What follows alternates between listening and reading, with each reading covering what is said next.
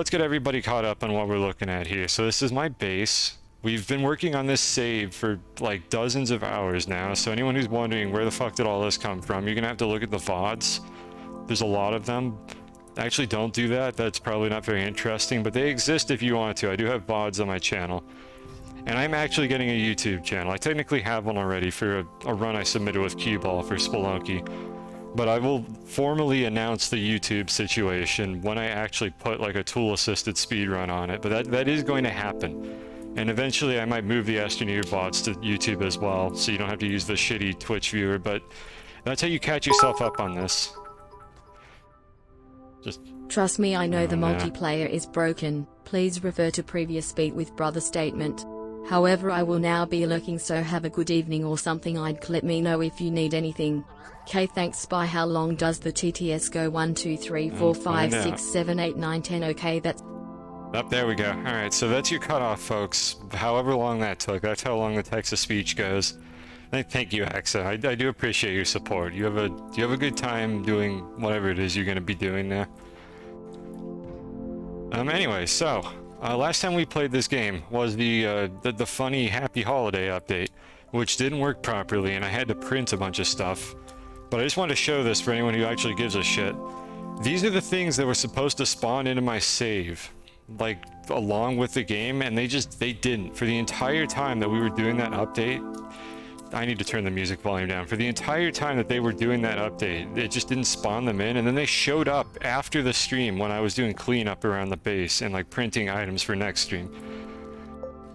So good.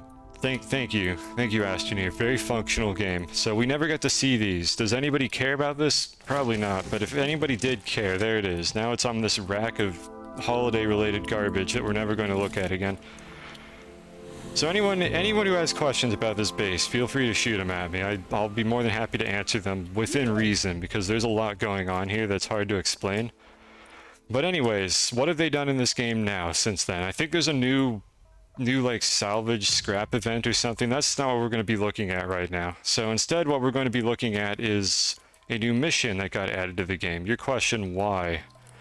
Because I've lost control of my life. If you're asking why this exists, why did I spend dozens of hours building this base on stream?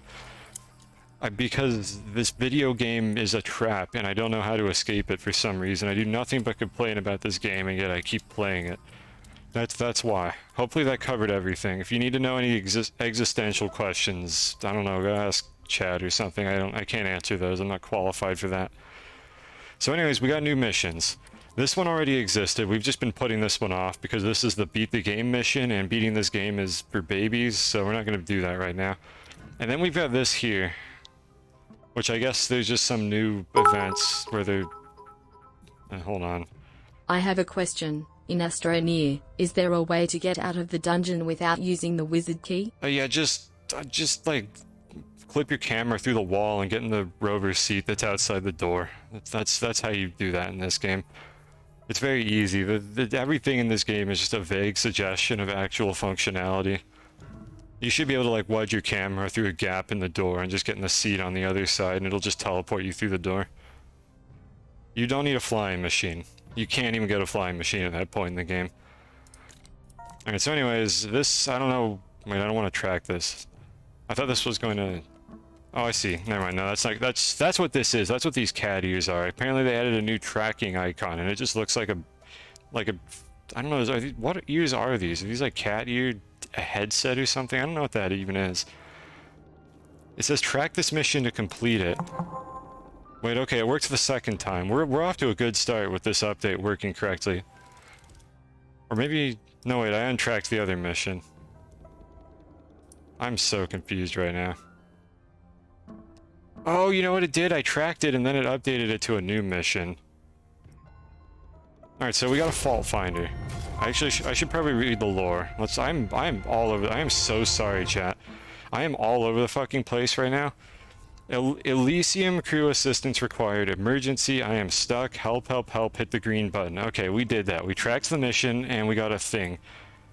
And the thing is this. So we got this canister of Listerine now. I don't know what this thing does, so let's see. Before I activate this, let's go look at the mission and actually see what it's supposed to do. So I just open, that's the research catalog. Missions, here we go. Alright, so Axo, who said they were gone but is still here, said we have 4 hours of content left to go with this. So now what do we want to do? Use Fault Finder to spawn EVA unit into simulation instance. Okay. Instance residence achieve. I guess that has something to do with the EVA thing. You rushed the code for this. Wow, that speaks volumes about this game. Alright, so I mean, I know that's not what they're talking about, but I'm going to make everything into an insult about this game.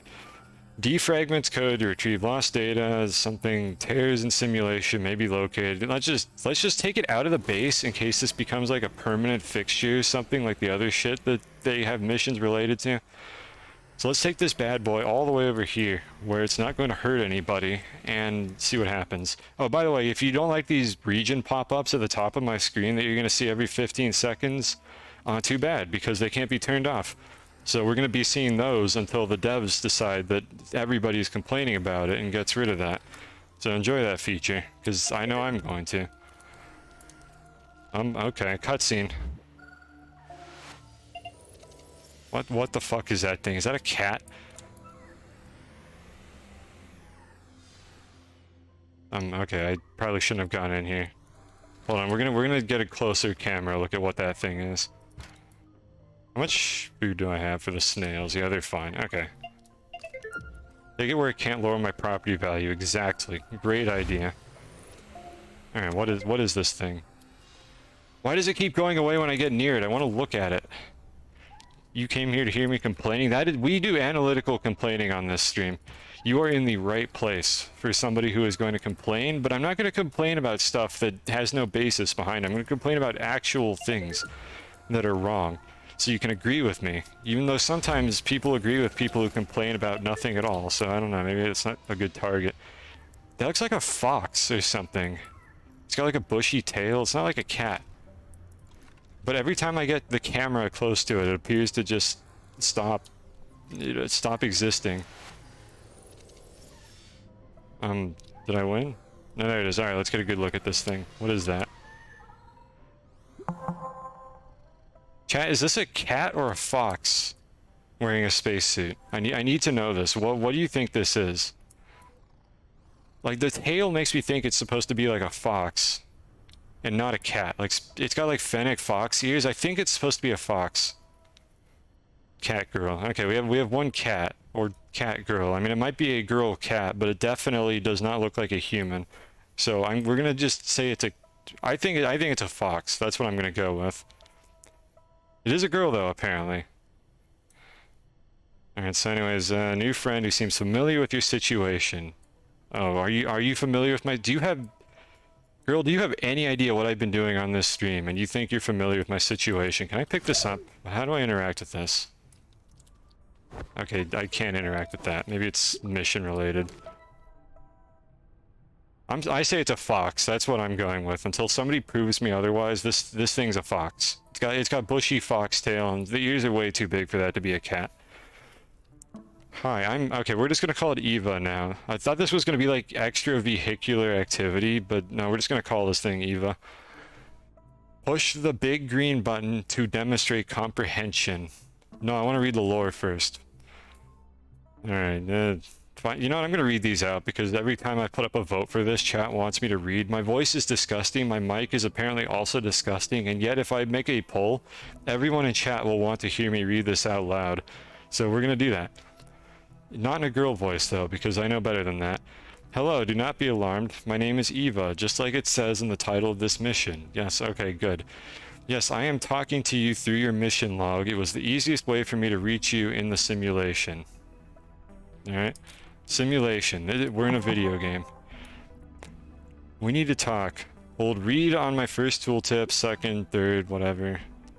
I keep trying to scroll down, and that just scrolls me to the next item in the mission log, by the way. That's why I keep doing that. You did it. Good job. I have another way for you to talk to me. Come close, please. I'm afraid that if I leave this area, I'm not going to be able to talk to this thing again, so let's read.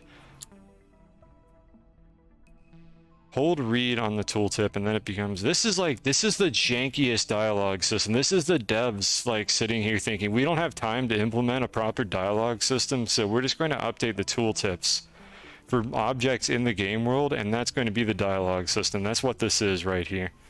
Honestly, that's not a bad hack. I'll give them a pass for that. This works. This allows you to read it at your own pace. So you know, that's okay. We're not going to complain about this. Do the Eva.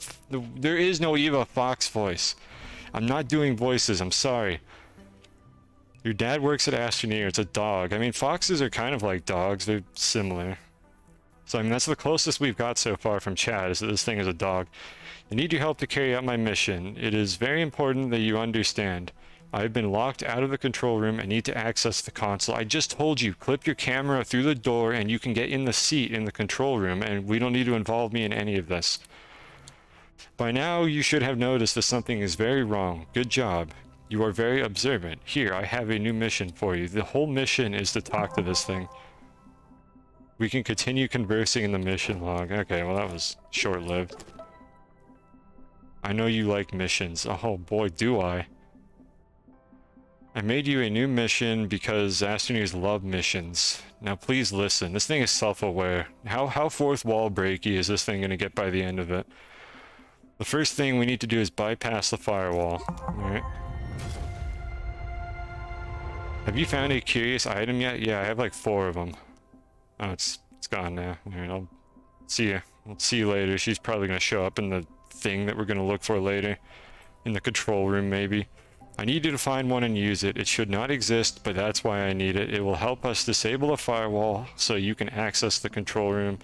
Attach the backpacks, the gastropod Usagi. Oh my god, shoutouts to Usagi for being a useful snail for once. Can be utilized to help track them down. And then we're going to get a bunch of crap that I have already as a reward. Excellent. Alright, let's go back home.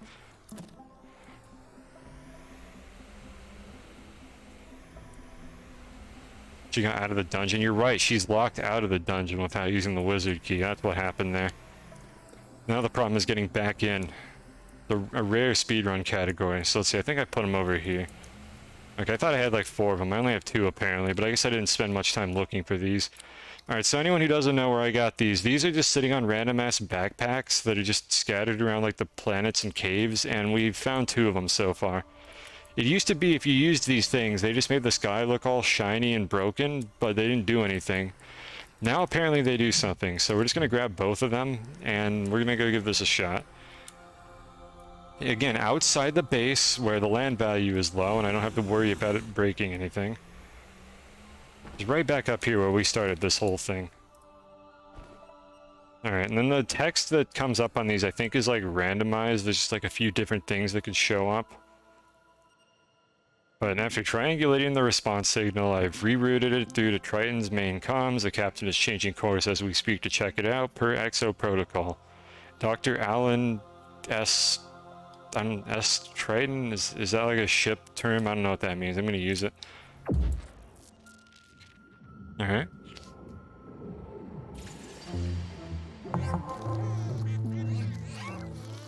Alright, so I broke something. We have a mission now. What did I do? Okay, this is gonna... Here we are. Okay, I'll get the reward for this later. It's just a bunch of rocket parts that I don't need. Travel to the sun. Yes, this is working. The firewall is breached. Now I need you to meet me in the control room. Okay, did they add a new thing to the satellite around the sun? Let's go see what they did.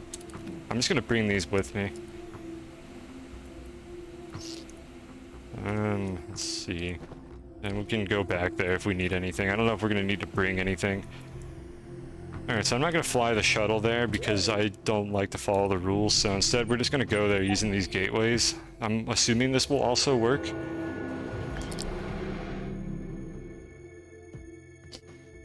And we still have to go to the core before we can go to the satellite, because that's how this video game works. At least we landed on the correct side of the core this time. And this thing is orbiting the sun, so that's presumably what they're telling me to do here, unless there's another thing around the sun.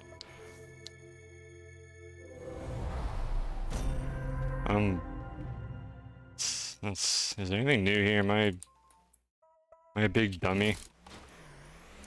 Alright, let's look around. Let's see if there's anything new here that I'm missing.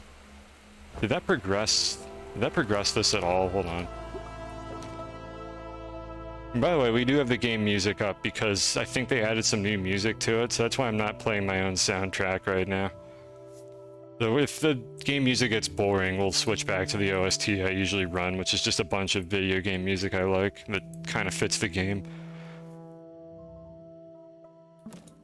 This did not qualify as traveling to the sun. The sun is...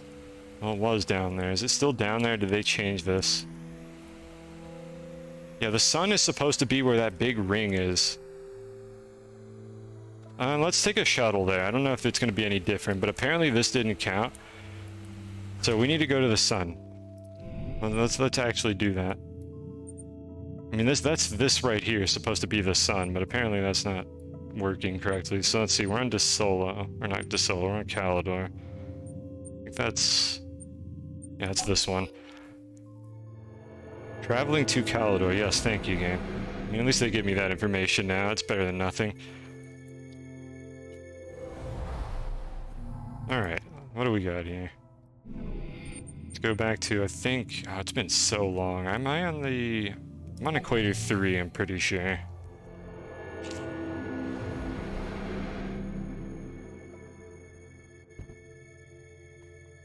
There we go, got it. Okay, game, so you want me to fly there with the rocket. That's the message I'm getting from this. So let's go there with the boring rocket, because why not?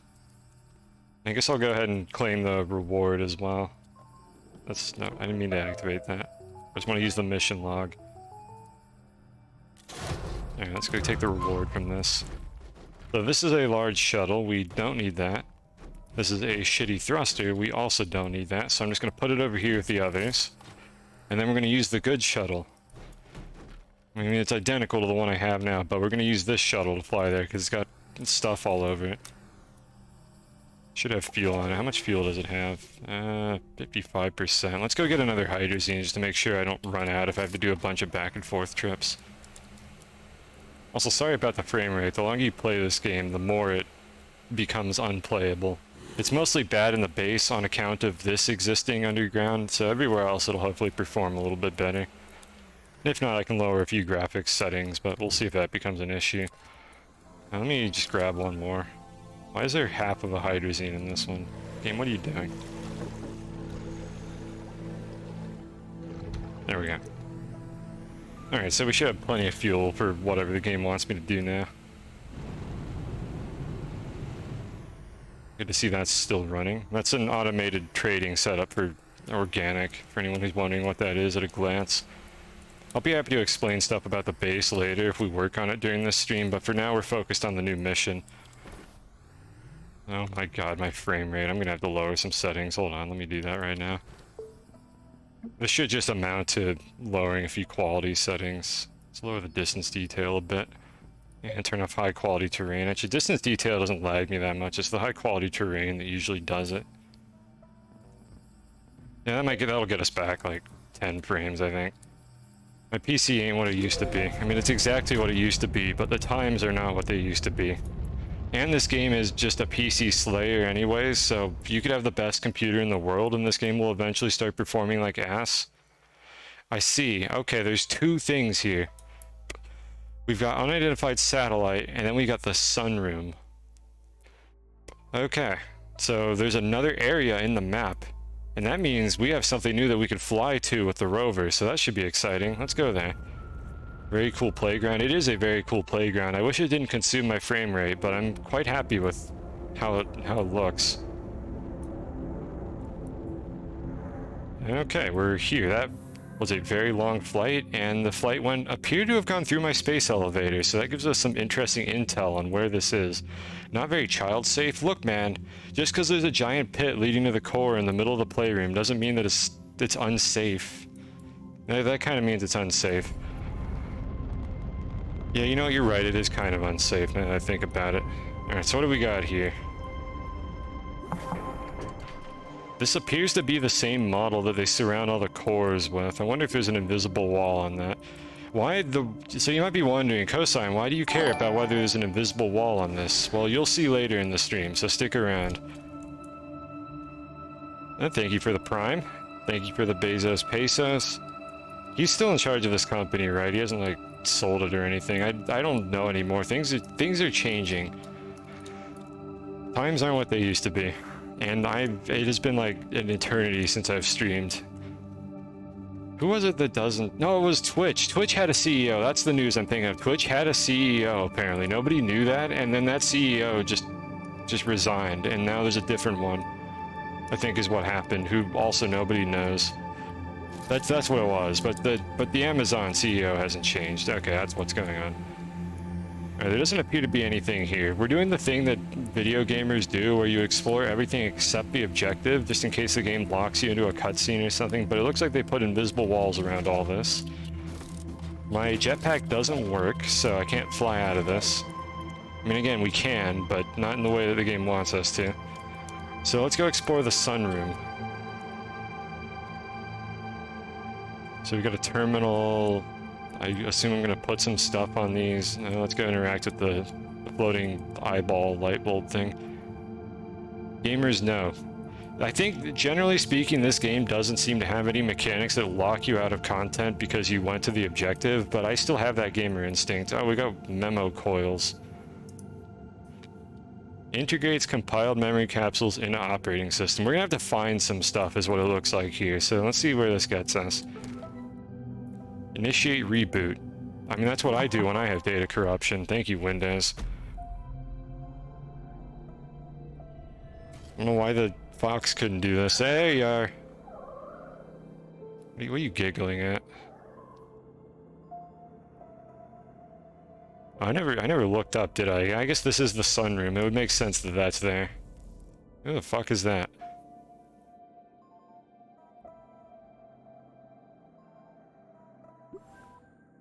Okay. New mission. Files missing. Oh yeah, that's just there. Alright.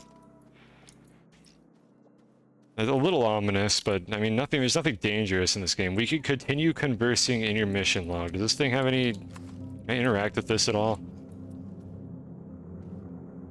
Camera, please. No, it doesn't look like it. I'm just wondering if there's anything in here that I can pick up that I'm not supposed to be able to grab and permanently softlock the mission. I'm gonna need to like make saves in case I softlock this mission somehow if I do something that I'm not supposed to. Alright, anyways, mission log. But first, what does this do? Attempt file recovery. Let's do the mission log first. Alright, so what do you want me to do now? Access... Okay, well, I didn't need to do that. It was... The mission was do this. Alright, so what do we got here? Oh my goodness gracious. Look at all this reading Cosine is gonna have to do. Alright, so we got some logs. I think it's gonna give these to us like piecemeal, kind of like the other missions do.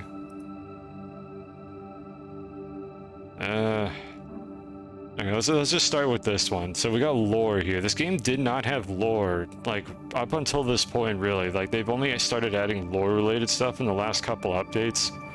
So let's see how good their writers are. Because before this, there was essentially nothing. This game was just a mess of random, incoherent nonsense that just existed for the sake of existing.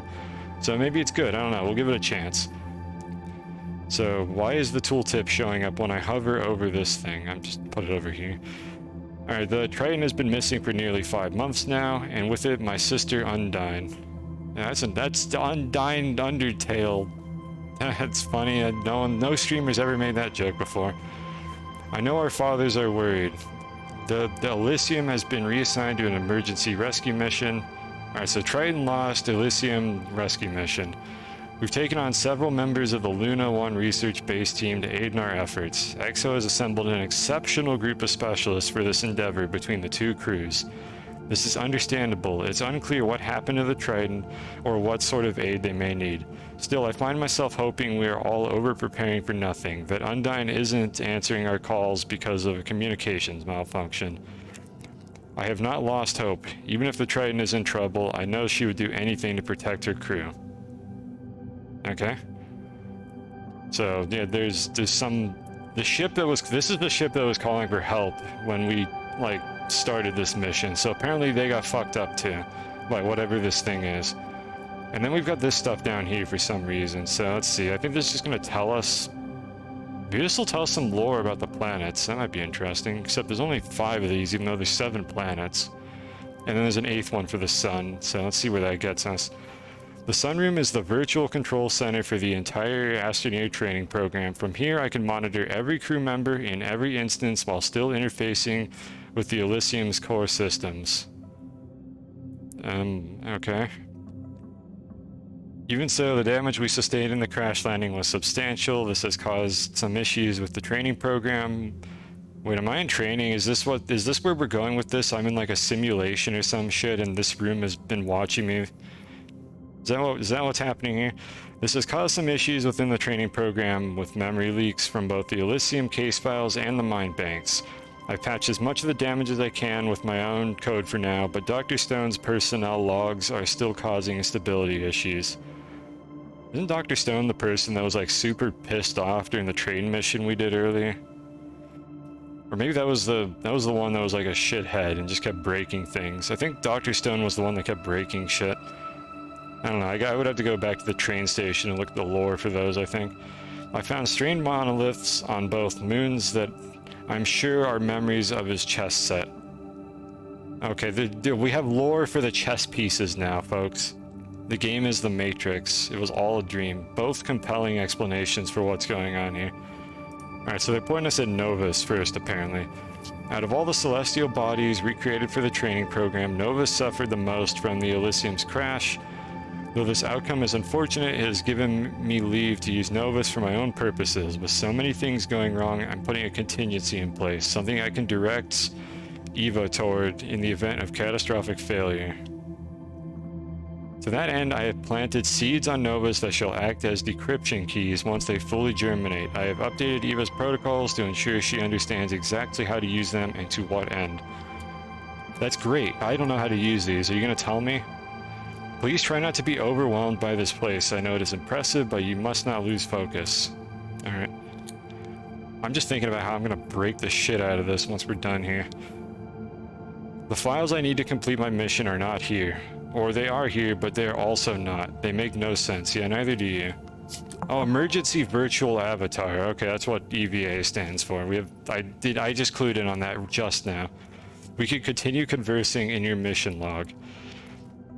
Eva's Clippy. And that's rude. That's toxic, dude. Don't call this thing Clippy. It's adorable. Clippy was a hideous monstrosity of unhelpful uselessness. Like, you give her a chance, okay? Maybe the fox will be, like, actually helpful. So anyways, back to the mission logs. Alright, so what do we got here? Just, progressing the mission is just hold read on the tooltips. Alright, so what are we going to get for this? We're going to get 2 things that we don't need. What else have we got going on? Hit the big green button to acknowledge you are listening. According to the system logs, Kronos... I don't know what Kronos is yet. Isn't that the computer from The Incredibles or something? I don't know, it means time, I think. Kronos' mind bank was damaged. He seeded his memories across the simulation, but they are encrypted. So I think we need to go to Novus. That's the vibe I'm getting from this, because that's what the lore was talking about, and maybe DeSolo has something too. Also, there's chess pieces there, but we already have the full chessboard. Alright, so let's see. What do we got now? This one Alright, so we finished these 2. Now we've got this one. Yeah, it's going to send us to Novus. So I get the feeling we don't have to read this, but I'm going to do that anyways, just because it's kind of interesting to me. And hopefully chat likes it too. Hopefully I'm reading it slowly enough that anybody trying to follow along isn't getting lost here. Do tell me if I'm like talking way too fast or something. I generally don't talk super fast when I'm reading stuff, only when I'm babbling and complaining about things, so hopefully everything is fine. We need to harvest fractal roses from Novus and collect seeds. Okay. And these ones, yada yada. This is not like dialogue, so I'm not going to read this all out loud. Travel to Novus, harvest the things, get the MacGuffins from Novus. And apparently Eva's going to stay here and triangulate stuff while I run around. Okay, so that's probably going to show up on the compass. Alright, so we're going to Novus in a second. Is there anything else in this room that we haven't looked at? Kronos was the Greek god of algorithms, really? I always assumed it was time, because chronology. I don't know anything about... I don't know about mythology. I'll take your word for it. Alright, so we've got these memo coils that I can't do anything with. I've been trying to pick them up this whole time. The game won't let me, so... let's move on.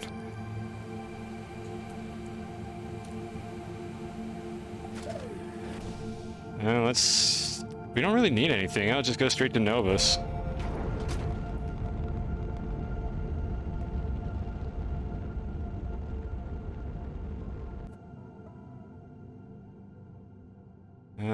Novus, that one. Alright, let's go. I see we still fly through the thing that we're orbiting. They haven't fixed that yet. Kronos was a titan. He was the father of Zeus and ate him. Yeah, that fucking shit happened all the time in mythology, didn't it? But he was tricked and ate a rock. What a dumbass. Then he got killed later. Okay. What did he do? He was just the god of algorithms. Why did he try to eat Zeus? That doesn't make any sense. What does that have to do with algorithms? Mythology is weird.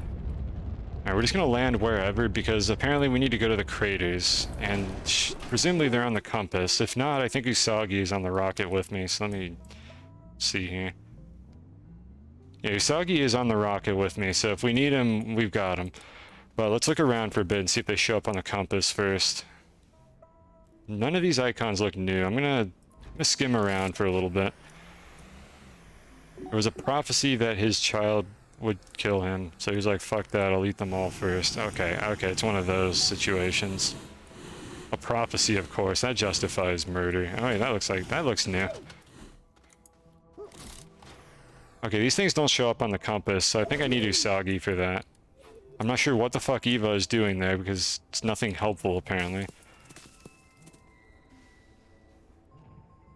This is a very strange way to encrypt your system, guys. Like, this is security through obscurity, folks, is what this is. Anybody who's worked in the tech industry, don't do this shit. Don't put fractal roses in a simulation to secure your database. Like, somebody is going to crack that shit, and there's going to be a leak, and you're going to get, like, destroyed. Your company is going to fall into financial ruin.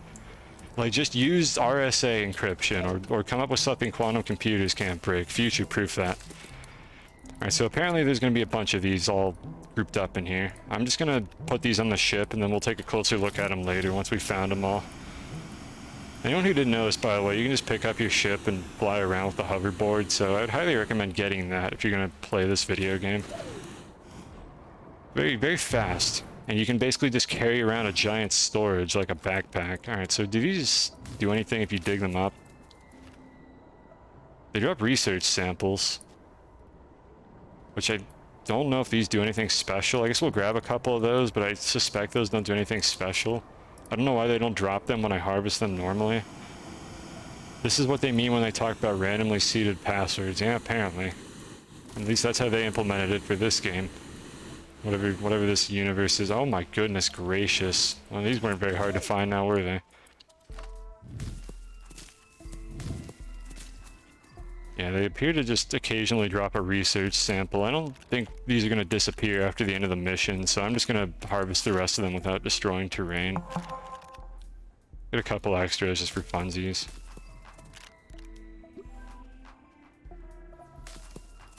Wait, I didn't realize there was flavor text on these. Hold on, we'll look at a couple of these before we move on.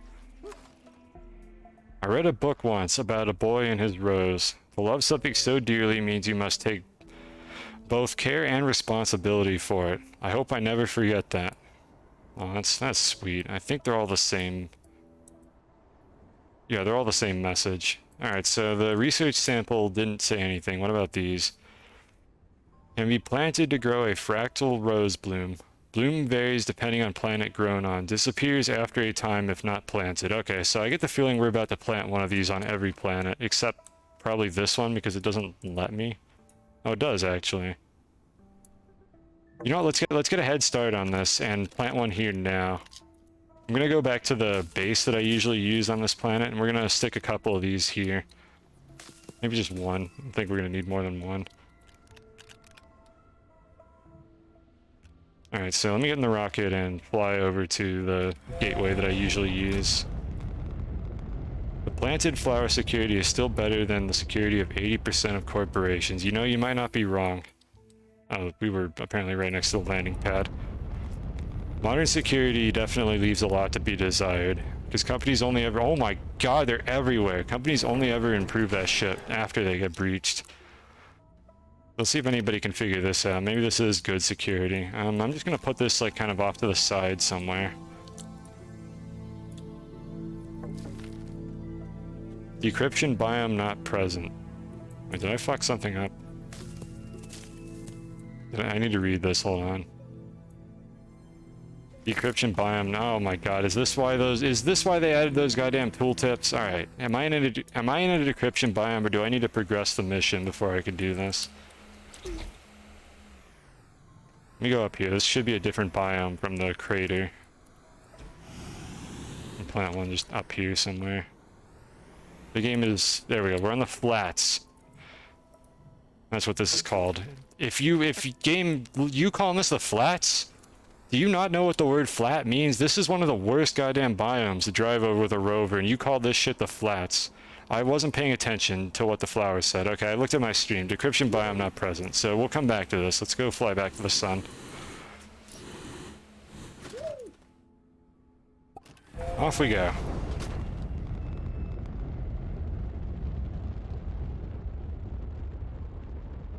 Actually, I didn't even check if I need to go back to the sun, but you know what? We're committed. Sunken cost. Let's go back to the sunroom. Maybe we're supposed to do something with the seeds there, and it'll unlock the ability to progress the mission.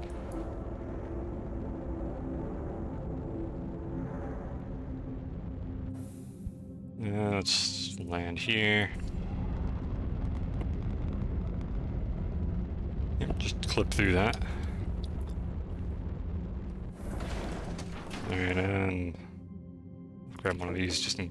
Why is my backpack full? Oh, because I still have these, and we can put these away now. I have no idea what these things do. Maybe I should use one and just see if it breaks something. I mean, I know what they used to do, and they started the mission, but I don't know what the purpose of those is now. Maybe it'll come up later. Alright, Eva, what do I do now? Okay, nothing new there. Let's go check the mission log. Those are finished. Oh, I got... Okay, Visania, so I didn't need to be on Novus anyways. I don't think anything new happened in here then, so I did waste my time. You have obtained the decryption keys. Let's take a moment to celebrate. Hooray. I think I delivered that one pretty well. That's probably what they were going for with that intonation of my voice. I found a memory signal in Visania's planetary code. Plant the decryption keys on Visania in the indicated zones. That's why they add these goddamn tooltips, because I need to know what biome I'm in, apparently, at all times. Even though it seemingly is only relevant for this mission. I would be okay with just the compass telling me whether or not I'm in the right biome, but that's too obvious. We gotta do something that's clunky and inelegant for the user. Alright, we're going to Visania. We're clipping through walls. Let's go. Alright, Visania is the one that Novus orbits. That one right there. We have done very little on this planet in this playthrough because it's hideous, but we gotta do something now. There can be only one seed in each designated quadrant. You're right. There could only be one seed per quadrant. How could I forget? Why is there a landing pad there? Oh, that's the one that the game generates. Let's see. Where's the spot that I usually do this? Usually I place a landing pad on these planets. There we go. There can only be one seed in a quadrant at any given time. Yeah, so this is all we ever set up on this planet because I'm not harvesting any resources from it. Alright, let's plant our seeds. So what are the designated biomes? I wasn't paying attention. Mountain and valley. Was this a valley? I think this is a valley. Yeah, I looked at the stream. This is a valley, so let's go ahead and stick one here. Oh, we have to do 3. Oh, we're gonna need a lot of these. I didn't realize how many. Alright, we'll have to go back to Novus to get more of these, but we have enough to do this part of the mission. Or actually, I think maybe I can... I wonder if I can just harvest more seeds from these plants, like, as we go along. Hold on. They're growing real fast, so let's just see how long this takes. See what happens when I harvest it. Okay, it's the same lore.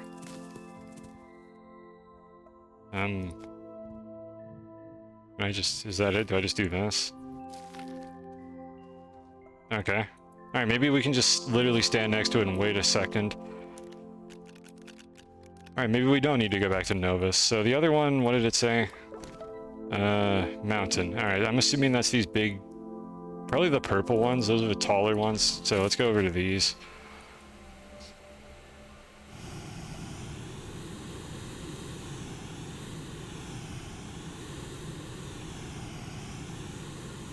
My snail's about to get hungry. Yes, they're very close to getting hungry. Purple, oh my god, I haven't thought about that song in so long. It's been like since elementary school.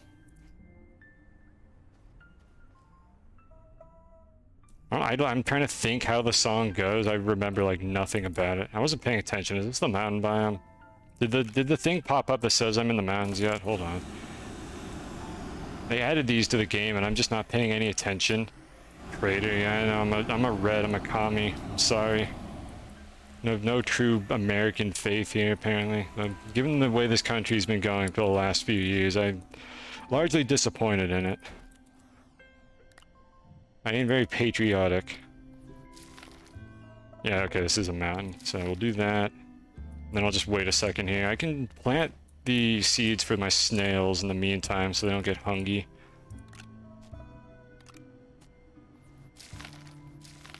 We'll just chill for a moment. It just takes like a minute for these to grow. Okay, I guess these are a little bit slower than the roses.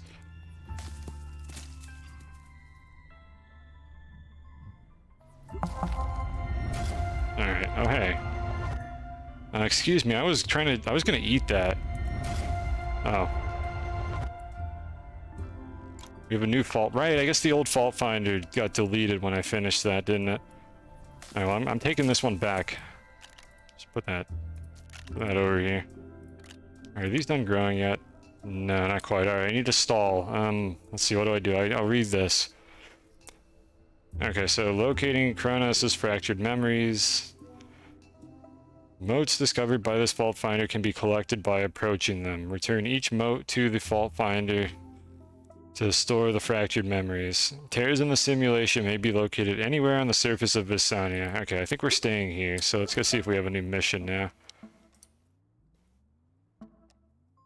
Use the fault finder to discover. Okay, I think I'm just going to activate it and see where it takes me.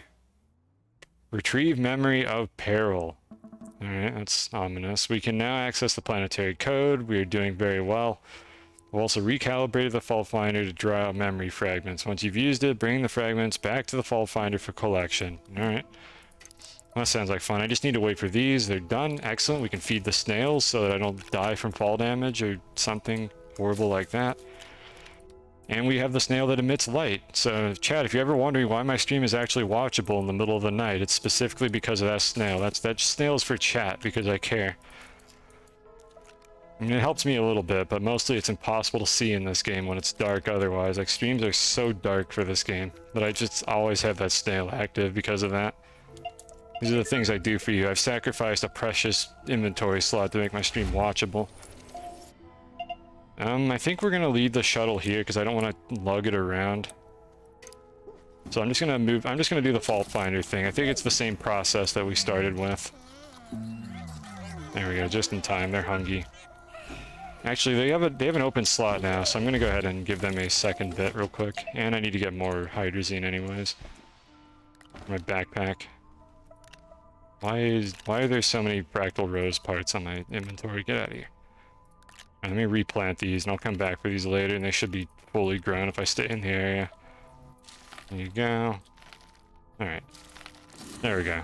Alright, so it's pointing me over there somewhere. This is good, yes. No, don't take me in any like coherent direction. Just pick a random direction every time. Alright, so I think there's only 4 steps. Excuse me. Wait, why? Literally all I did was just use it a second time and it worked that time. Okay. Wait, am I supposed to put it back over here? Hello? Do I pick these up? I can't pick these up. I think I have to put the fault finder underneath this. I don't have to do that. I can't pick it up. Okay, I'm an idiot. Let's read the instructions. Let's figure out what to do. I don't want to be a bad streamer. Bring the fragments of memory back to the fault finder for collection. I assume that's what these are. Why can I not pick this up? Do I have to touch it? Oh, okay, I have to specifically fly up there and touch these, apparently. We're collecting the silver stars in Mario Galaxy. What the hell's this one? Oh. I'm assuming these are supposed to be floating up in the air. Here you can have these ones. I'm assuming there's 5 of them. Maybe there's only 4. Let's just bring this one back. Here you go. Yeah, there's another one somewhere. Alright, where is it? There it is. 2.5 A presses. I don't think that's a concept in Galaxy. I don't know if the half A press thing does anything. The fault thing's a bit annoying. Oh, it's okay. We brought plenty of hydrazine. Ready for decryption. Okay. I don't want to cancel that. How do I do that? Do I touch it? I'm not going to cancel this. Alright, what do I do now?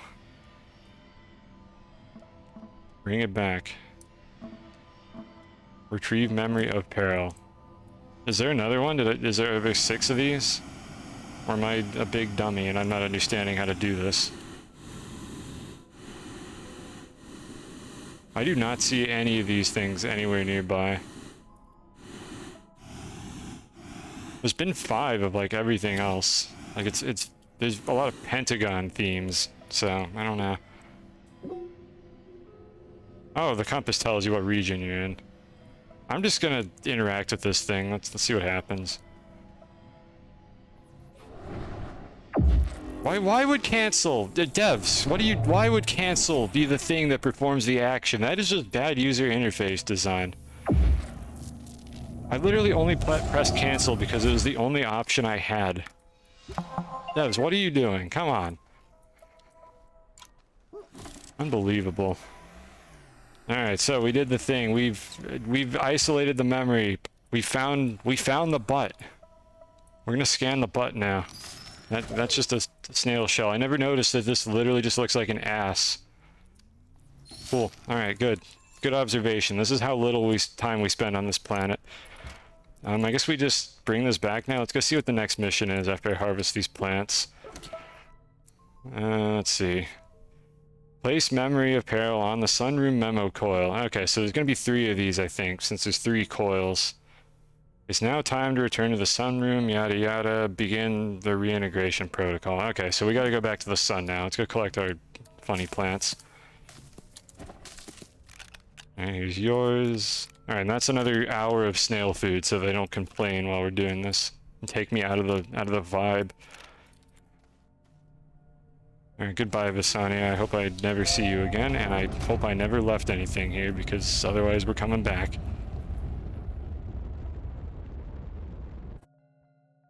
Let's see. To the sun.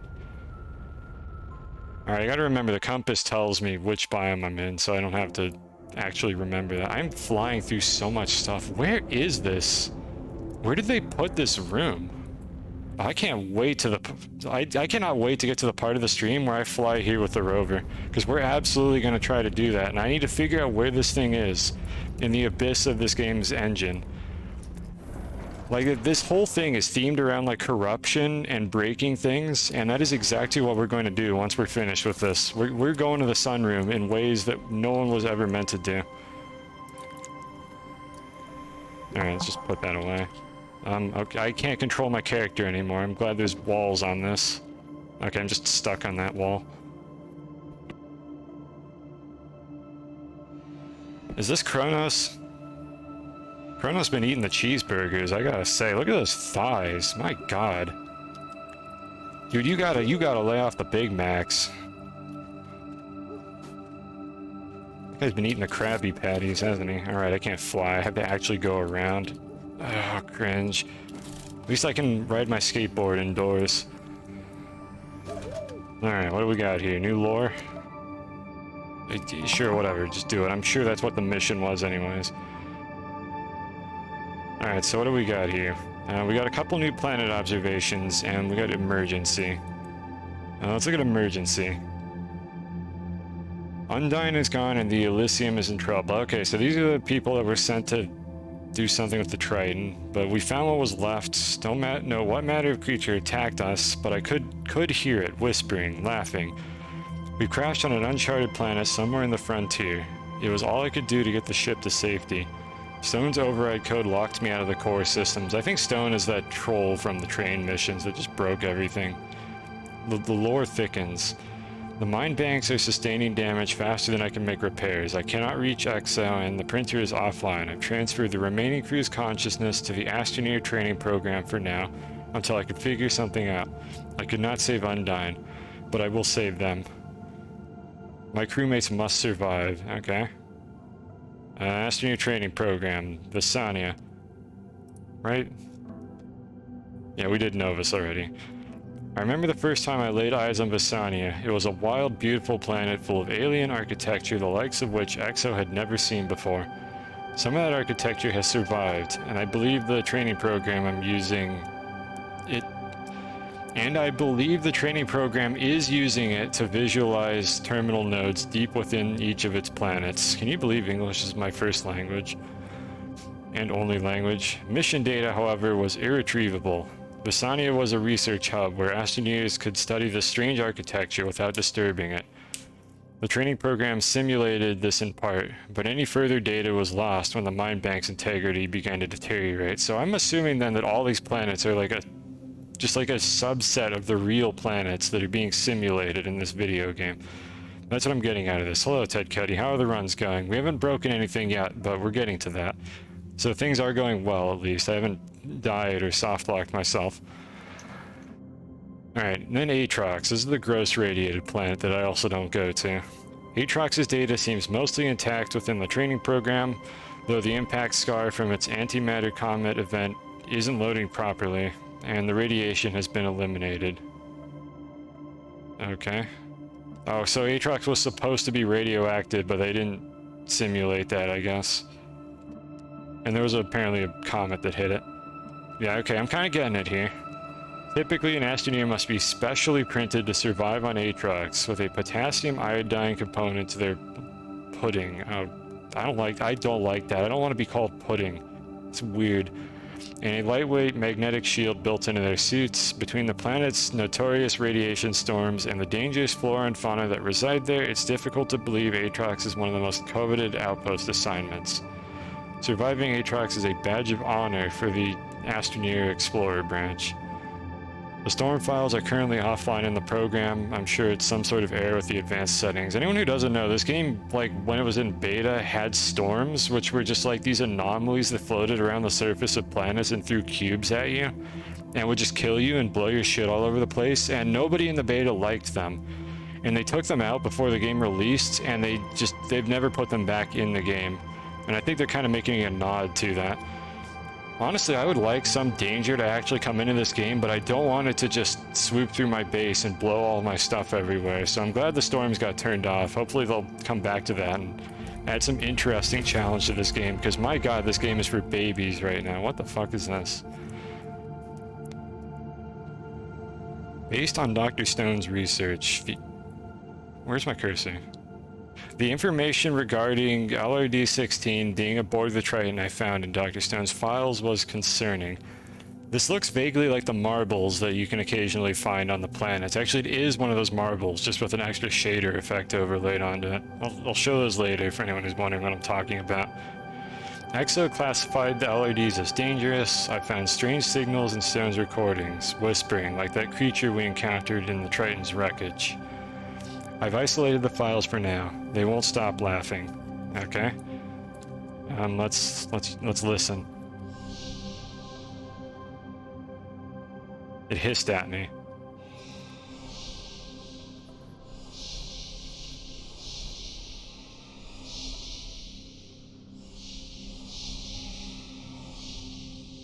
I don't like it. I'm leaving. You have any new lore? We can continue. Okay, fine. If you don't want to talk to me, just say so. Just text me. Do you understand what happened? The Elysium crashed and now we are all here, except you can only talk to me and anyone you have managed to join instances with. Okay, multiplayer. Yeah, good luck doing that without this game crashing. It is up to us to restore Kronos. Okay, so apparently I'm one of like the mind uploads or something that they did, because their shit got fucked and they crashed, and then they put like people's minds into the Astroneer training system, and they're using that to be the player, I guess. I don't know, that's what I got out of this. Alright, we gotta read a couple tooltips. Good news and bad news. I'm pretty sure that hissing sound is just like a stock sound effect of like steam coming out of a pipe that you can probably just find on YouTube. Alright. The Elysium clue has been helping Kronos all along by activating the gateways. Oh, so the reason the multiplayer is so laggy and shitty and buggy is because of the lore. That makes sense, Nodders. You're right, this game is broken, but now that's canonically this game is broken, and that's why the multiplayer is so unstable. That makes perfect sense, and I'm no longer upset that this game is barely functional online if you play it for more than 2 hours. All is forgiven. The bad news is that the crash has also upset the simulation. That is why it's breaking. Okay.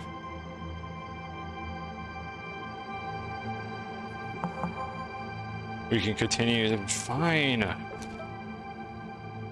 Can't we just talk? Can't we just have a chat? Press the button if you agree that this is sad, but we must keep going. I mean, of course I agree. I thought a new mission might soften the impact. Yep, is that what I am to you? I'm just a mission monkey. I do missions. I just want to do more missions. The memory you decrypted is not the one I need to restore Kronos. Okay, I'm sorry, I brought the wrong memory. You're the one who sent me there. We must keep looking. I'm going to check planetary data. Okay, they're giving me like thousands of solid fuel thrusters that I'm never going to use, and a bunch of seeds apparently, even though I have plenty. Alright, so now we need to go to Atrox. Okay, I had to make a gross noise. I'm good now. The dunes and the canyon. Thank God we're not going to the glitch biome. At least not yet. For morale, it is important you receive good news now. I have detected another memory in Atrox's planetary code. Enjoy space travel, take the keys, plant them in the zones. Alright. Let's go back to the home planet and do something a little more interesting than that. We're still going to Atrox, but let's spice it up a bit. So I think we've done everything we needed to here.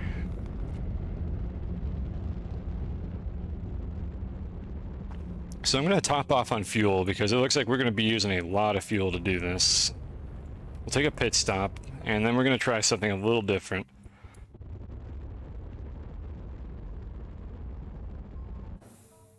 Alright, so far the music has not been doing much for me, but we'll leave it running for a little longer to see if anything interesting happens before I just switch to my own playlist. For now though, we'll keep using the game's music. Maybe Atrox will have some wacky something or another playing on it. So what happens if I use these again? Is the sky's still all fucked up? I kind of want to use one of these again. Yeah, let's do that real quick. I just want to see if anything happens. So let's take it out into the backyard where it won't break anything. See what happens now.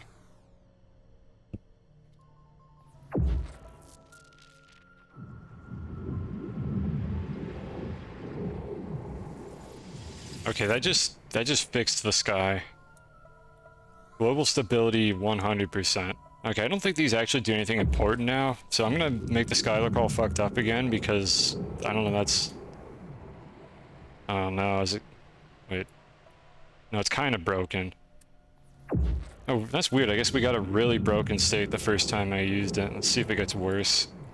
This is basically what these things did before this update. They just kind of made the sky break a little bit each time you used them.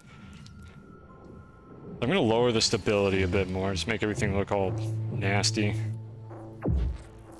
One more.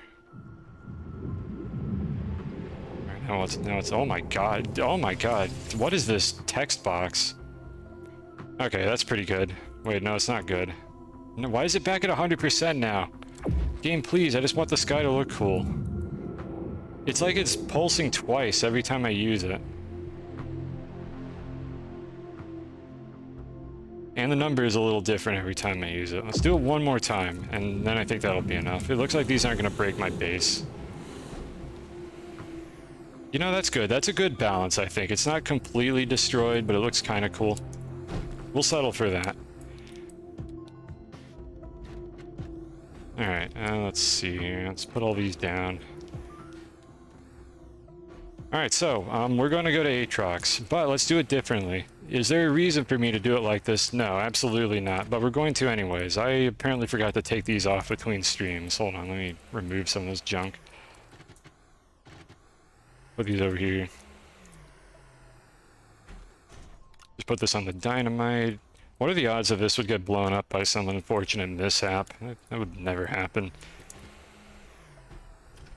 Alright, the tethers go over here. I don't remember what I was doing last stream. It's been so long. I'm sorry. It's been like since January since I streamed this game. I'm a terrible streamer. And this thing would have just been shredding these. Stupid oxygen filter. You think I need oxygen? Like, what am I even doing in this game if I still need oxygen at this point? I have a snail that just gives that to me forever. Alright, so anyways, we're going to use this rover to go to Aatrox, and I will demonstrate how that's done in a moment here. First, let me find the silo that I had. Here we go. And let me make sure that I have all the stuff that we need for this. And we'll be using this rover again later to see if we can figure out where that sunroom is in the game engine. But for now, we're going to do it like this. So what have we got here? I'll just grab this entire thing. I don't think I have a reason to keep it here. Alright, so we've got all the ingredients for the mission that we were doing. We've got both of these. Apparently these don't actually need to be in a slot, but I'm going to put them there just because it's a little easier to keep them in place and they won't fall off if I deform terrain near them. Let's see, the snails are looking pretty good. But I think I'll go ahead and grab a few extra seeds just to not have to plant them later. Just grab these now and put them on the rover.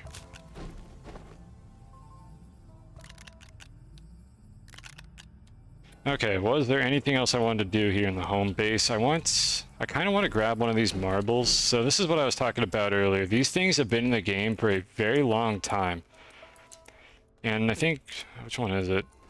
This one specifically is the model that they were using in the sunroom right there, this particular one. If you use these, they just change the skin, they teleport somewhere else and make a weird noise. So let's go do that. Let's see if they changed anything about that. I don't know if these are actually related to this mission or if they're just kind of like part of the same lore. So let's just go ahead and use this thing. Tests of newly developed LRDs inclusive. Research team is not hopeful. The patterns are not shifting. Alright, let's examine it.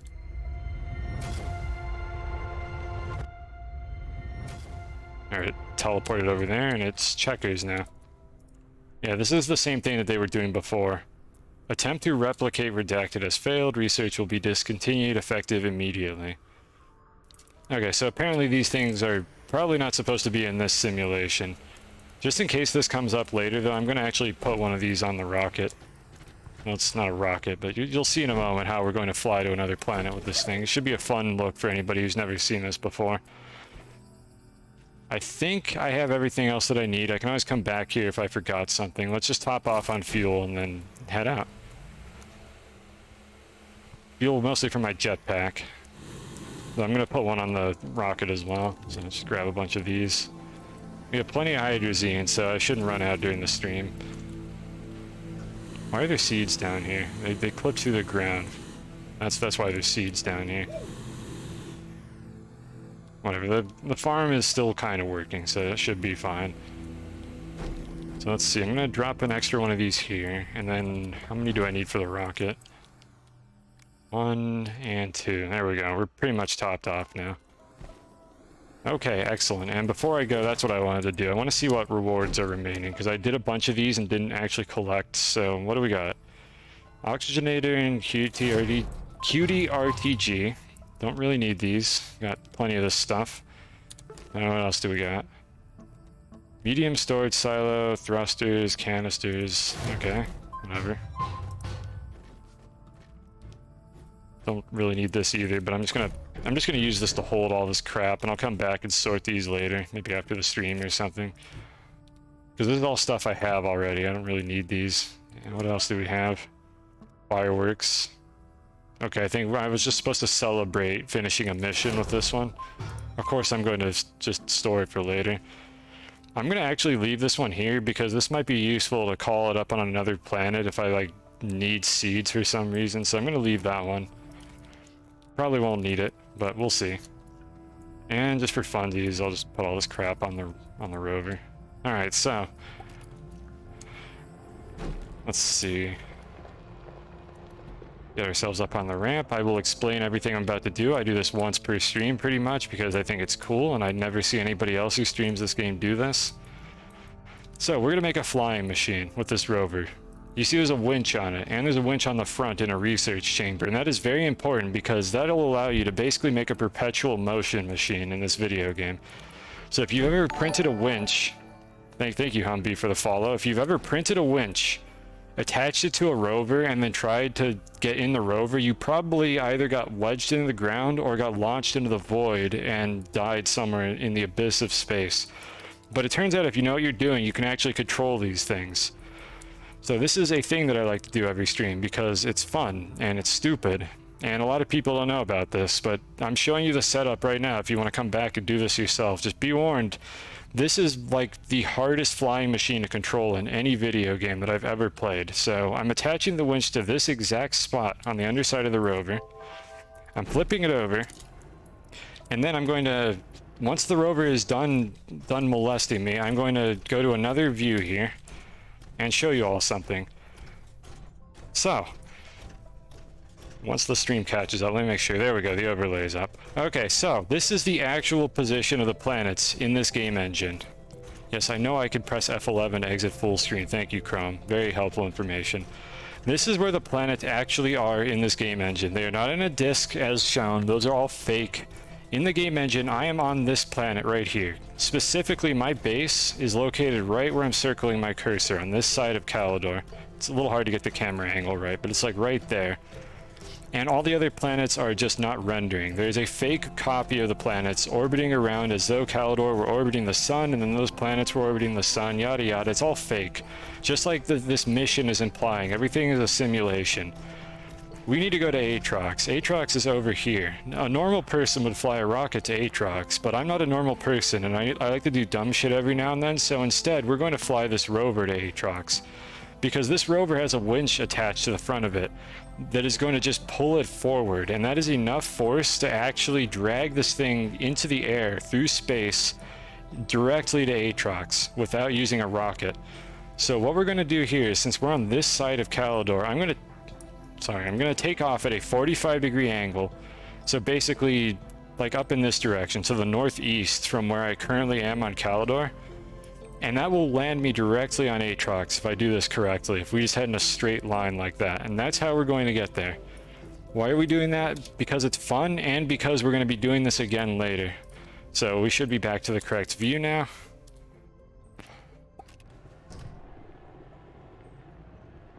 Let's rotate this around a little bit.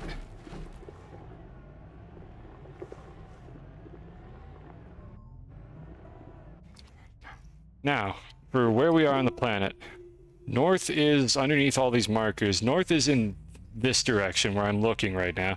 We want to head straight in that direction. What I'm basically telling you is Aatrox is over here where I'm circling my cursor. So if I take off and go in this direction, that's where we're going to go. So let's go.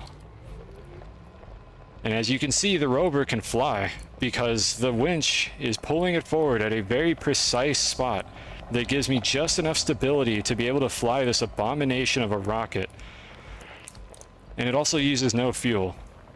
So there you go. This is a thing you can do in this video game here. It is dumb, it's pointless, but that's what we're doing today because I just like showing this off every stream. I think it's really cool to do it.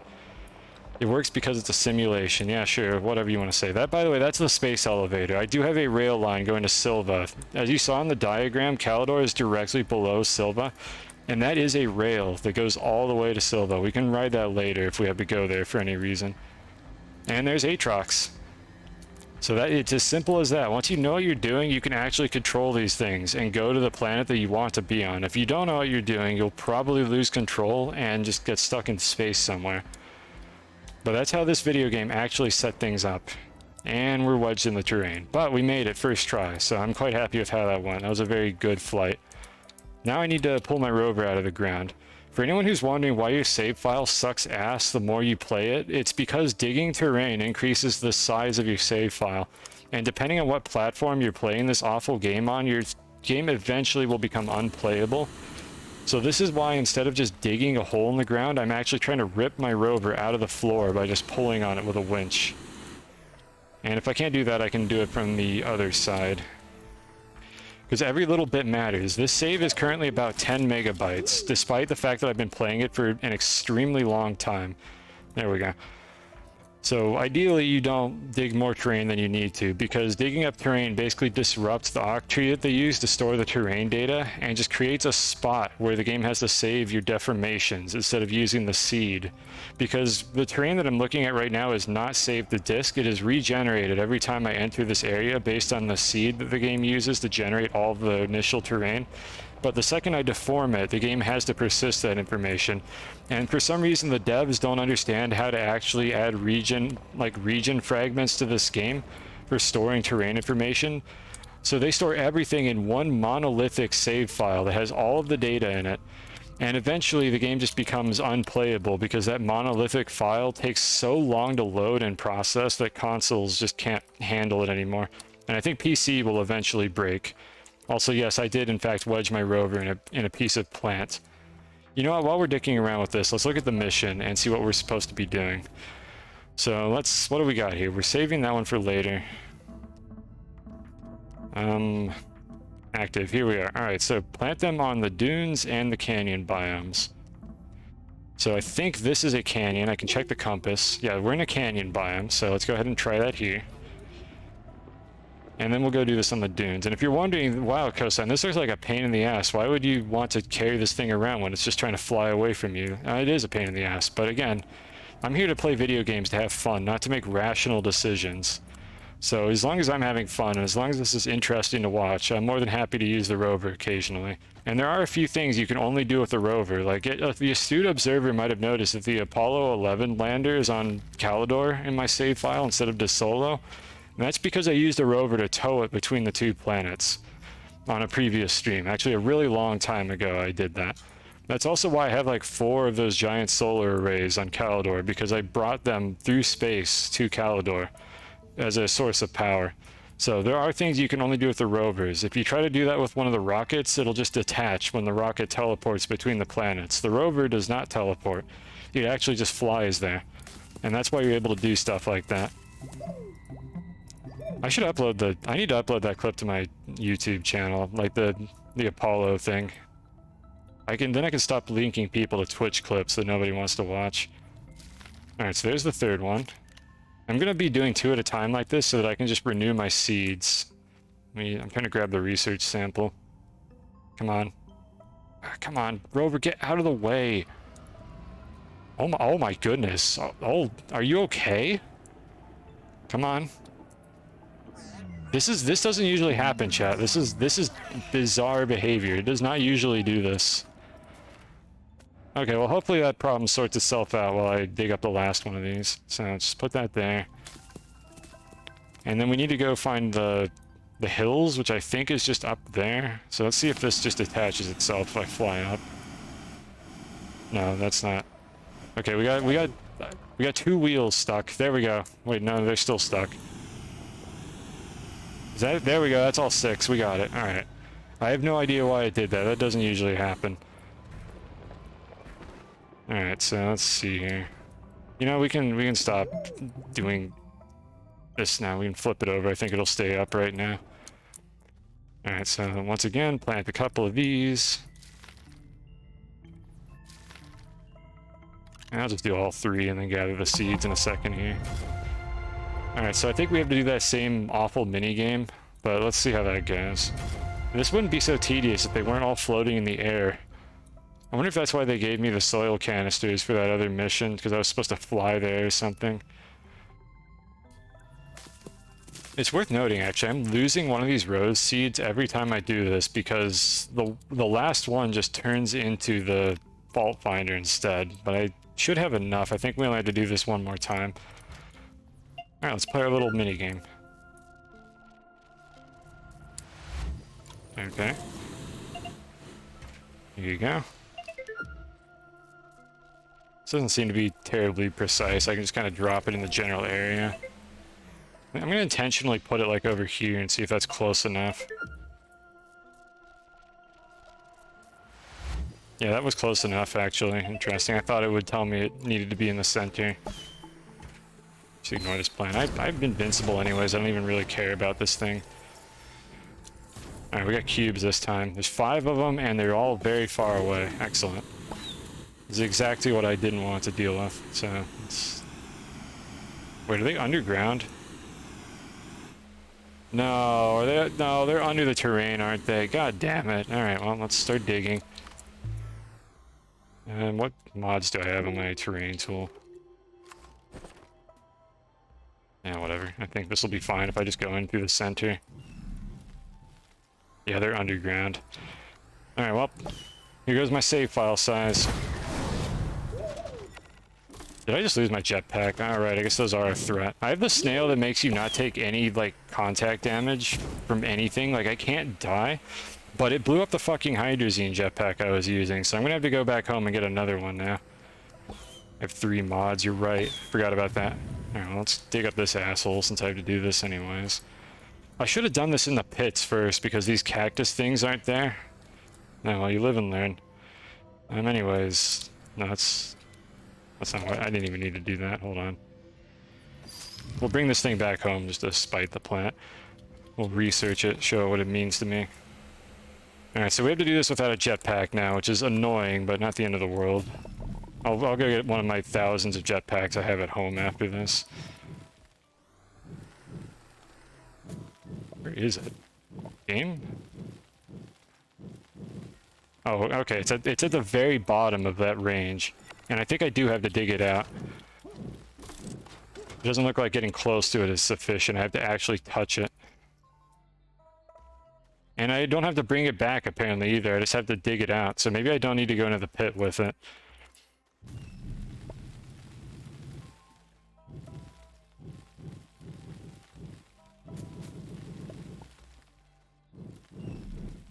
I'm having trouble figuring out how this, like, shader overlay works.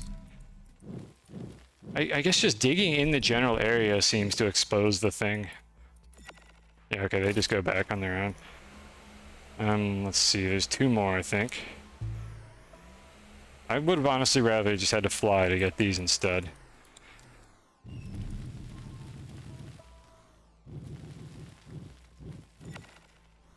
And 1 more.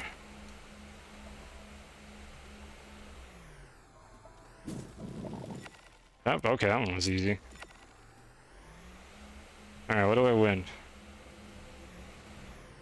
Alright, now I cancel for some reason. That'll progress the mission.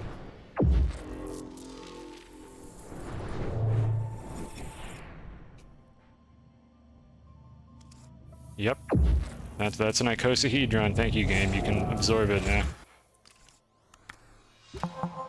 Yay, we did it!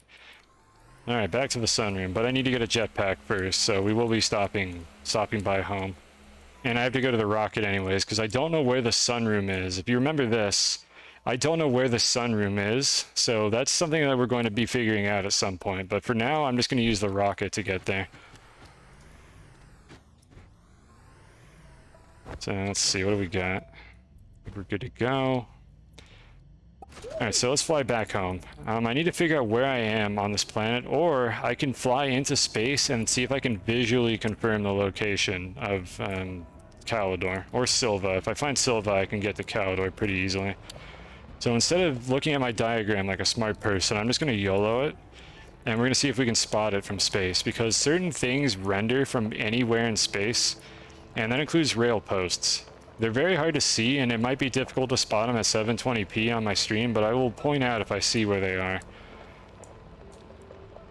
So I'm just currently kind of skimming around. There we go, I spotted something. Alright, so it will probably be difficult to see it, but if I can get my cursor on screen...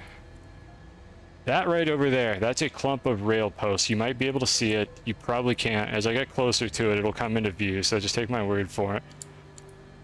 And then that right up there is my home base. So this is what we're trying to fly to. I'm just familiar with what these look like at this point. So we're essentially doing the opposite of the trip that we did earlier. We're going to try to fly away from Atrox and just go straight back to Calidor. But again, the planets that you see circling around me, those there, those are fake. The real one, the real Calidor, is actually this right here. So once I struggle to get this thing pointed in the right direction, we should see it pop into view, because it's going to show whichever planet I'm closest to. And yes, this thing is incredibly hard to control, and it pulls in random directions, and the camera also pulls in random directions without me wanting it to. You should be able to see it now. Like, you see that like circle of debris with rails around it? And there we go, that's Calidor. So we're heading back home. We need to get a new jetpack, and then remember that exploding plants can apparently destroy that off of my back, even though I can't take any damage, because I have, I think Princess is the space snail that gives you invincibility. I mean, good thing I had that snail, I suppose. I usually just use the snail to tank fall damage, but it helped out here to make me not die at least, which would have been very embarrassing, because we have not died yet while doing this. Because it's like incredibly difficult to actually die in this video game, because it's so easy once you get these snails. And yeah, we overshot it a little bit, so I'm just trying to fly back to the base. And I should be high enough that I don't fall. I'm not affected by gravity yet, because gravity in this game doesn't properly exist. It just abruptly comes into existence once you get close to the surface of the planet. Now we're within gravity. Like, it just abruptly turns on. And it's stuck the landing. Perfect. The vehicles cannot take any damage in this game, like, except dynamite and stuff, but like, they basically don't take any impact damage, so you can do litho braking to your heart's content and your vehicle will be completely fine, albeit sometimes it gets wedged into the ground depending on how fast the game loads the terrain underneath you. So I'm just trying to fly myself back over to the base because it's faster than driving. And that should be obvious, but oh, come on. Oh, we're gonna park it too? Oh, it's right. Oh, it's right in the parking garage. You'd love to see it. Perfect, and I don't have to flip it over. All right, so again, we will be coming back to this with the rover later, because we are going to go look for the sunroom. That'll be new and exclusive content, because I don't know where the sunroom is right now in the void of space. But for now, we're going to go back to using the rocket because it's considerably faster and more efficient, and I haven't found anything I want to tow home with a winch. So I just want to detach that so it's not under tension anymore. And let's go bring our crap back over to the rocket instead. So I'll just take all these, make sure this thing doesn't run away from me.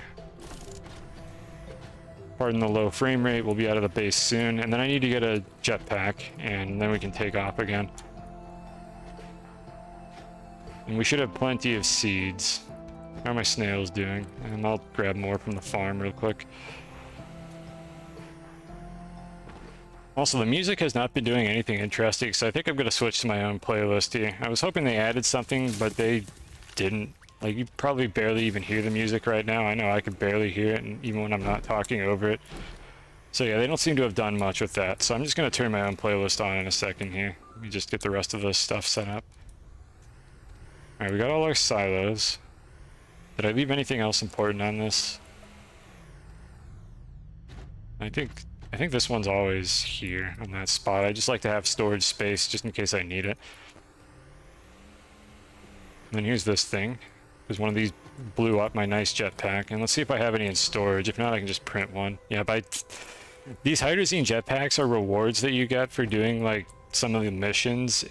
Like some of the EXO events where you just give them a bunch of scrap and they send you garbage. And I just have like I've shredded like 10 more of these things. They give you so many of them. They're just a dime a dozen. So that's why I wasn't even concerned about losing that. Maybe I'll put an extra one on the rocket just in case, just to because I get this blown up again. Like, resources become a joke in the end game, because that's where we are with this game. Like, this is an end game playthrough. I've done essentially everything, and I'm just waiting for them to add new content for new things to do. The only other activity I've been working on is the everything factory that I have underground, which at this point is able to automatically manufacture, I think, everything up to like this cutoff here, and then I need to make automation for the remaining stuff that you see on screen here. I think these ones. And that right there is making organic. The rockets just fly through the ground because they can. Alright, so I think we're done here. Let's swap over to my playlist. Sorry anybody who really likes this game's music, but it's not doing anything for me here.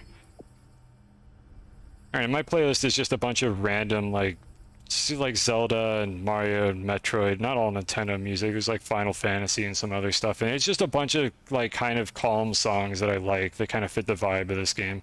So let's go. We tried, we gave the game's music a chance, but it just wasn't very interesting. So back to this. I think the next mission that we have is to go back to the sun. Yeah, place it on the memo coil.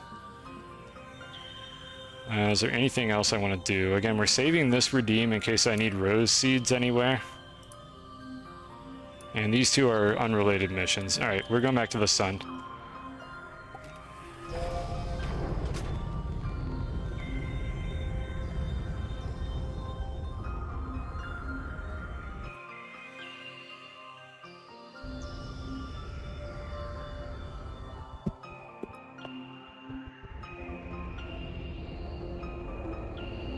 That was interesting. I can't change my camera angle, but you could actually see the satellite for a second there. Off in that direction. I wonder where they put this in the void of space. I wonder if that was supposed to render there. And we'll find out, I guess. It should be very interesting. I'm looking forward to seeing where this thing is and how it interacts with a rover, because you're probably not supposed to have a rover in this thing, if I had to take a guess. I wonder if this does anything. Wait, can I like put this in here? Okay, got you a friend.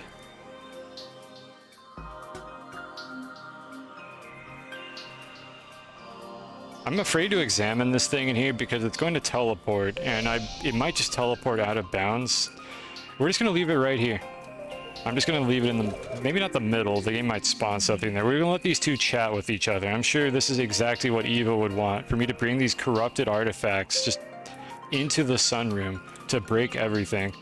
So hopefully something funny happens. Probably not, but we'll see. Rotate. Oh, you know what I forgot to do? Hold on, we might be able to still break this. Give me a second. Is there anything in here I could package that I'm not supposed to? Okay, not that. How about this? Can I package you? Okay, I can't even put the packager on that. I don't know if that has collision. And what else can we possibly break in this place? You can't normally package these. No, okay, they were diligent. I think the devs actually thought about this. Or packaging is turned off by default. I got excited for a second there. I thought I might be able to do something stupid and bring one of these objects home. I'll have to keep an eye out for that, though. There might be other things I can break later. I'll just have to make a backup save if I decide to do anything that stupid. Alright, so where is my thingamajig? There's just so much light in here. It's so bright. Alright, here's the second one. Memory integration, discovery. Alright, so the first one I think was called Peril, so now we've got Discovery.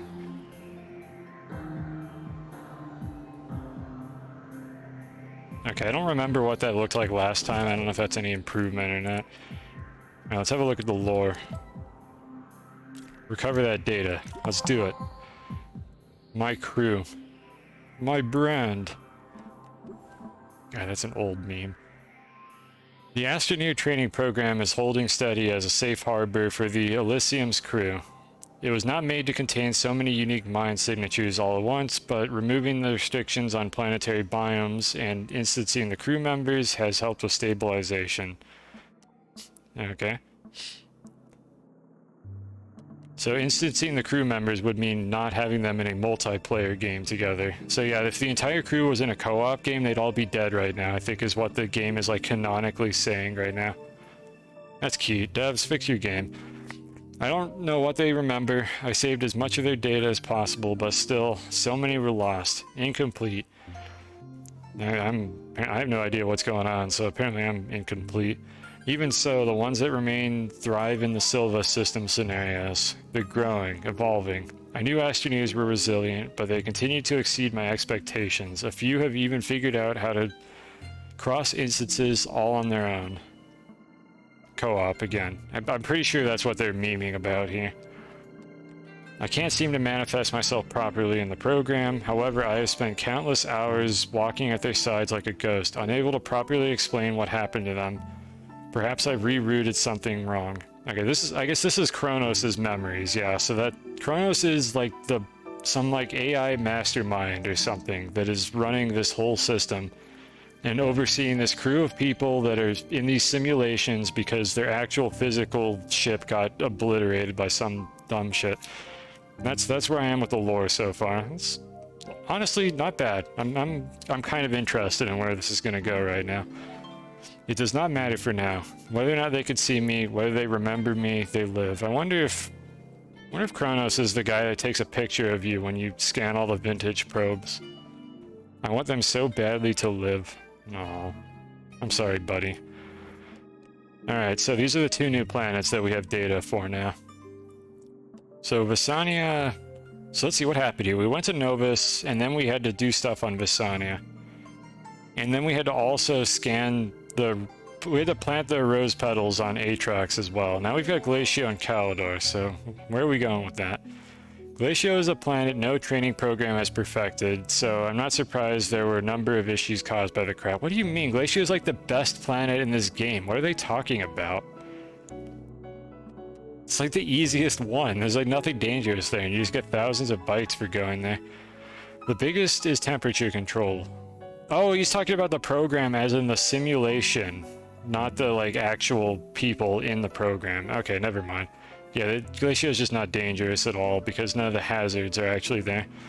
The training program was designed as a means of teaching Astroneers the advanced concepts of advanced survival. As such, it replicated Glacio's 2 polar extremes of blistering heat and... Excuse me? Do you guys not understand how frozen planets work? The ice would thaw, and freezing cold. The corrupted data created a scenario wherein the entirety of Glacio is a single frigid biome with the exception of a few strange pockets of heat that have caused Astroneers to fall into a partially melted glacier, only to be frozen into that same ice moments later. What in the world was this planet before they simulated it? It's the furthest planet from the sun.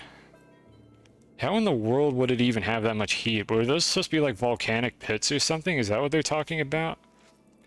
This is just making me wish that they had actually simulated this shit correctly and made the volcanic craters or something, if that's what it's supposed to be on Glacia.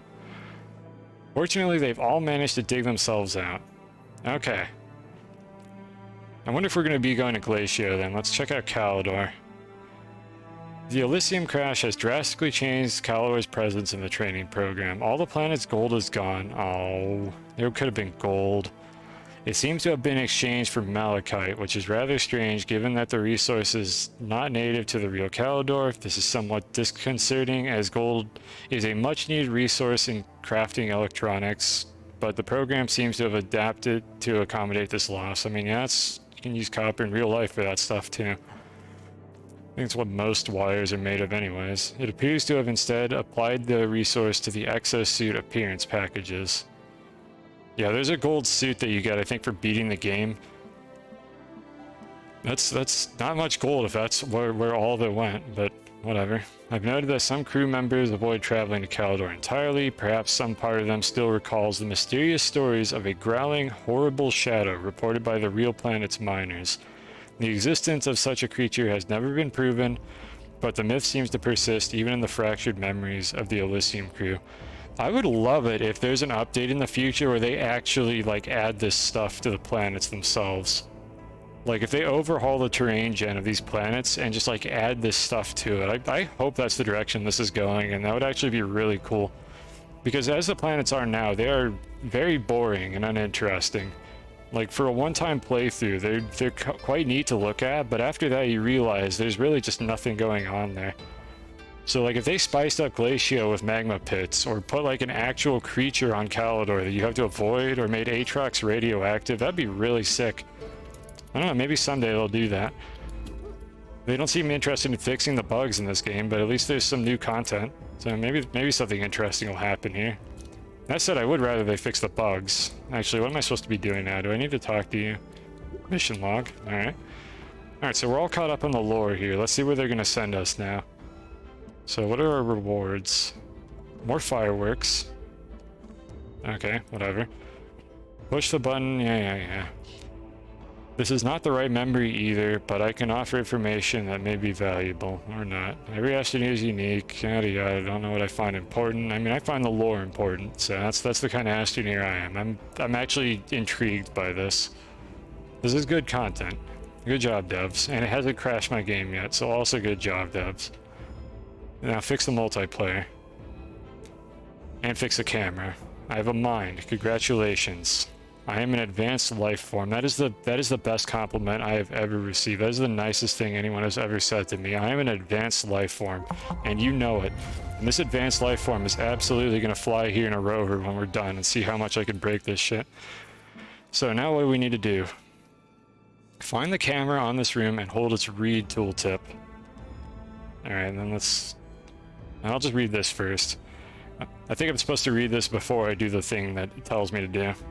I was not mistaken. Every Astroneer's consciousness is stored in a mind bank. The crash threatened the integrity of the crew's unique mind signatures, and some will not be able to leave this place due to data loss. Okay. So, where's the camera?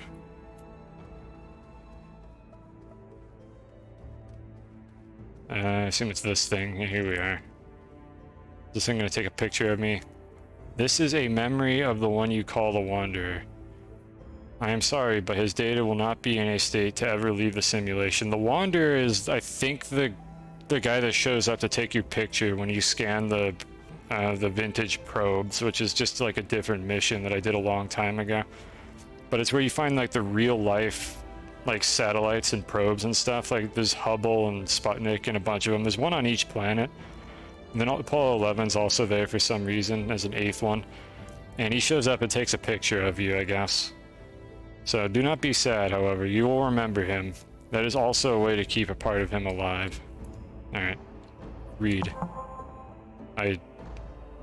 Okay, I did, now I did that apparently. Now I read. So I'm not gonna get my picture taken by the look of things. Was this here the whole time? Did this like pop in? A memory of Bert. I wonder if Bert is the dev that died during the development of this game. That's kind of nice if that's a tribute. I don't know the name. There was a developer that died during this game's development, and it's kind of a shame. Apparently it caused some issues with the whole process, but I mean, at the end of the day, they still got a good game out, as much as I complain about it. And I cannot package the camera. I don't know if his name was Bird or not, but that seems oddly specific, so I'm guessing that's what that's a tribute to. That's wholesome. Rest in peace. Alright, what do we need to do now? Okay, I get a small camera for this. This is an object I have like never printed ever because I have a screenshot button built directly into my computer. Hopefully I don't have to actually do anything with the camera. Oh, you know what? I wonder if this popped in because I had finished that mission. So there's a mission down here. It's one of the challenge missions. Yeah, this one right here, things to remember. I wonder if the fact that I finished this mission is what unlocked that camera. Just as like a little thing to look at, get a free camera from. I bet that's why this is here. So this is actually what we're supposed to be doing here. Anyway, our mission. Push the button once you've contemplated your existence. So I do that all the time. Do not worry, this will probably not happen to you. The mind-breaking thing, I assume is what they're talking about. We must focus on restoring Kronos. However, I am certain this last missing memory will give me the information I need. I will check planetary data. Please use this time to contemplate your existence. Done and done. I think we have more seeds as a result of that. That's kind of nice, and they just give you a bunch of seeds for a couple of these, so you don't have to go get more. Alright, what are we doing here? Interesting. So this one actually wants us to put them in the caves as well. Do not feel discouraged. We will keep repeating this process until we find the memories we need. Alright, look, Eva, there's only 3 of these things here, so this had better be the right one. Because otherwise, there's nowhere to put them anymore. I have detected another one for retrieval in Caldor. By now, I'm sure you'll realize you'll need the plant decryption keys in the zones I have provided for you. Yep, I got that all figured out. Alright, we're going back to Caldor. I don't think I forgot anything. We out of here.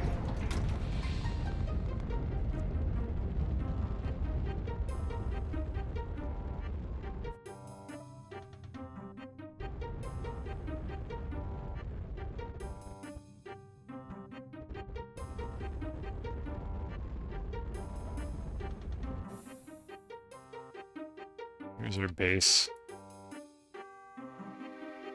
There it is. Just gonna check the stream real quick. Okay, we had some crust at the very start. Looks like it's stable for now. Alright, good. Now we're back. So let's see, what do we need to do on this planet? What are we looking for? Does tracking this show the sub-objectives? It's tracked now. No, it just puts it at the top. I was hoping that would show it on my UI somewhere. Oh well. We need dunes, mountain, and caves. Alright. Let's see, how do we want to go about doing this? I guess on the surface, I'll do what I've been doing this whole time and just lug the shuttle around. And maybe I just need to go into a shallow cave after that.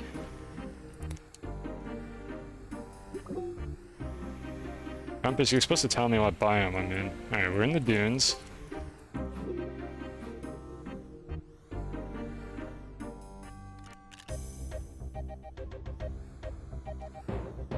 That one, and I need to clean out these research samples. Do I have any more seeds? Or do I need to cash in? I think I might need to get the reward that gives me more of these seeds, since I don't have a way to duplicate them here. I don't want to go get more. Okay, well, we'll replant these 2 for now, but then I'm going to go redeem one of those and get 6 more seeds from it.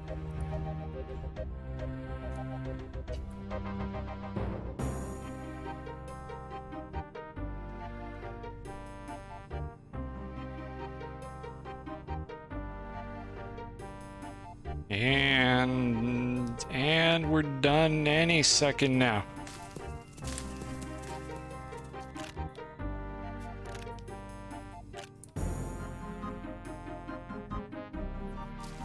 Alright, so that's the dunes. We need mountain and caves. Mountain is presumably those hills over there, and then caves, I'm just going to go into the bottom of my base to get that one. Alright, meanwhile, let me organize all the research samples so they're not... because they look so similar to the seeds, and I'm having trouble telling them apart. They're probably literally just research samples, but I'm hoarding them for now because, I mean, what... I hoard things. That's what I do. I play video games. Of course I'm going to collect things that don't do anything. Alright, get our seed back. Alright, that's the first one. So let's head back and redeem one of these. So I've been using the train station for this, but you can just do it here as well. Anywhere that has one of these mission logs.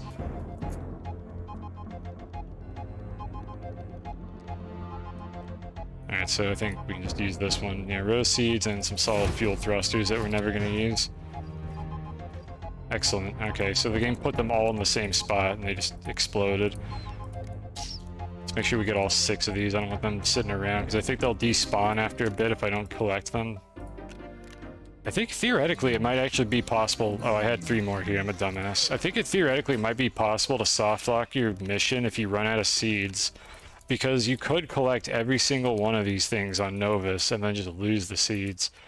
And that said, you'd have to try really hard to do that, so it'd be really more impressive than disappointing if you managed to pull that off. Alright, I think we're good to go on that. So let's do the one in the basement now. Because I dug this out of the ground, and I'm assuming that everything down here just counts as caves. So let's see. We're still in the valleys. Let's go down a little further. There we are. We're in the caves now. And by the way, this is the pit I was talking about earlier. This pit does, in fact, go all the way down to the core of the planet. We can explore that later, maybe, but for now, let's stay focused. This is not a base tour. This is finishing new content. Plants. Got it.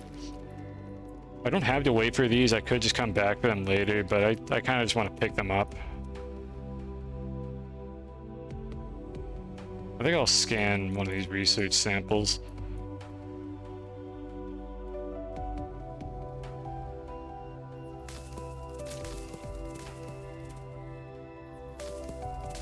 Never mind, none of them dropped research samples. Alright, so the last thing we need to do is the mountains. Stick these somewhere in that silo. I don't really care where. If you're wondering, by the way, about the floating packages in my base, those are attached to particle emitters, and I'm waiting for the update where the devs let us destroy those, which I reported this bug ages ago, and then they removed the bug report section of their Discord. So I don't know what message they're sending with that, but the vibe I'm getting from it is that they don't actually give a shit about fixing the bugs, but in the strange world where they do actually fix that bug and let me destroy those particle emitters, I'll be able to get rid of them. And they are solid. The reason why I marked them off is because they do have collision. You can just stand on them. Like, I guess I'm technically standing on the packagers when I do this, but you can just put packagers on them. You could stand on them. Rovers run into them. Anybody who's played this game, if you have a spot in your base where your rover just gets stuck on things and you don't know why, it's probably a particle emitter. And there's no way to destroy them. You could put dynamite on them. You could dig around them. Nothing will get rid of these things. So they're here to stay until the devs get off their asses and program these things to like despawn in the same way that like rocks and plants do when you dig around them. Game is fine. Please don't tell us otherwise. Devs, please fix your game. Please have some passion for like solid software development practices and just fix your game. And then you can go back to adding cute content like what we're doing here. Let me scan one of these things to see if it does anything different. I don't think it does, and then I'll go up to the mountains.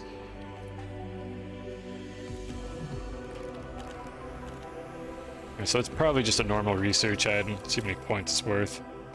That's honestly, that's not bad. Like 500 points for these things. Not too bad. What if I just like put it on the ground and scan it? Okay, you get considerably less. Yeah, I think those are just normal research items. They don't appear to do anything special. Alright, so let's go to a mountain. The nearest one is probably this one over here. And I'd like to go to one that I can actually stand on, though. One that isn't just pointy.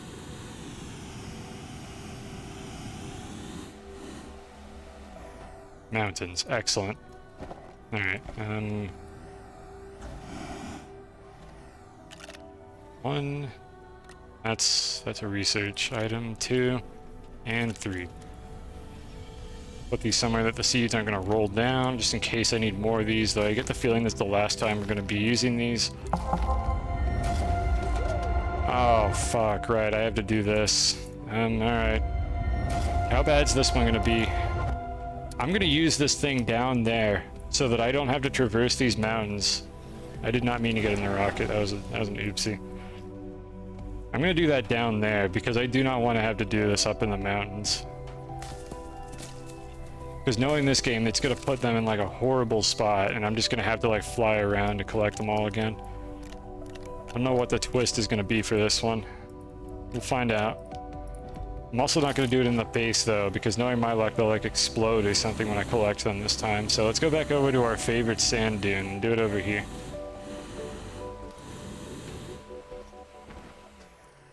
Alright, Fault Finder. What do we have to do this time?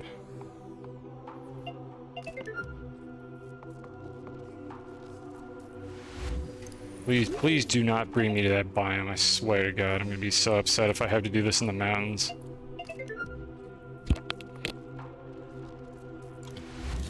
Don't bring me back to my base either. Come on, go back. This way. No, not that direction. No, don't do that. Stop. Oh no.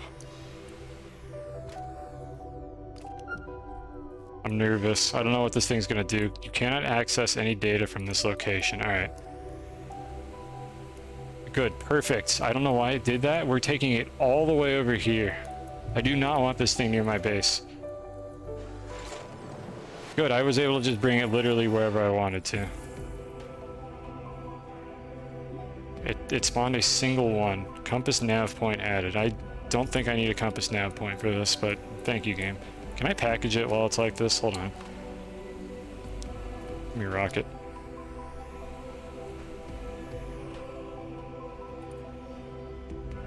No, I can't even attach a packager. It's a small item. Can I attach a packager to one of these things? No, it doesn't look like these are tangible. Okay, game, what are you indicating to me with this? Is this like a hotter, colder thing? Okay, interesting. Is it just gonna lead me to the other ones? Okay, I have to find them one at a time and it's gonna point me to the other ones. Okay, at least I don't have to break any terrain to do this. That's not too bad. Or... I'm confused now. Okay, I guess that's the spot. Alright, now what? We're gonna triangulate something? Is that what's going on here? Yep, there's the next one. Alright, now where do I take it?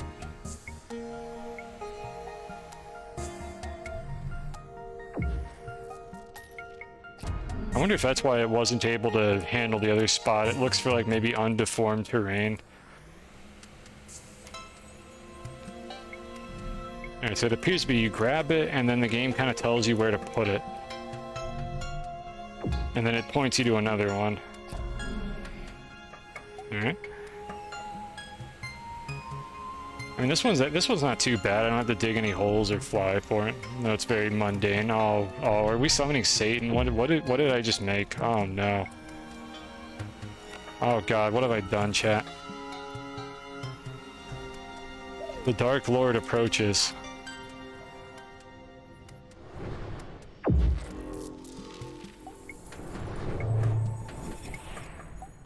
Or it's another icosahedron. Very satanic. Very evil. Alright, Hope. That was the memory of Hope, apparently. Alright, could have fooled me. I believe we're done with these things now. These things being the roses, whatever they're called. I forgot what the other name is. What are these called? Fractal rose, that's what it is. Alright, let's see. So before we go back to the sun, let's see if anything else popped up. So this is just here in case I want to redeem it. I guess I can get the small camera later. Doesn't really matter. Alright, so here's our mission. Place it in on the sunroom. Yeah, whatever.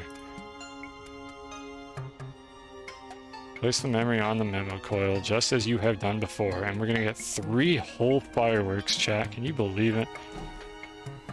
3 entire fireworks. What a treat. I think we're done on this planet then. How much fuel do I have? 84%. Yeah, we got plenty of fuel. Alright. Evil Turnip with the raid. Hello, everyone. We are doing an Astroneer mission that they added. Not recently. I was about to say recently. I think it was like a month ago. But hey, welcome to the stream. And Ghosty is a ghost. Thank you for the follow. So what were you up to, Turnip? You playing Spelunky or you playing something else? I just assume it's Spelunky because everybody who knows me comes from the Spelunky community. And Benipity, thank you for the follow.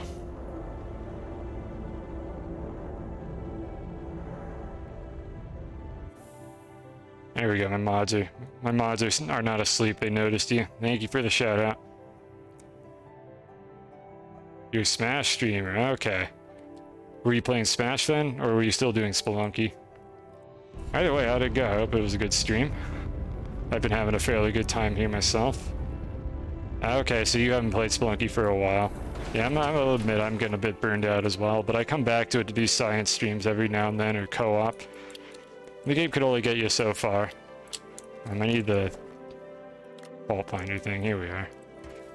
Alright, well, either way, I hope your stream went well, and I'm going to just keep on with what I was doing here. So, Astroneer, it's a sandbox space exploration game where you dig terrain and try not to ruin your frame rate, and there's missions and stuff. It's kind of cool. I play this game a little bit, and by that I mean I've had like 100 hours of this game on stream for this particular playthrough. Never played it that much. Okay, you didn't really go balls deep into it like I did then. Yeah, there's only so much you can get when you played Spelunky for like 3,000 hours. Alright, so we found all 3 memory capsules. What does the game want us to do now? So I apologize to anybody who doesn't like my voice. Now's your chance to run for your life, because I will be reading these out loud. And if you do like my voice, then, I mean, you stick around, because we're going to be doing some reading here. Another lore dump incoming. Alright, so what do we got here? The printer is a lost cause. There's only so much one can do without a physical body to make repairs. The damage to the hardware is something I cannot fix. The comm system is another matter. We're still receiving messages. We just can't send them. Alright. I've rerouted the Elysium systems through the training program and visualized them as a part of the gate relay exercise. Okay. This should allow the Astroneers to help me repair the communication nodes under the guise of the training program's mission structure. Okay, what are they talking about here? What mission are they mentioning here? I'll look at chat in a second. Let me finish reading this one. I see a couple messages. The training program as part of the gate relay exercise. I guess that's just when you unlock the gates that are on all the planets. Apparently that's helpful in some way to the lore in this video game. There's still the problem of how to power the comm system. I can't use the Elysium's power cells for this. I've redirected everything to the training program, as it may be years before rescue arrives. There is a single power core I could draw from. One unnecessary system that could be used to send a message. It would be worth it to send just one message. Alright, I guess we're going to find out what that system is. What do we got in chat? Got to CO like once or twice. Honestly, just getting to CO is basically beating Spelunky 2. Like, you have to be a proper lunatic like me to actually finish the Cosmic Ocean. Like, if you got to the Cosmic Ocean and then said, yeah, I'm done with Spelunky, that is 100% acceptable. That's a completely reasonable stipulation. Cosmic Ocean is for the just advanced delusion and insanity, like what I have. Alright, so what do we got here for DeSolo? Strange, or get this text box off of it. Strange, our current system must be using old files of DeSolo. It appears that in every instance of the training program, DeSolo is still a full moon. The real DeSolo is split nearly down the middle, with stray broken pieces creating an asteroid-like belt in the center. I'm still not entirely sure how the halving disaster occurred. The Astroneer who committed the bizarre crime claimed he was following instructions, which could not possibly be true. I think this is the devs memeing about the fact that people like to destroy DeSolo with dynamite in creative mode, which is something I attempted to do off stream, and it was just too laggy and uninteresting to be worth doing. At some point I'll probably do a stream where I blow something up, but it's not going to be a planet because it takes an insanely long time to do that, and the game just kind of crashes after a while. It's not practical to do it. Like, you can find other people making videos of blowing up planets. That's not what we're here to do. We're here to fly rovers between planets instead. The Elysium crew members in the training program must carry a deep subconscious need to recreate the halving disaster. That's what they're joking about. It would explain why they keep blowing the poor moon to smithereens. DeSolo is just always the planet that people do this to, because it's smaller and it's empty and kind of ugly. So people who want to just make a bunch of dynamite always bring it there to blow it up. I just wish the game was stable enough to actually handle that, but it creates so much debris after a while that the game just doesn't work anymore. I know some people have been able to core out the planet, but I think it's only possible on PC. I think on console the game will crash eventually. So we've read all the new lore dumps, so let's go see what we need to do now. Do you want to talk to me? Where's my cursor? White on white, there it is. Alright, mission log. Kronos loves reading. Actually, hold on, what was my reward for this? Right, fireworks. Alright, Kronos loves reading. I know this sounds grim, do not worry. Once my mission is complete, all will be well. Maybe we can even see new worlds like the prince in Kronos' favorite book. Okay. But you wonder why he looks the way he does. His suit is much fancier than yours. Is there a reference hidden in this, like, dummy thick thighs, like, model up there that I'm not familiar with? Can I get a better angle on that? Not really. I don't know, maybe there's a reference to something and I'm just uncultured. Playing the game hard enough crashes the game. To be fair, a lot of games crash if you play them too hard. It's just the fact that this game kind of encourages you to just dig and destroy terrain and then punishes you for it by making an unplayable save file. So it's a bit of a shame that they can't just fix it and make that work properly. It's a fox, I told you! Who thought this was a cat? You're all banned. Who told you this was a cat? I'm scrolling up. Who was arguing with me over this? Or a dog. I think someone said it was a dog. Alright, ARP is banned. Soviet Winter thought this was a dog, I think. Yeah, okay, you're both banned. It's a fox. We have the official confirmation. I don't think anybody else actually tried to guess what this animal was. I told you, it's a fox. It's a fennec fox. It's got like the fluffy tail and the giant ears. Like, there's no way that's not what this thing is supposed to be. Let me get a better angle on that. It rotates. Okay, there we go. I told you, it's a fox. I was right. We'll read on the first tooltip. Did you notice that I am a fox? That was also in the story. I liked listening to Kronos tell it while he created me. I still don't know what the story that they're quoting is. I don't know if there's like a real story or something else. I can't ban you. You're one of my mods. That'd be just, it just doesn't feel right. Even though you do shitpost a lot, I still love you for it. You're still my third favorite mod out of the 3 mods that I have, and nothing will ever change that until you do something terrible and I demote you to 4th favorite again. Well, I still only have 3 mods. Alright, hold read on the tooltip. I told you though, it was a fox. What do we got here? A new friend who seems familiar with your situation, whatever. Okay. Wait, did I miss? Hello, I just thought you might want to... Okay, I just... it was unimportant. I looked at the stream for a second and caught what the text was. It wasn't important. It was just I wanted to...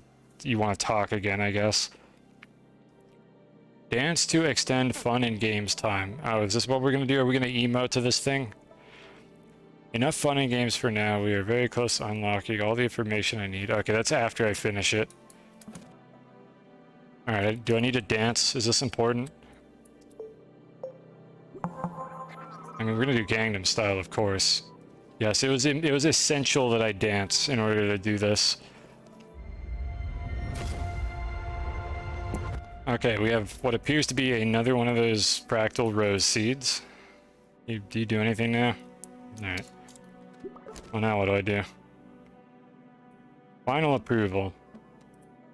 That's not what I'm trying to click on. There we go. I must apologize. I was wrong. These were not the wrong memories. I believe Kronos left them so we would better understand my mission. I'm detecting one more memory now. It is here in the sunroom. Plant it in the sunroom. Alright. I can't even pick it up.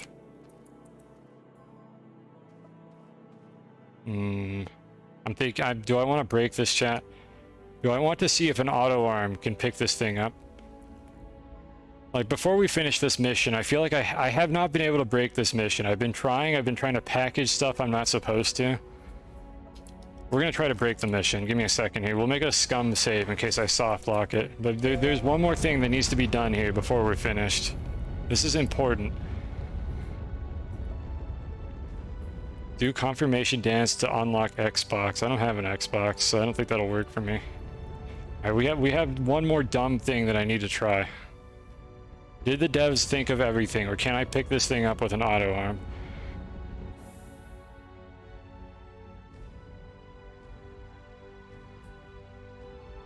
Just need to rotate around to my landing pad. Of course, I'm on the wrong side of the planet. And there it is.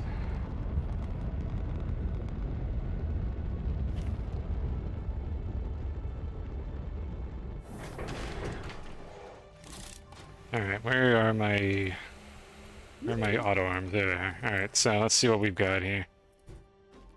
We need these, and I have power sources, I think. Yeah, I have an RTG I can use. Alright, we're going back to the sunroom. We're gonna break this thing. There's gotta be something the devs didn't think of. I do nothing but shit talk how broken this game is, and I have done nothing of the sort except fly that rover between two planets, which I honestly don't want them to fix, so I can't even shit talk them about that. That's a good bug. Keep that bug in, devs. And dev in chat, if you're watching, do not fix rovers flying between planets. It's actually fun. I will accept the fact that it's a terrible experience and really hard to fly because it is still fun, and I've invested so many hours of skill into doing that. Don't fix that. Fix the camera. Just fix the camera, alright? We'll settle for that. Fix the camera. Alright, we got our auto arm, and I need to get a power source. There we go. Alright, this is a moment of truth. Can I break it?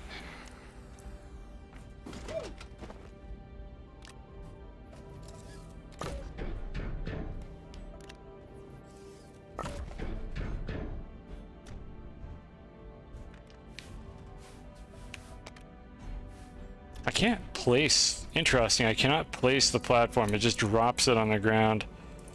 Normally you can like anchor these things to the terrain.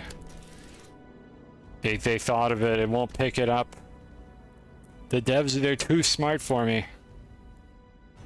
Alright, you win this time, devs. You win this time. I'll plant the seed. By the way, the scum save happened automatically when I got in the rocket, so I will be able to go back in case something gets grabbed here that isn't supposed to. But I think they figured it out. I'm pretty sure they made sure I can't break this.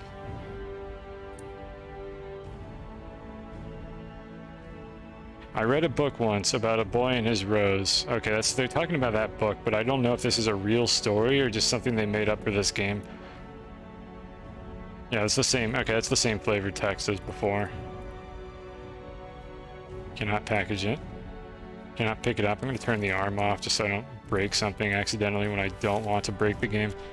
We'll collect all that crap later. You win this time, devs.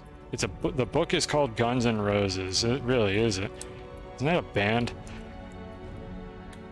There's probably also a book called that, but something tells me that's not what they're referencing here. There's no guns in this game to start with, so that just doesn't really seem on brand. Anyways, what do I need to do now? So, error. Access sunroom log. Please read the log for the new entries so that we may finish our mission together. Okay. And what do you want me to do here? What do I read? Chronos sync failed. Review logs. Alright. So we got corruption. How long has it been? Years, maybe. The training program was never meant to run at this capacity under these circumstances. Files from the Elysium records are bleeding into the mission system. What kind of database are you guys running? Something is occurring. I've taken further measures to stabilize critical failure, but the system errors are accumulating and there is only so much of myself left to patch it all. If I want to... I read that very strangely. There is only so much of myself left to patch it all if I want to retain consciousness. I must prioritize the life support's longevity. We're so close to fixing the comm system, but I am running out of time. Here we are. I have created an emergency virtual avatar. The Fox thing over here, this thing. I've created this thing to carry on my mission, should I no longer be able to do so. Eva should be able to visualize herself to the crews in ways I could not, aka cute Fox. That's good choice, honestly. With any luck, she can direct them to complete my power and send the SOS. Alright, and then Kronos goes into sleep mode or some shit. I assume that dummy thick thing up there is Kronos. Alright, anything down here? And I think, yeah, Silva wasn't here, so let's read Silva. Silva is an idyllic place to train new Astroneers, and for the most part, that has remained true since the crash of the Elysium. It has always been a lush planet, a haven for natural resources, and one Exo sought to conserve, but the data to instantiate fauna into the training program was corrupted by the failure of the mind bank. The only creature to set foot on this Silva has been the humble galastropod. which are the snails I keep talking about. And I suspect that was a matter of the data from the Triton somehow crossing into the simulation. To me, it illustrates the beauty and possibility of our universe. Even in simulation, new things can grow and flourish. If I may leave a few words for Eva specifically, I have no doubt you will carry out my mission, but I hope parsing these logs fills you with the same sense of wonder that has guided me. You were my creation, but you have become so much more. It is my wish for you to be a companion to our crew, and to help them find their way, and to show them that there is no end to the incredible things they can achieve, until their save files get too big and they have to start over. I know I am leaving them in capable hands. Oh, that's cute. Cute message for cute fox. Alright, so I think we talk to Eva now. Alright, what do we do? You have been a very good friend. Alright. We're sending an SOS. From the sunroom, I guess. Or maybe... Wait, what? I thought we were just sending an SOS. Why is Kronos awake all of a sudden? I just realized that she doesn't have hind legs. That is very strange. We just have this fucking Delta Room music playing over the cutscene. I'm just gonna leave it running. I don't know what the game would actually be playing, but I don't think I can interrupt it at this point. You're probably not missing much.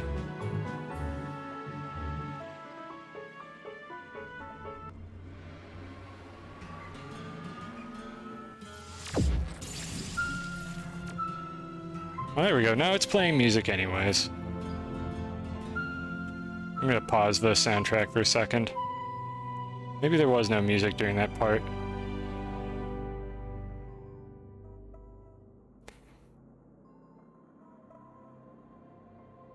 Okay, so I guess we got all the memories back, and then... I don't know why Kronos woke up to send that SOS. Maybe I didn't understand something properly about this. I thought Kronos was going to, like, get deleted or something to send it. I mean, maybe that's what happened. Maybe I'm just a big dumb. A parting gift from an old friend. Alright, before we interact with that, is there anything else to do here? This is just a mission log. This, I'm assuming... Okay, I'll touch the crown first. I just want to make sure I don't skip anything here. You collect the crown and then access the log.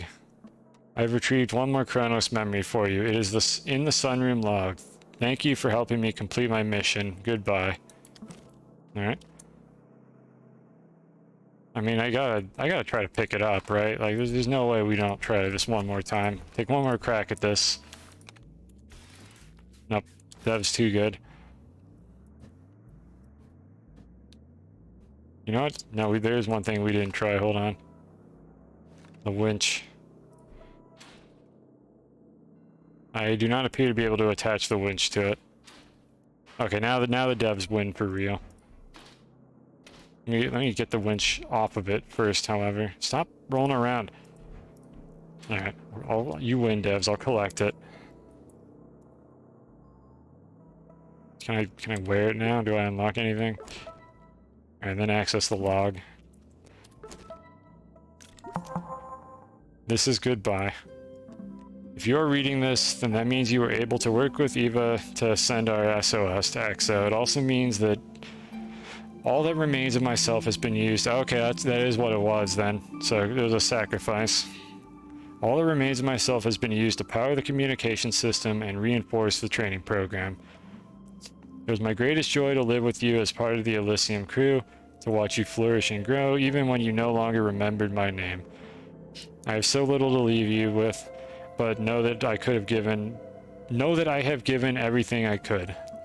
This lifeboat I've created for you will hold steady now. For weeks, months, years, you will survive. And while I can no longer wait alongside you, please be patient a while longer. They will come for you. This is not the end. Until then, this world is yours. I wish the stars for you, my dearest friends. Kronos, AI caretaker. Okay, it is an AI. ESS Elysium. I think ESS might be Exo spaceship, if I had to guess what that's supposed to stand for.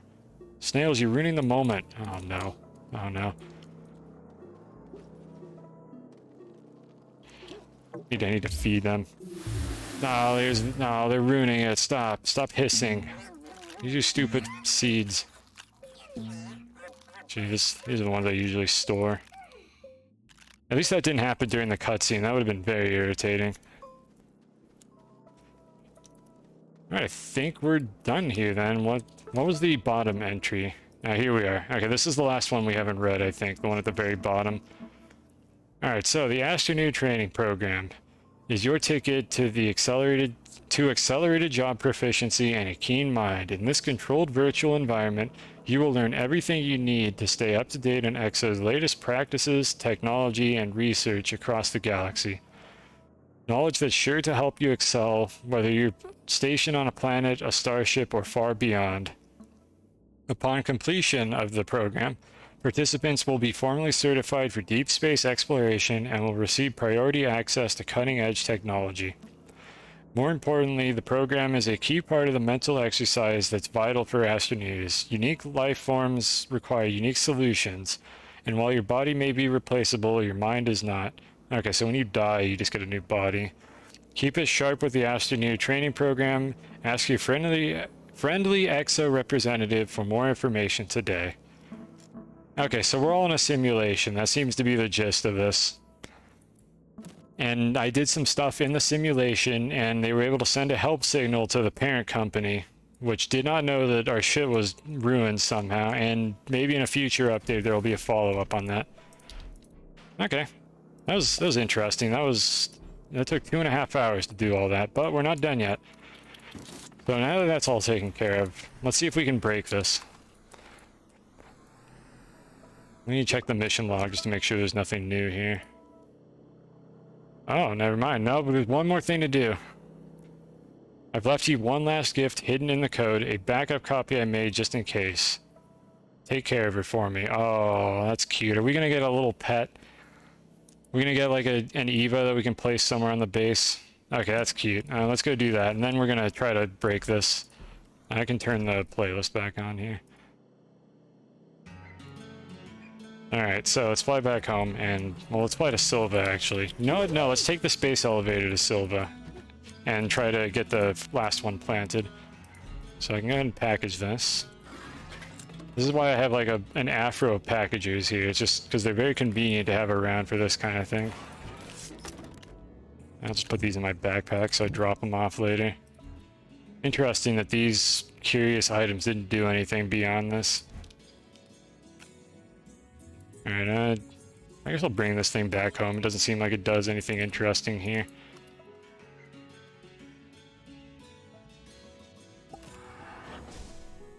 Didn't really take the time to look around this. Doesn't look like there's a whole lot out of bounds. Just kind of a big dome.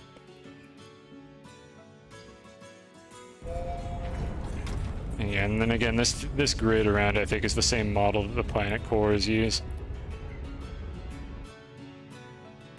Alright, back to Calidor. And then we'll go to Silva.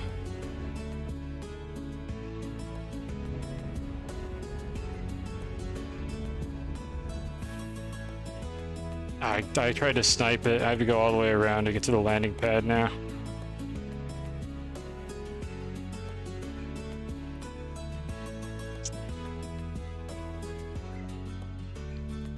At least they made this faster. I don't have to wait nearly as long.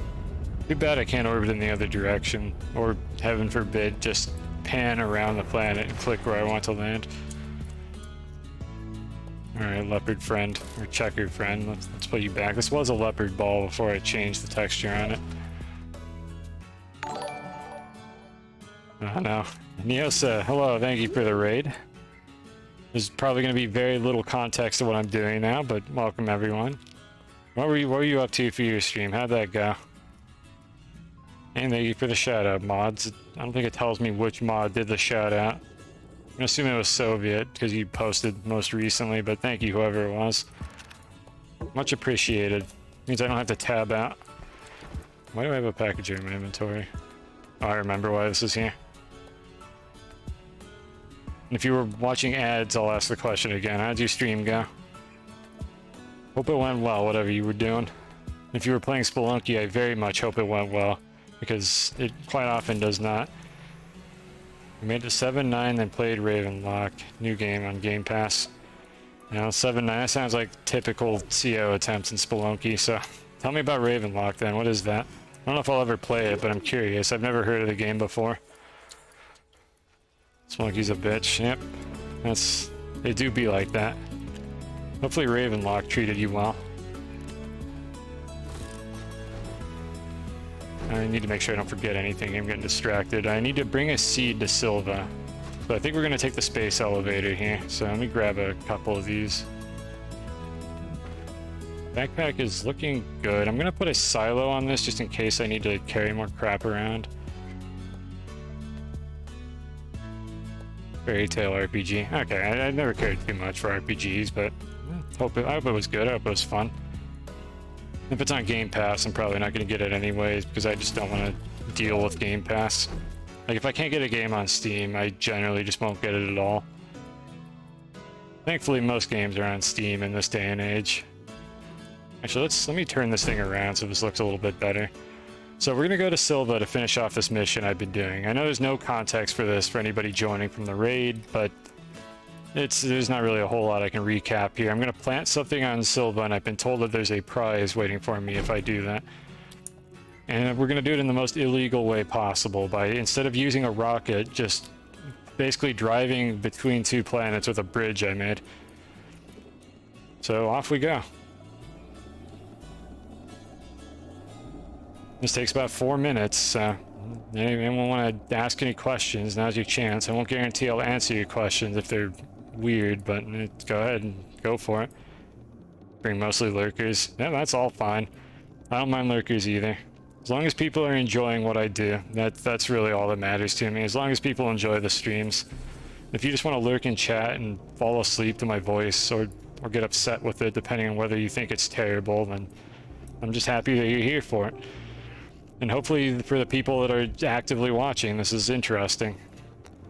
Like, I try to make this interesting. I try to do high-effort streams for, like, Spelunky and Astroneer because I feel like I can do better than just kind of winging it through these games without any, like, plans for how to make it cool-looking. So that's why we do shit like this. No one in Astroneer does this stuff. I don't know if anyone has built a space elevator like this in an unmodded survival copy of their game, even after I've done this months ago.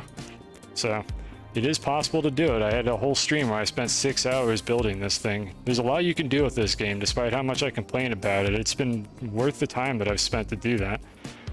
You just gotta break it a little bit. You gotta do things that you're not supposed to, and you gotta exploit the bugs, because the bugs don't deserve to be treated nicely. So if there's a bug that allows me to place rail posts in the void of space and then save and load my game to get them to become valid rail posts for a train, you damn well bet I'm going to use that. And if there's a bug that allows you to leave the surface of a planet and travel so far into the void of space that the game teleports you to a different one, then I'm also going to do that. And that's exactly what this hideous abomination is right here. So you can in fact make a space elevator in this game. You can travel between planets using shuttles, with rovers and winches, rovers and thrusters, or you can just build a line between two planets. And incidentally, this means the power supply is connected between these two planets. The planets in question being Calidor and Silva. And Silva is where we're going to plant those seeds at the end of the mission that we just did. So let's see if our reward is what I think it's going to be once I get there. So meanwhile, just enjoy the ride.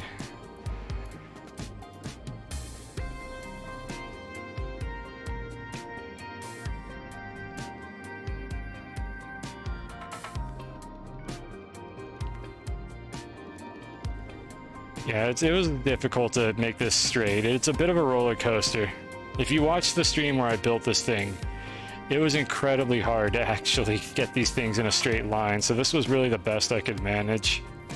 It gets better once you're actually on the terrain between the two planets.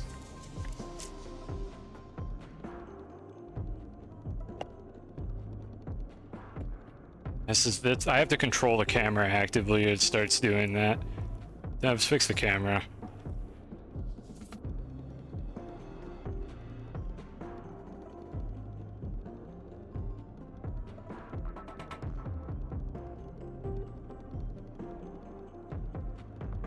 Alright, almost there. guess we'll roll over back to the starter base. This game starts you on this particular planet, but I built my home base on Calidor at the other end of that space elevator, and that's why there's just a mega base over there. And then this base is just a bunch of random crap that I used when I set this up initially. But we haven't rode the space elevator in a while on stream, so I'm happy to come back here instead of just flying the rocket. And here we are, where it all began. Alright, so, got our seeds. Hopefully these don't do anything stupid. Let's plant one and see what happens. Yep. Oh, it's cute. She's in a little capsule, unfortunately, but I don't think they have like any kind of pathfinding or AI in this game, so there's not really much that these can do. Hello, it is good to see you again. I noticed that you are constrained by pesky things like gravity. Do you have any idea how I just got here? I am not constrained by gravity. If you give me one of the decryption keys, I can temporarily break the simulation to aid you in defying this arbitrary restriction. Is this a jetpack? Hybrid rose seed. Oh, interesting. Okay, so I think we have like the equivalent of another one of these snails. It's not a kitty. Do I have to ban you too, Severin? Were you not here? Do I have to ban all of my mods? It literally says it's a fox right here. Hold on, not there it is. I am a fox. There was literally a mission that says I am a fox. It is not a cat. This is a fennec fox in a spacesuit. Oh, I guess the forelegs are supposed to be like this. These here, this like robe. Okay, so it does have hind legs. It's just weirdly proportioned. It looks like a kitty. That's because fennec foxes look like kitties, okay? Look. It's still adorable. Like, whoever does the modeling for this game, like, honestly, good job. These things are cute. Like, all the snails are kind of cute looking, too. Alright, so anyways, what is a hybrid rose seed? This is a fractal rose seed.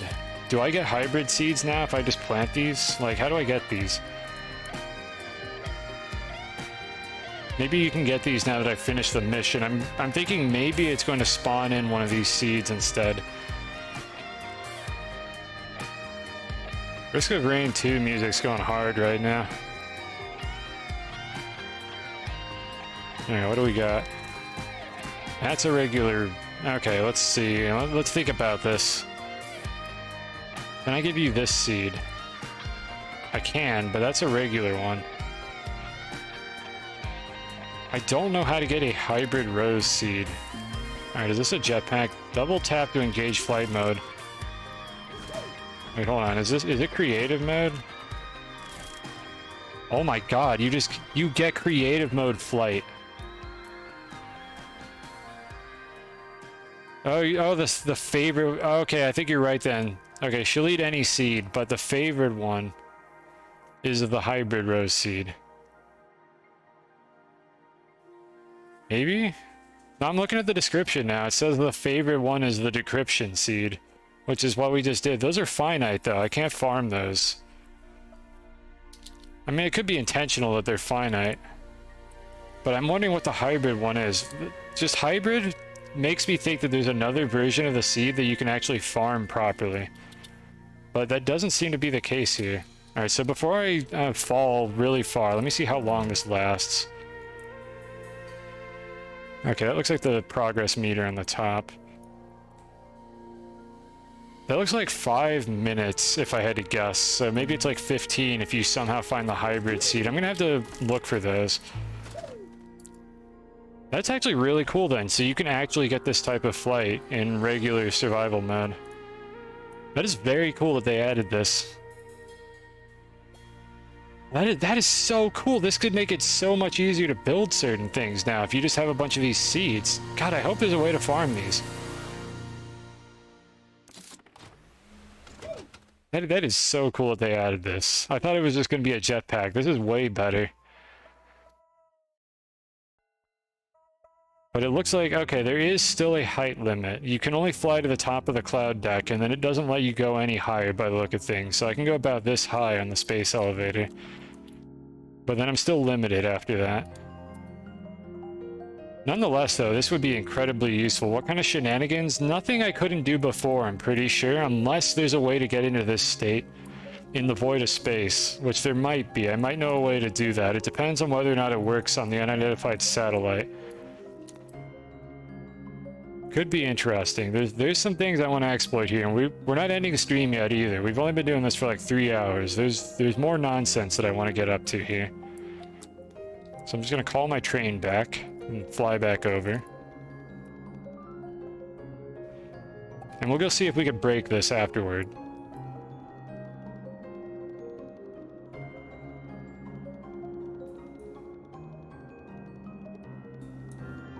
And meanwhile, just enjoy the music, enjoy the ride. I'll try to keep the camera under control here.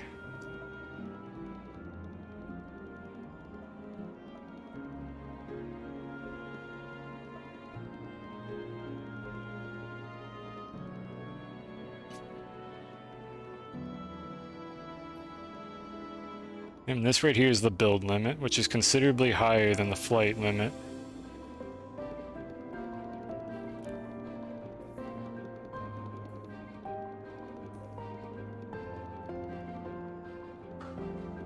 Goodbye, Silva. I do wish this silo wasn't in the way. I don't usually have this silo when I do this ride, but it's unfortunately going to block the camera, and there's not much I could do to get a better angle. There's no first-person camera in this game, unfortunately. I could zoom in this far, but that's obviously not going to help much. What happens if I fly here? I'll try it in a second. Let me get close to the build limit to make sure that I can snap back in if I need to.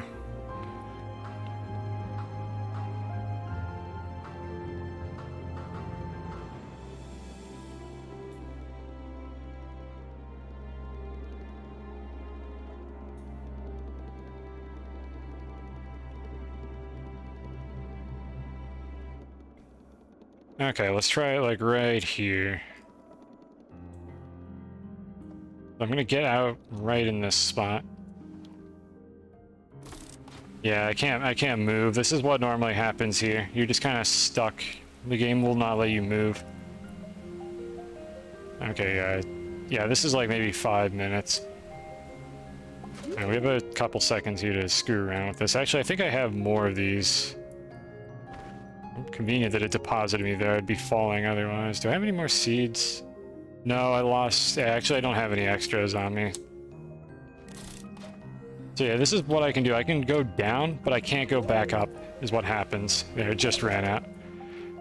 I can go down, but not up. So that's how this works in creative mode normally. If you go up here, like ride a vehicle, and then go into creative mode to fly, you can only go back down. So like I could still fly around at a pretty high altitude. There might be some interesting stuff I could do. Hey, cue ball. Welcome to the stream, or maybe you've been lurking, I don't know. But we just finished the new content that they added, which was honestly good content. I'm quite satisfied with it. Had some interesting lore, and it finishes off with the ability to fly for like 5 minutes at a time, which would have been insanely useful while I was building this space elevator, but I mean, what are you gonna do? Maybe in the future I'll build another one. I wouldn't hold your breath for that. It took me 6 hours to make the first one. I don't necessarily want to make another one, even though I could probably do it faster. Why do I always stream while you're at work? Well, why are you always at work while I stream? I'm pulling the Uno reverse card on you right now. Why are you being responsible and having a source of income while I play video games to people on the internet? How dare you? Also, I apologize, but basically I haven't streamed in like a month, and this was like the first day that I felt like the planets aligned, and it was a good day for me to do it, and I didn't feel tired, and I had a plan for what I wanted to do today. So that's why I'm streaming right now. It's okay though, if you stick around, we're not going to miss the part where I break everything, because I just did the mission the intentional way, and now I'm going to break things, because that's what I do here. We only sort of do things as intended. Alright, so we're back home. Back on Calidor. Being what I want. No, I know you're not really upset, or if you are upset, I'm sorry, but I hope you're not actually upset. I assumed you're not. Now, I stream when it's convenient for me, and I'm not upset at anybody who's not here for it. I'm not going to be like, wow, I can't believe my mods aren't here because I'm streaming at 4 a.m. I'm just happy when they are here. Alright, so let's see. I'm trying to figure out where I want to put this. We'll stick that there for now, but we're gonna do some nonsense here. We're gonna try to break things. So this snail here, I think we come back to this. We're gonna figure out how to do this, maybe on stream. I need to figure out how to get hybrid rose seeds. I do not know what those are, but first there's something that I want to break. So let me get a new batch of seeds for the regular snails, the ones that last for half an hour. Just load up the rocket with a few of these so I have them for later. Well, not the rocket, we're going to load this thing up with them because we're going to be going on an adventure with the flying rover.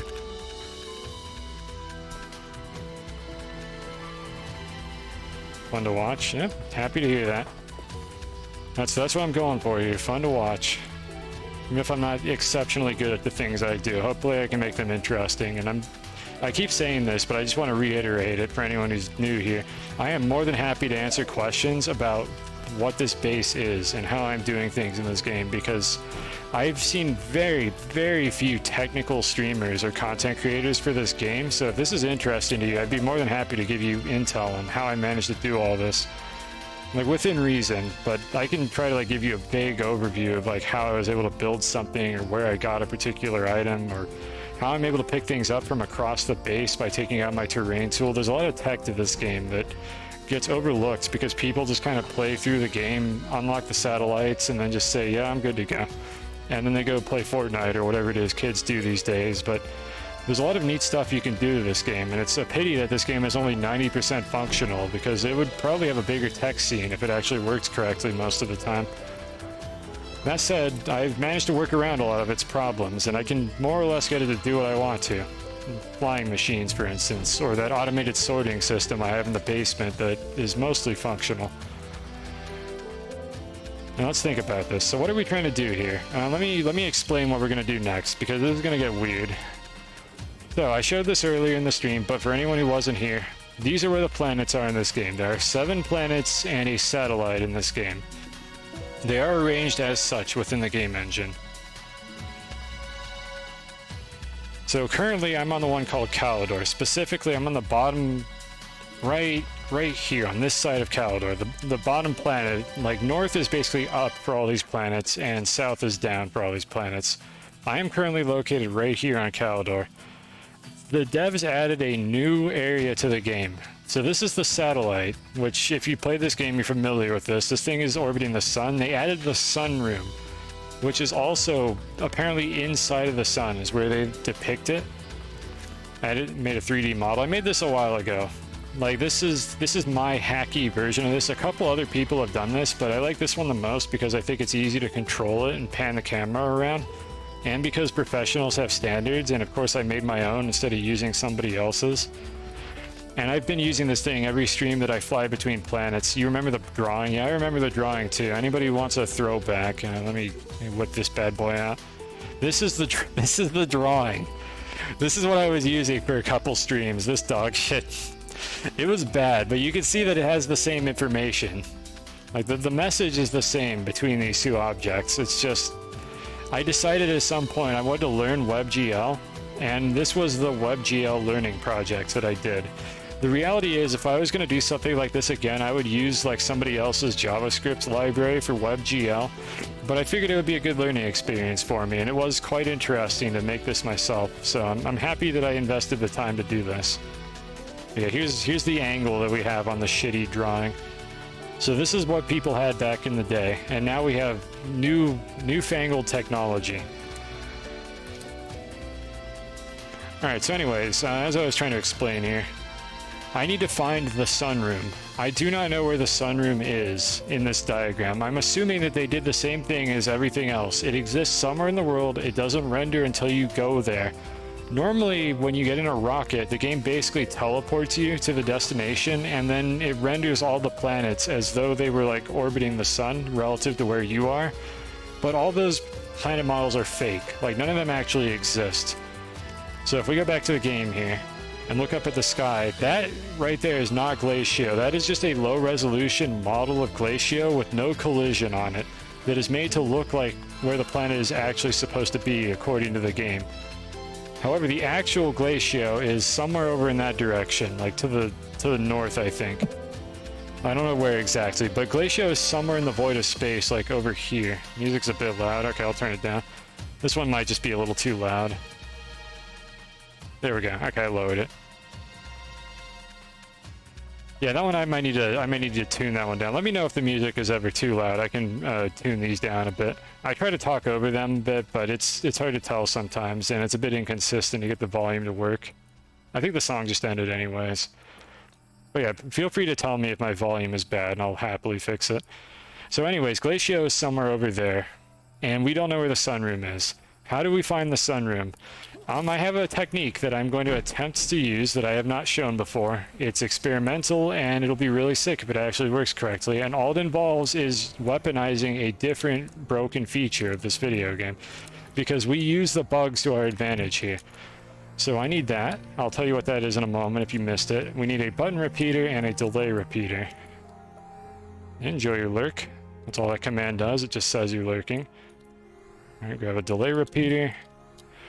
All right, so let me demonstrate what we're going to try to do here.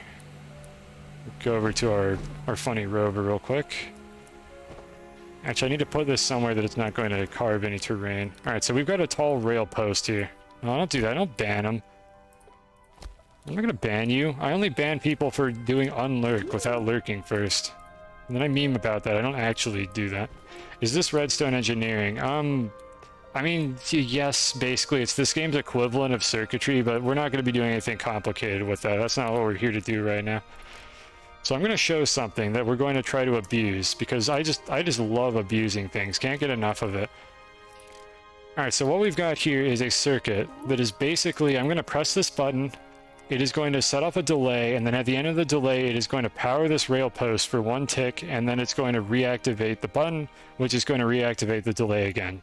So every 25 logic ticks, which is about 3.5 seconds, this rail post is going to call the nearest car, is the action that's going to occur. But there's no cars on this rail. Like, there's nothing on it, it's empty. So let's see what that does. Alright, here goes. Recall failed. Now you might be thinking, Cosine, what is this supposed to do? How is this useful for anything? Well, you see, the devs, in all their brilliant wisdom, didn't put a draw distance limit on this recall failed message. Like, at all. Like at all. Like, between planets. So what this should mean is that if I could put one of these on the sun, like in the sunroom, I should be able to see it from anywhere in this game and fly to it. This is a beacon. That's what we're doing here. We're going to try to make a beacon. The thing that may or may not work in this situation is whether or not the beacon is actually going to be placeable in the sunroom. Will the game let me place rail posts in the sunroom? That is the question that we need to answer. So first I need to fly there and set up the beacon to figure out where it is, because the beacon is going to be where the actual planet is located, or where the sunroom is located in the game engine, not where the fake planets are. You can place things there. I was not able to place a platform there, is why I'm concerned that this might not work, but I have a couple of exploits that I might be able to use to make it work anyways. So we're gonna give this a shot. And you get some eggs and pancakes with the beacon. Dude, I wish this was bacon. I'm hungry now. Look what you did. What time is it? Yeah, I should be fine. I can finish the stream before I go eat something. But anyways, let's go fly to the sunroom and see if we can build this in here. Right through the planet. Perfect. Again, those are fake. I have now teleported to the sunroom.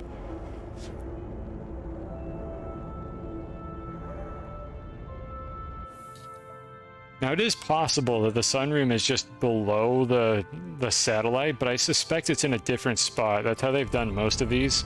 So let's see what we can get away with here.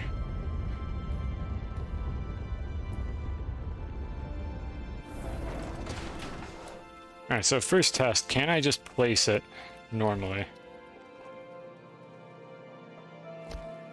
That might be enough. It doesn't anchor to the ground, but it does let me place it by the look of things. That might be all we need. Because I can still activate it, so I think we may be good to go on this. Even though it will not let me put objects on the ground normally, they'll just free fall, and they should still remain functional while I do this. That's the wrong way around. Actually, it doesn't matter, I can do it that way.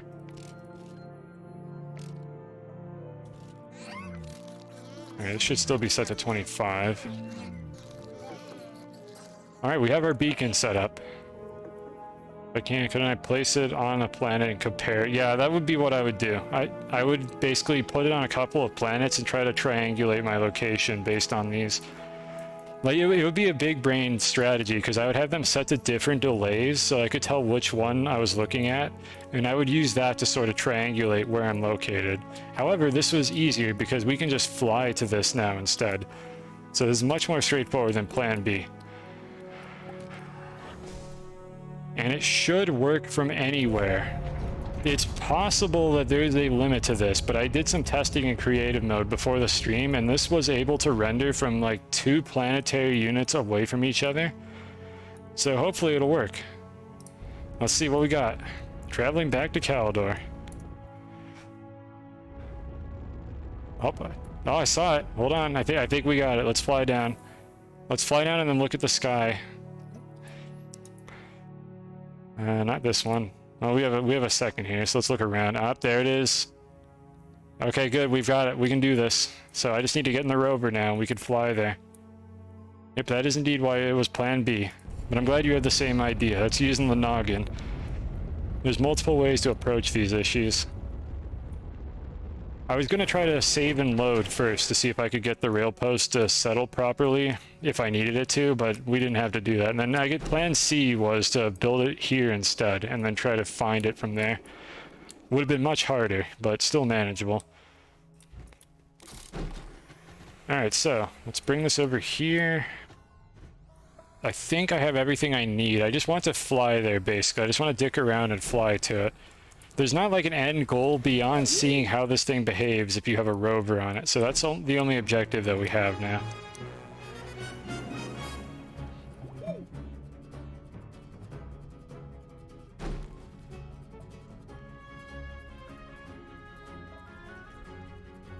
Alright, come on now. We need to get the right camera angle. Galaxy music is fitting for this. I was going to play something else, but honestly, this song works fine. We'll play this one. Alright, so first thing I need to speculate is where even is that on my diagram? So let me get in the rover, and then I'm going to open up my diagram again, and we're going to try to figure out where that is. I need to run the rover into something so it doesn't roll away. That appears to be straight down. I think I know where this is. Okay, let me open the diagram now.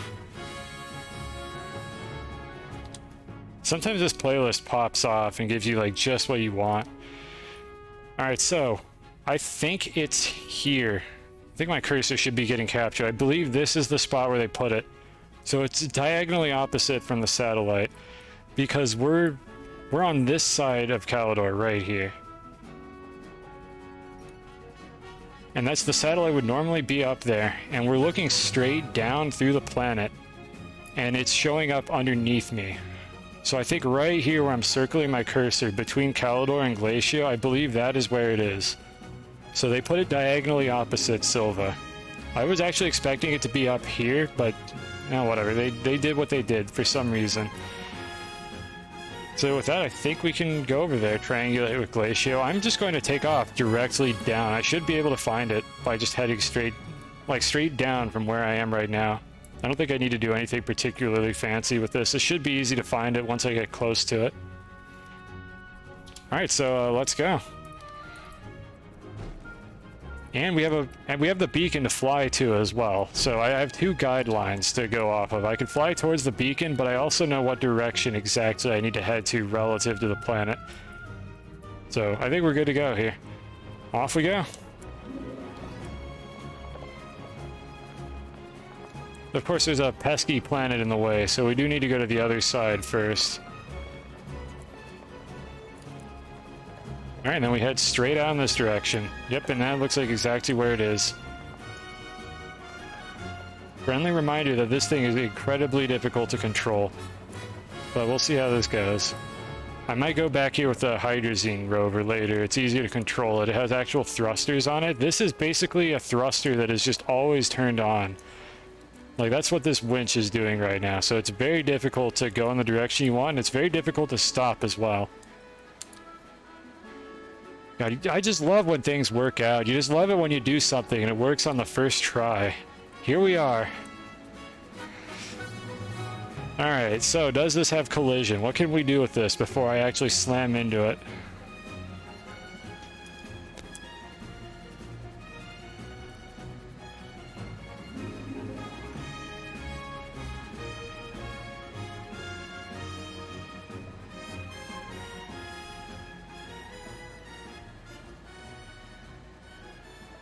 Assuming I can get this thing to control. Hold on, we need more Mario music. I'll just play this one. Alright, so what we're trying to do here is hit the bubble first and see if it has any collision. I don't know when the gravity is going to kick in. If it's anything like the satellite, then I have to get close to it before I'll actually start dropping downward. So let's see how this goes. We'll come back with the hydrazine thrusters if we need to. I've got plenty of fuel for that. Okay, that's not solid. How about this thing? This thing normally has collision.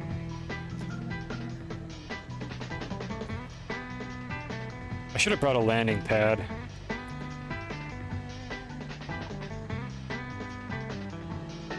Yeah, we're definitely still not running any gravity here.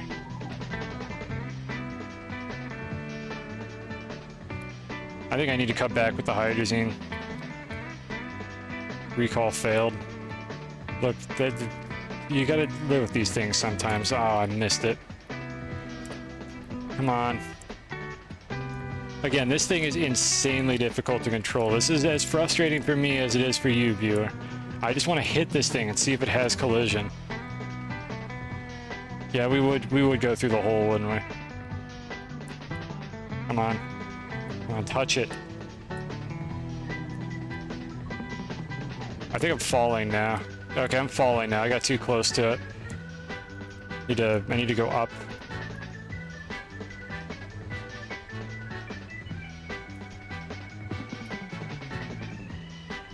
I think we're gonna go back to Calidor and try to fly here with the hydrazine rover instead. We're gonna give this one more shot. Then I will have actual control over that rover. It's just it's expensive to use it. It does have collision, okay. But it doesn't have gravity right now, so I'm still kind of free falling around it. I wonder if I could build on this thing. I don't want to get out of the rover because I don't have a good way to stop it, so we're gonna go back to Calidor and get the better rover. It does have collision, however. Alright, so let's head back out. And let's see if I can find the home base. There it is, I see it.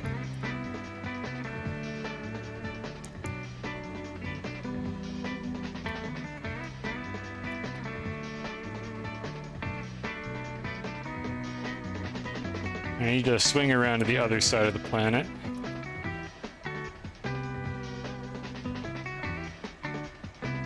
It's much easier to hit a planet than it is to hit that thing. Like, the target here is slightly bigger.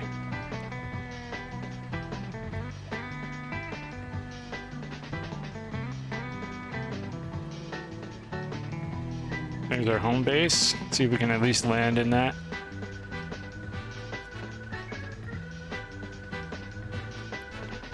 Where's the Schwartz? I don't know, it's May the Schwartz, and this update was called Astroneer Awakening, so I put the two together.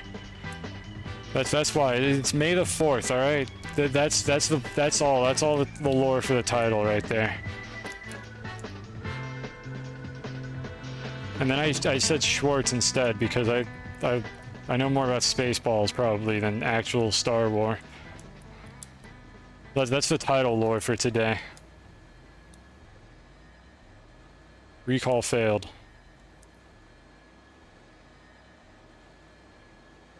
Yeah, there we go, we got it. We landed in the base, that counts. What is this Rainbow Vomit, and why am I not playing the Rainbow Road song? You know what, I'll play Rainbow Road just for you. Which one? Kai, which Rainbow Road do you want? Which game? We'll play that for you while we fly back there with the hydrazine thruster. Meanwhile, though, I need to do some setup, so I'll just let the playlist do its thing.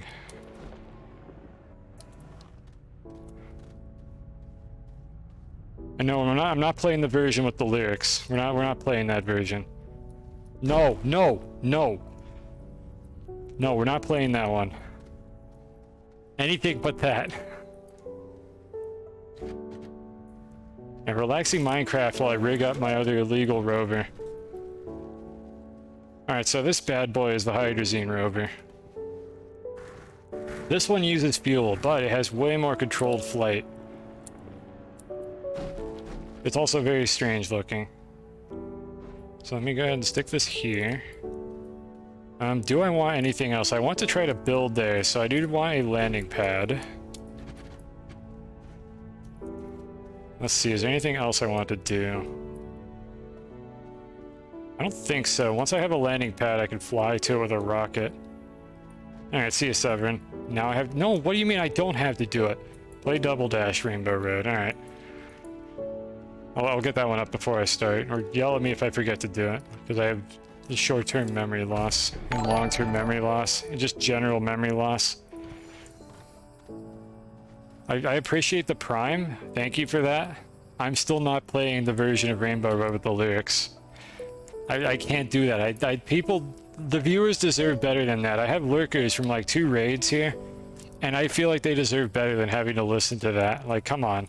That's just unethical to do something like that to someone who's lurking. You gotta understand. It's awful. This song is so bad. Like, we got Cue Ball here who uses the lurk command and then pipes up not wanting to hear Rainbow Road with lyrics. Or maybe Cue Ball does want to hear it. I don't know. I hope you don't. You don't want to hear it, trust me.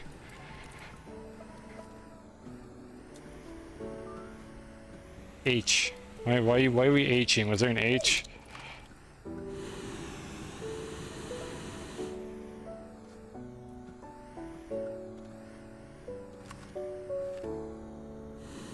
No. Bruh. Oh, you're adding the H to the end. Okay. You're using the lurk command. You know, you could just not... You don't have to use it. I don't ban people for not using it. I only ban people for using unlurk before lurking. That's the only thing I ban people for. Come on. No, that's... Sorry. Sorry, those are the rules. How do I actually... Do I really want to time you out? I don't even care anymore. Whatever, one of my mods can do it. I just ban them for like 69 seconds or something. I don't care. I'm just bluffing anyways. I don't actually care. One of the mods can do it if you want, or you can not. It doesn't matter to me. I'll be okay. Do I need a beacon? Not really. Be funny if they didn't. Yeah. Honestly, I don't pay them anyways. They don't have to do it. What am I gonna do about it? Okay, let's see here. We have all our hydrazine. So let me get the rovers set up, and then I'm going to switch the music to Rainbow Road. Sev is dead, Soviet's gone. Alright, well, looks like you're not getting banned. You win this round. Alright, so I need to turn this on. It should be able to grab all this hydrazine. Perfect. I don't think I need to bring anything else. Who are you banning? You're banning Axo for using the unlurk command without lurking first. If you want. You could also just not do that. I don't really care.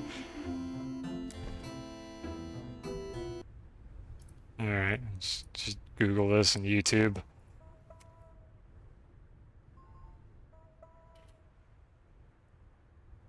Double Dash Rainbow Road.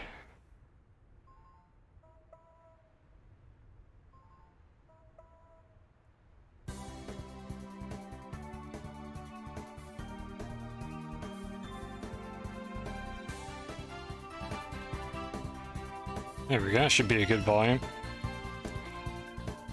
2 seconds, come on, at least 69. What are you doing? What do I not pay you for? I need to feed the snails. Let's do this. Actually, let me go get more snail food just so I have extras. Oh, hi, please, no. Let that song be gone and forgotten.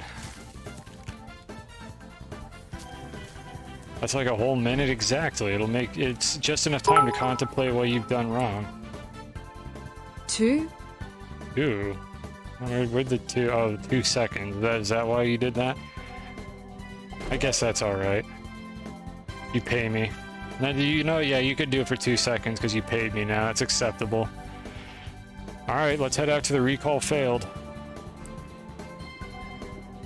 So let's see, I need to... Is it C or V? It's C. Alright, so this is the one that doesn't use a winch. This is how normal people would do this. If you want a vehicle you can actually control. Though to be fair, it's actually a lot harder to control this, but once you're in space without any gravity, it becomes incredibly easy. Until then, it basically tumbles out of control for no apparent reason. Like, the existence of these thrusters is causing it to do this without me providing any inputs.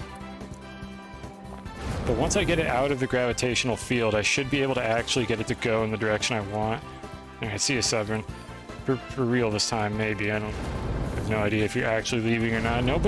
Everybody says they're leaving my stream and they're actually still here, so I just don't know what's real anymore. I appreciate you, though. But I feel like I'm deceived constantly by people saying that they're lurking when they're actually not. Like, what if I say something offensive and you're still here to hear it? That'd be so embarrassing. Not like I have VODs or anything. Deceive your mom. We were about to leave and then people pointed out no mods. It's not like you need to defend my stream from hate raids or something. Like, that doesn't seem to even happen here. Nobody does that to me. And I mean, I know what to do with a hate raid. I literally will just set it to sub-only chat and just let it go away after a while. Like, I have a contingency plan if that happens to me. Like, I can figure it out. Hopefully it doesn't happen, though. I don't have to deal with it.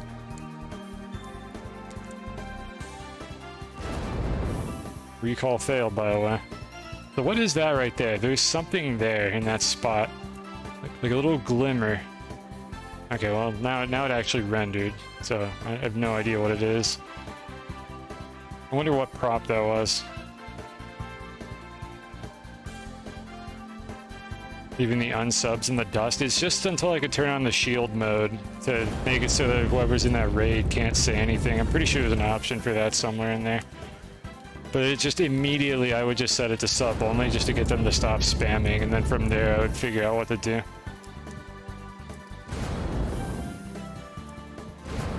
Alright, so anyways, this is the advantage that we have now, is I have controlled bursts of speed. And for some reason there is actually drag while we're out here.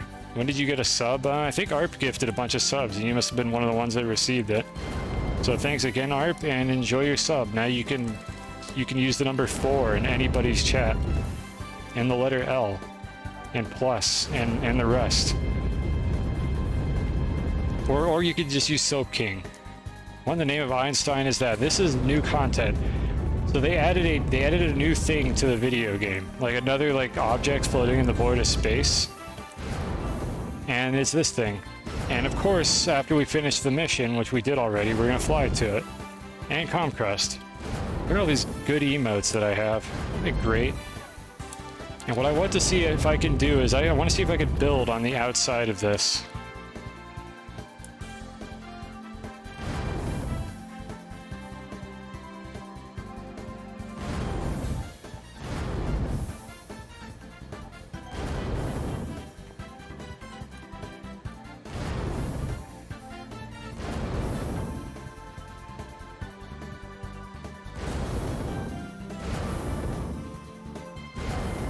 Interesting, that texture only renders from the inside.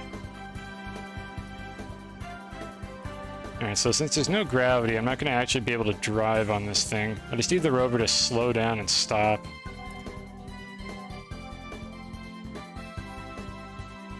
Alright, come on. It's kind of in a mode right now where I can't control it because it's touching something.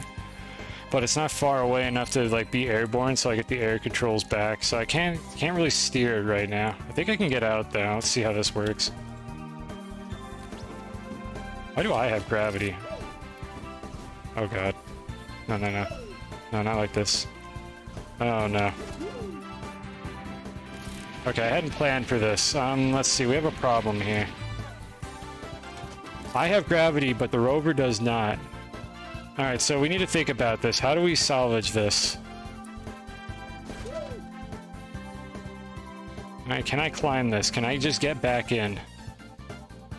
Or do I need to send another rover to rescue it? Oh, this might be bad. No Clipsy, I don't have any. Probably should have brought some. Maybe I can give it one of the normal seeds. So I don't have it, I don't even have it on me. Alright, let's think about this. How can we salvage this? I cannot use the jetpack. If I fall off of this, I'm probably boned, and it's up there somewhere.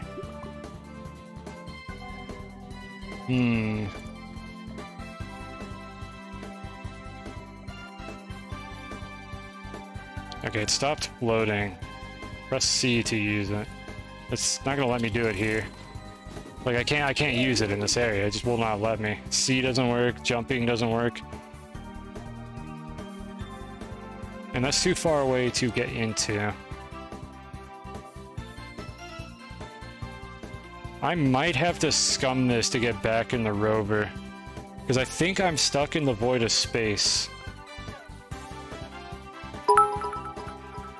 Recall failed, thank you. Recall failed. Okay, I think we have to scum this. I was not expecting it to drop me with gravity. It was supposed to leave me in the zero-G state, but for some reason, even though the rover doesn't have gravity... Oh, it's actually moving. We might have a chance. It's getting closer. I thought it wasn't moving anymore. But yeah, for some reason it dropped me with the gravitational pull. And meanwhile, is there anything else I could do here? I could use the hoverboard. I can't fly. The no-clip thing probably won't, or the flight thing probably won't work here. Because normally it can't when you're in creative mode. I don't know if that's going to get close enough for me to get on it. You can see it moving though. It is definitely getting closer, but will it get close enough for me to actually ride it?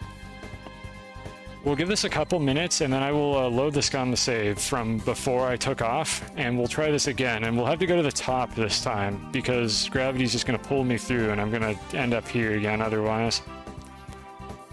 This isn't the first time we've saved scummed, so I'm not morally concerned about that. I just want to see if this will get close enough to salvage this.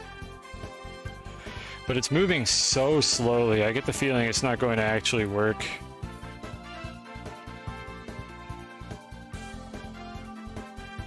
Yeah, this is taking too long. Okay, let me set up the scum in the meantime while it moves around. Maybe it'll move in a distance while I do this.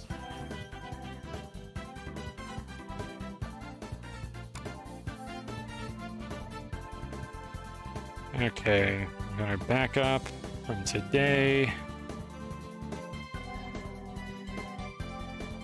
Right now, there we go. Okay, how bad is this? That's so close, though I might be able to save it. Did it stop? Hold on, did it stop moving? No, it stopped moving. Okay, let's go.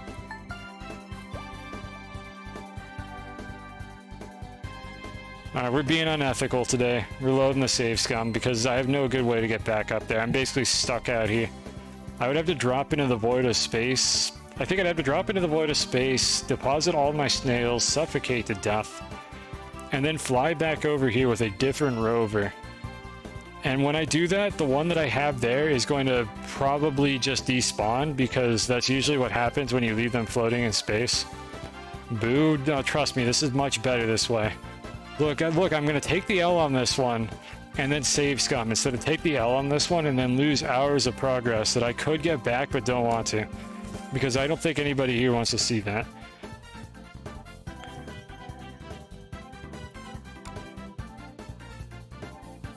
This music, alright, we can stop this.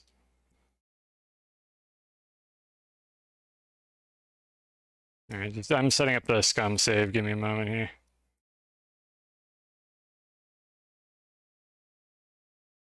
Make sure I got the right one. Yeah, it should be it. So this is the one from before.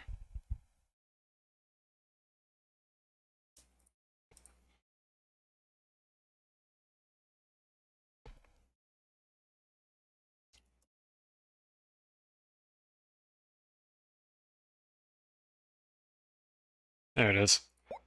Alright, I should be in the rover.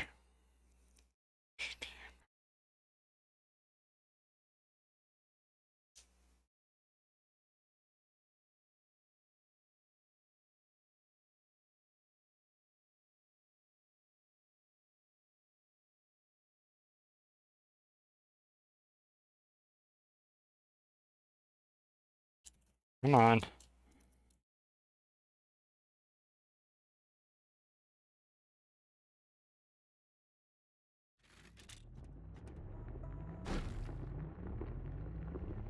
There we go. There we go. That's the stuff. Save scum successful. Alright, folks. So, let's do that again, but this time we need to land on the top of it. Let's see what we want to do here.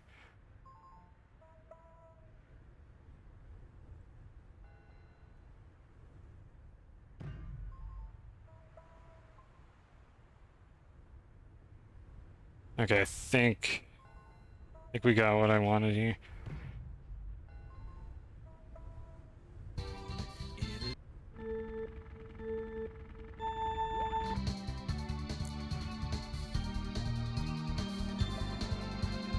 It's called a road, it's called the Rainbow Road. It is a road that you go. This is for you, Kai. It's called a road, I do care. It's called the Rainbow Road.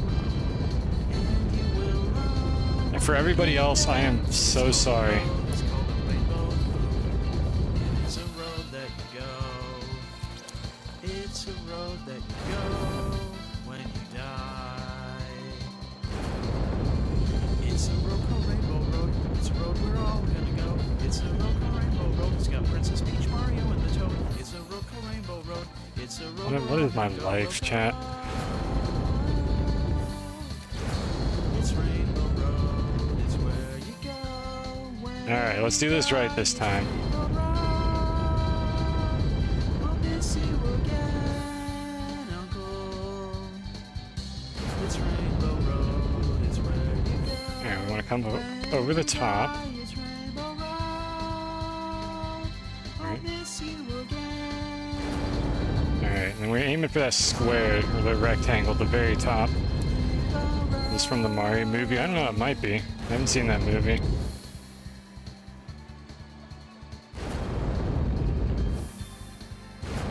It's called a road. It's called a rainbow. Okay, I'll play something else now. There we go. I'll move for Kai. I felt bad. I have some bad nostalgia from that song as well. Just those damn TF2 servers. Oh, it's been a long time. By the way, there's no way to pause this game without just unloading your save, so I need to actually stop moving before I can tab out, or else I'm just going to be God knows where when I scroll back in. Scroll back in, tab back in.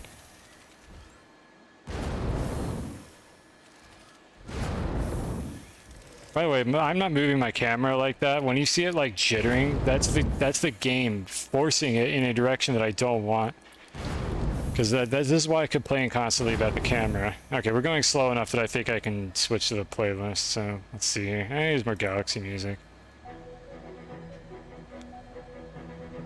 Alright, so we want to land on the top and see if we can place anything up there. Get a landing pad, maybe.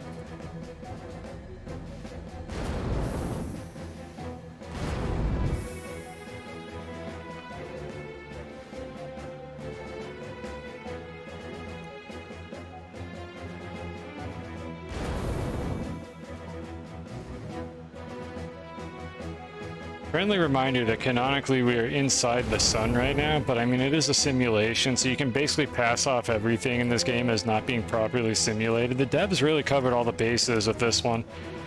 It's like, oh, why does flying into the sun not kill you? Because it's not part of the simulation. Checkmate, atheists.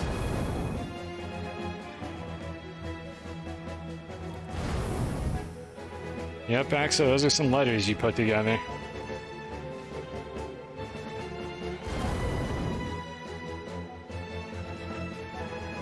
Okay.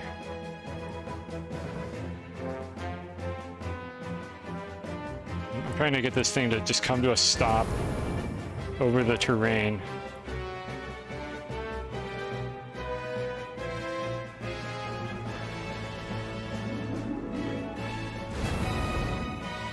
Eventually it will stop moving. I should be able to get out here. There we go. Yes, those are indeed letters, arranged in a specific order. Alright, let's drop the anchor. Okay, I'll drop the anchor on myself, I guess. I thought that would be able to grab the terrain. Alright, we've dropped the anchor, so now we don't have to worry about this thing escaping us. Let's see here, what do we have to play with? Landing pad. If this thing would stop jittering for a second. Dude, chill out. Come on, there we go. Alright, so what can I do with this? Will it allow me to deploy this thing?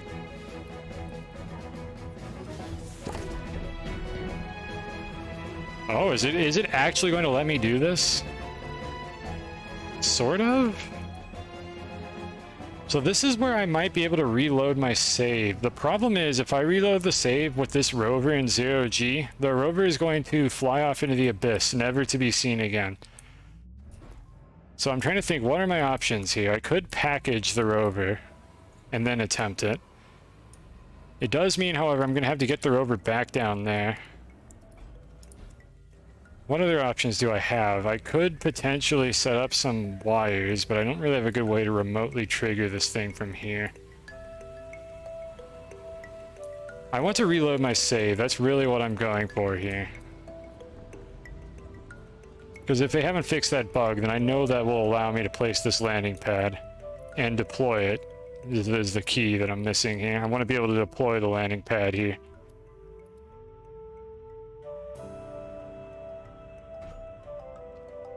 I think, let's see, what do I want to do? I think I package the rover is what I do, and then reload my save. And I think worst case scenario, I should be able to just drop back down into there and fly away if I need to. We have the scum save, so yeah, let's take some chances with this. Let's see how this plays out. So I need to package the rover, and that means I need to take all this stuff off of it and just kind of put it somewhere. It won't float away, but I need to make sure that the winch doesn't get away from it either. So what is the winch attached to? Let me turn off the auto arm.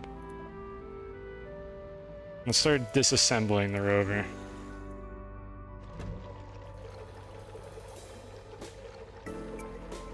I need to be careful about this. Okay, we got it on the main body of the rover now, so I can put this over here.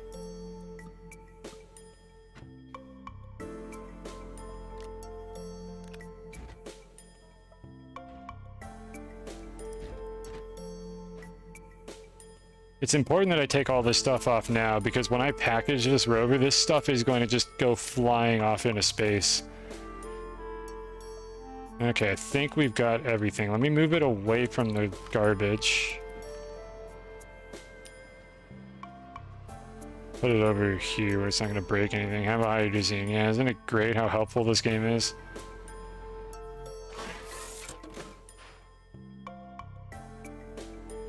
Where'd the rover go? Oh. You know, I'm not sure what I was expecting. Alright, so we got that.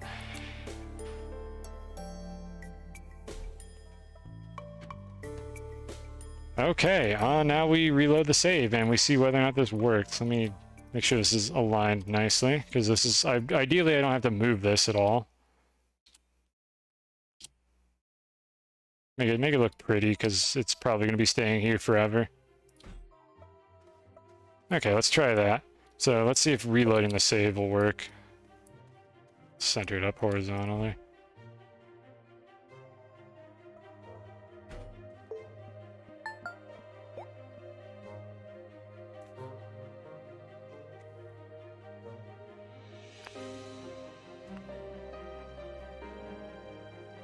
Welcome back.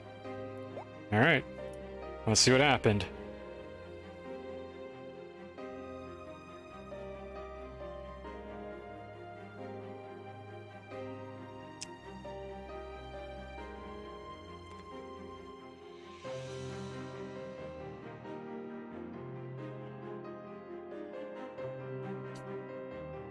It does this sometimes. It's possible that I bricked the save, but again, we have the backups. Let's just see what it does here. Oh, there we go. Okay, I was getting a little worried. Good, that bug still works. If you place one of these in space and then just save and load, it just becomes operable and you can just use it again. I did this already somewhere else. I forget if it was single player, or rather it was single player. I forget if it was in a off-stream save or not. I might have done this before, but I knew about this already. The point is, now we have a landing pad. And that means that we should be able to just go here at our leisure. Now here's the other thing that I think is going to happen. If I unpack this rover and it's anything like what normally happens when you unpack these in space, it is going to fly away instantly, like without any control. I don't know why it does that. It doesn't make any sense. So now the question is, what do we do? I could try to unpack the rover down there, or I might have to come up with a better plan for how to salvage this situation. Because I don't have a way off of this right now. I don't have a rocket down there. Let's think about this. What are our options here? I think what we do... Yeah, I think what we do in this situation is we unpack the rover and see if it loses control. And if it does lose control, I need to scum save one more time, and this time I need to place a rocket on this area so that I can drop down here and actually use the rocket to basically fly back home. So we're going to set up a few things here, but we might be doing another scum save while we try to figure out our plan. So first, let's see if this flies away.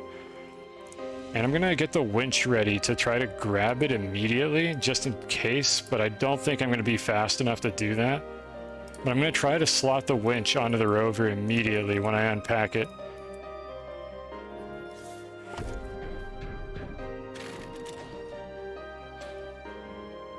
Alright, give me a second while I load the save again.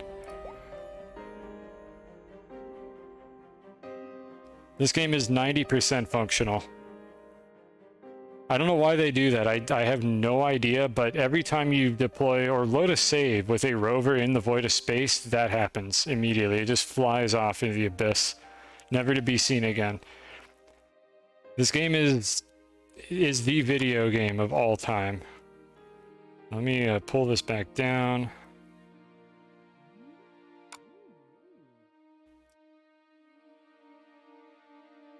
Alright, we have a plan now, so this is going to be a lot faster.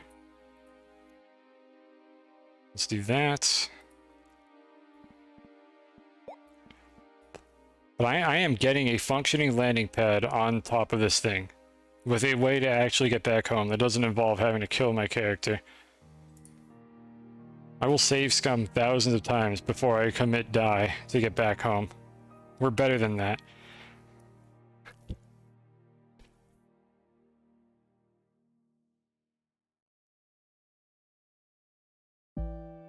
Come on. Come on, load in.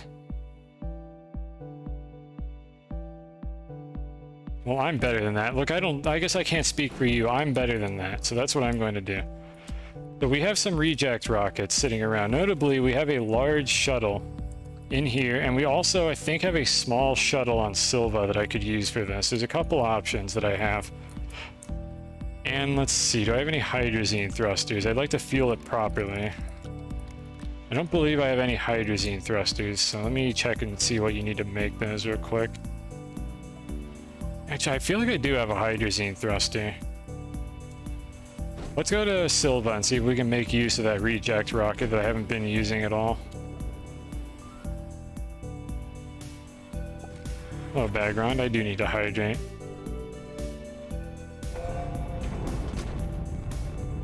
Ah, there we go.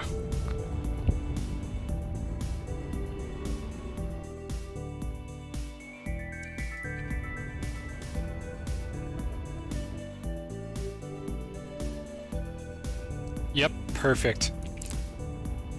I've managed to hit a lot of planets doing that today.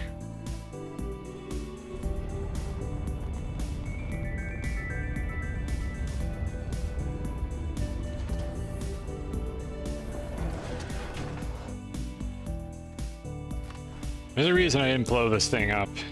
I figured it might have a use at some point in the future, and, well, we found a use for it. So it doesn't look like I left a thruster on it. I think I need to print one. Yeah, I don't see anything sitting around here. And pay respects to the crickets that I murdered if you want, because this is probably the only time we're gonna look at this during this stream. It's a monument. The two lobes on either side are for the two crickets that I murdered. It has no other symbolism beyond that. Alright, so let's bring this home.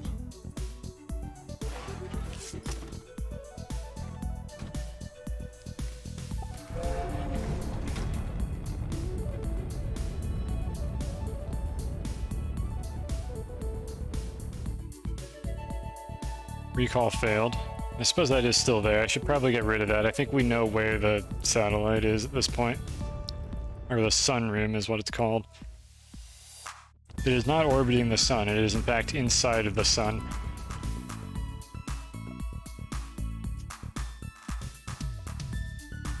Why am I always on the wrong side of the planet? Like, without fail. Every time, I'm on the wrong side.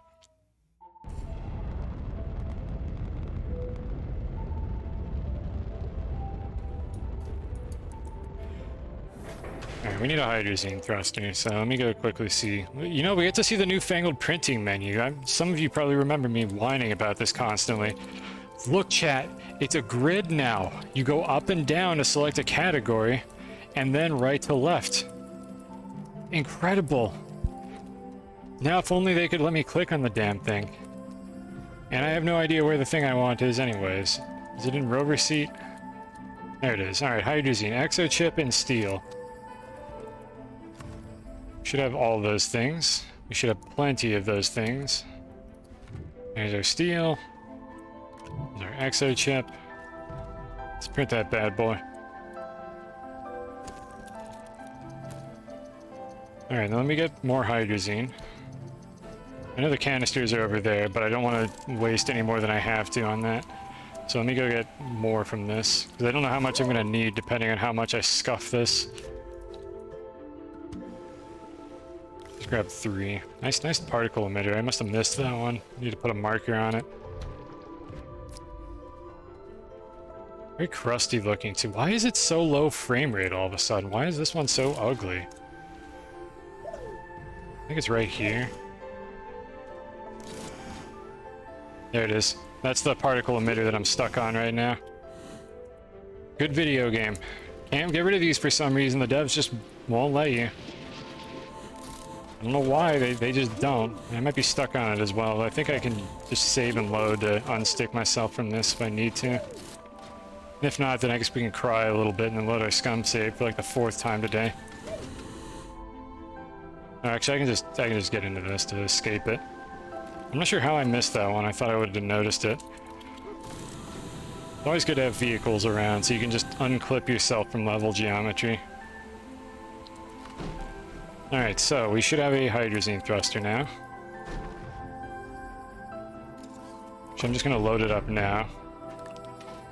Now, of course, I can't unpack the other shuttle yet. I need to bring it over there and then unpack it. So let's just drop this wherever it goes. That seems like a good spot.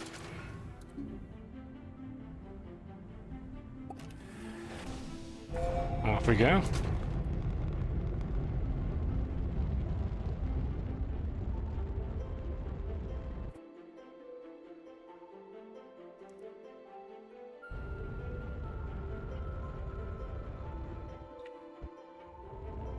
Almost hit that planet.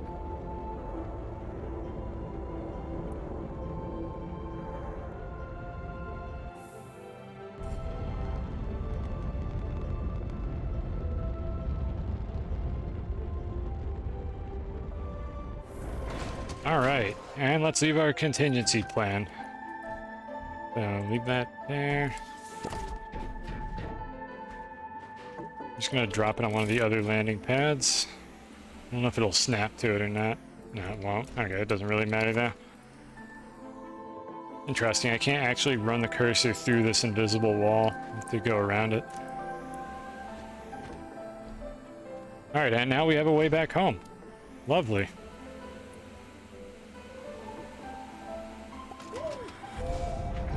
So I should, in theory, be able to just drop down here. And that'll be my ticket out. So let's go back to Calidor and then fly here with the rover.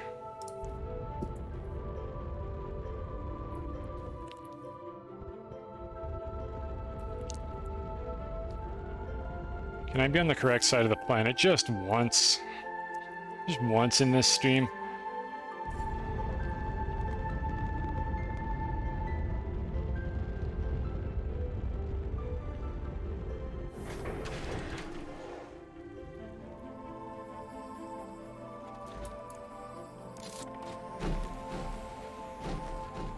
Let's see. Need to turn this off for a second.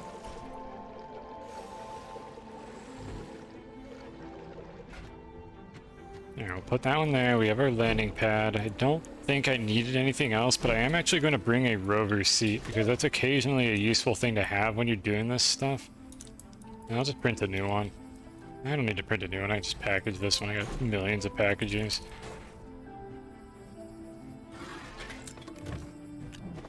Okay, rover seat can sometimes get you out of a pinch, so it's good to hold one when you're going to be clipping into level geometry. You never know. Never go anywhere without your friendly rover seat to unclip you from solid objects. Alright, I think we're good to go on that. Let's enable output on both of these, turn the arm back on. Hopefully I'm not forgetting anything. Let's make a new scum save.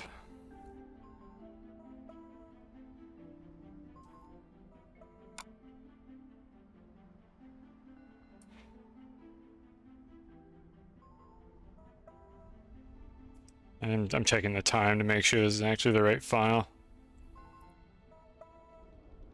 Yeah, there we go, 38 after. Alright, if I scuff this, we have another backup save, so I don't have to waste more of everyone's time, including my own. Alright, let's try this for like the third time. Let's see what music have we got queued up. No, we can do better than that. Let's see, we already went through Rainbow Road. There's some Sonic Adventure music. There we go. This is fitting space music. Alright. Third time's the charm.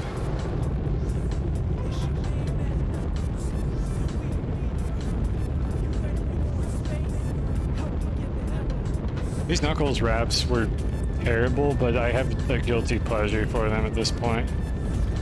It's my childhood. Or PTSD, depending on whether or not you hated that level. You gotta get the emeralds, Kai.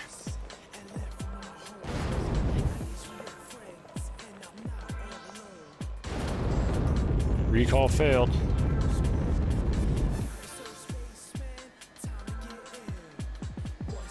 If I gave a shit about Better Twitch TV, or not Better Twitch TV, 7 TV emotes, I would absolutely get a wide emote that is just that recall failed icon. But I don't feel like that's going to be a very prominent aspect of the stream, unless I have more reasons to set up, like, just interplanetary beacons, which this is the only time I've actually had to do this. Though to be fair, it could be useful under other circumstances to just kind of keep myself oriented, so I might build one on Calidor.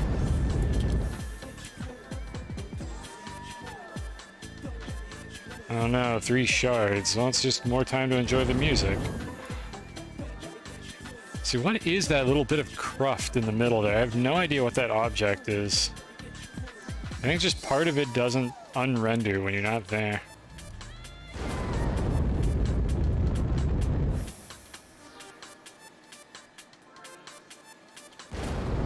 Alright, so the top is over there. Thankfully, the camera actually orients conveniently, so I don't have to fight with it too much.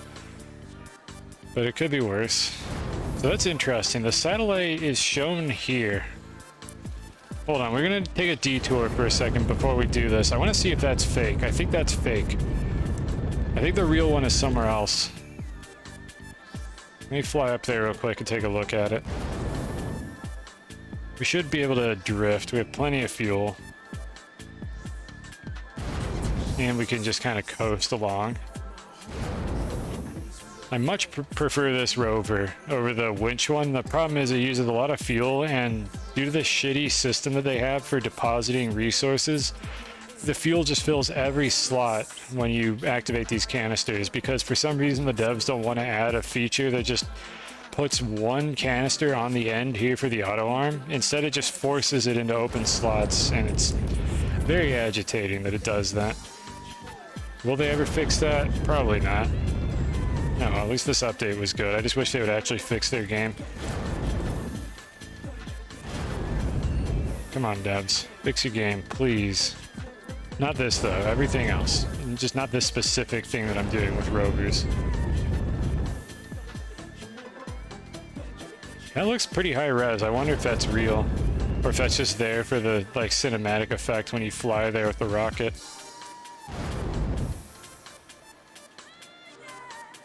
I'll be able to tell when I get closer because I actually have an object on the real one. I don't think it's real, though. I think the gravity would have kicked in at this point.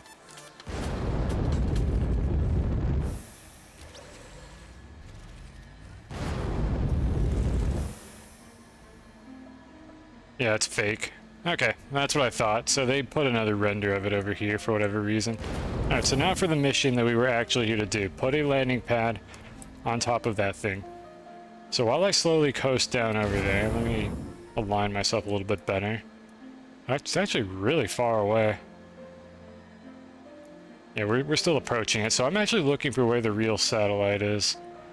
I don't know what direction is up, because for some reason the galactic plane is usually along the same path at the planet's orbit, except when you're in the sunroom or the unidentified satellite, in which case they're all rotated 90 degrees for some reason. But the star field is not.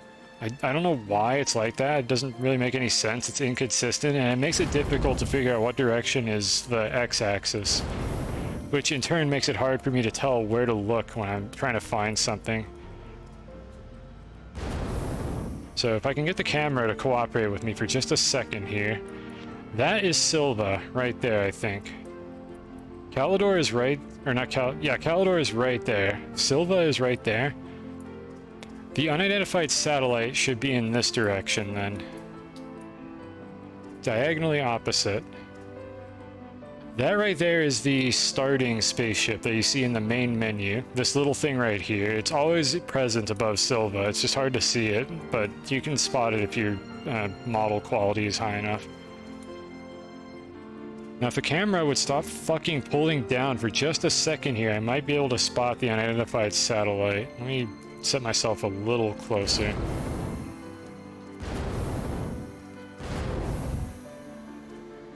Alright, so I know what direction to look in now. But every frame that I'm not actively fighting with the camera, it's trying to pull me to look in a different direction. I can't really spot it. If rotating this helps a little bit. No, not really. Okay, let me get a little closer. It's possible that they fixed that and that it doesn't render from everywhere else anymore. I'm gonna have to check on that. It could be that they fixed that because this thing would have also had the same bug. So if I can't spot it, then I'll have to check for that from a spot where I know that I could normally see it. They might have patched that bug. Which is good for them, I guess, because I don't know why it was always visible. Just every week a Reddit post shows up on the Astroneer Reddit, which you should not go to that Reddit.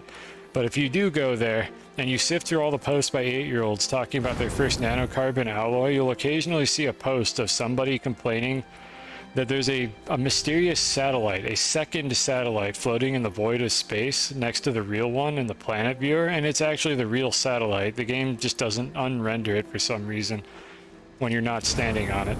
And then they see the fake one in the planet view and they think there's two of them. But that's what that is, for anyone who was wondering. I'm just curious whether or not they patched it in this update, so it might not even be relevant anymore. Yeah, the camera is not cooperating with me, so I'm gonna stop trying to look for it from here.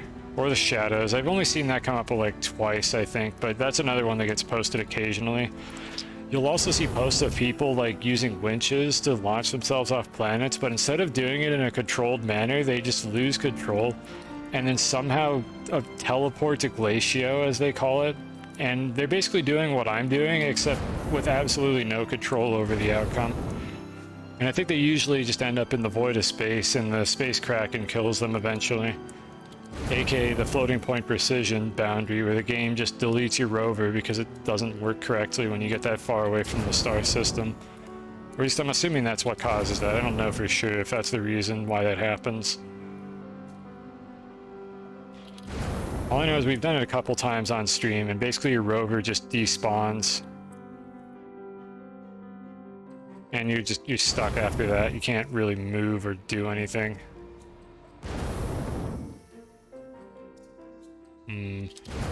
Trying to get the rover closer to the surface, but it will unfortunately bounce. Let's go ahead and get out now and see if we can tether to ourselves. There we go. Okay, let's see. So I need to do the same thing as before. It's just this time I have an escape plan. So I need to move the winch. So let me turn these off first.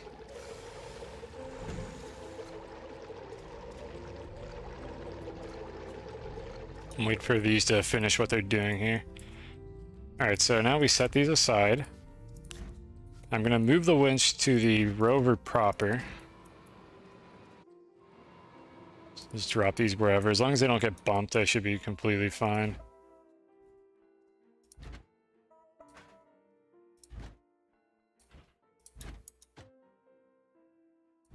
There's a lot that could potentially go wrong with what I'm going to try to do here, but we'll see what happens. Not like things haven't been going wrong already. Alright, so for some reason it's underground. Who knows why? Alright, we got all our toys just set to go over there. So let's unpack this thing.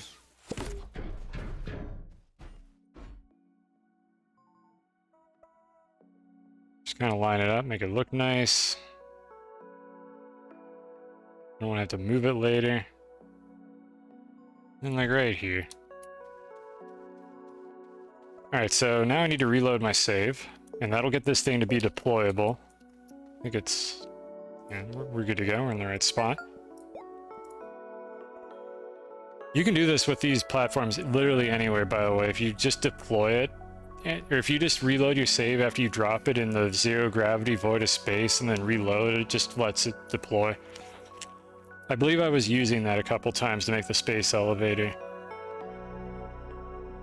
Alright, so that's that. Let me make a backup of this particular save as well. It might be useful if I cause problems for myself later.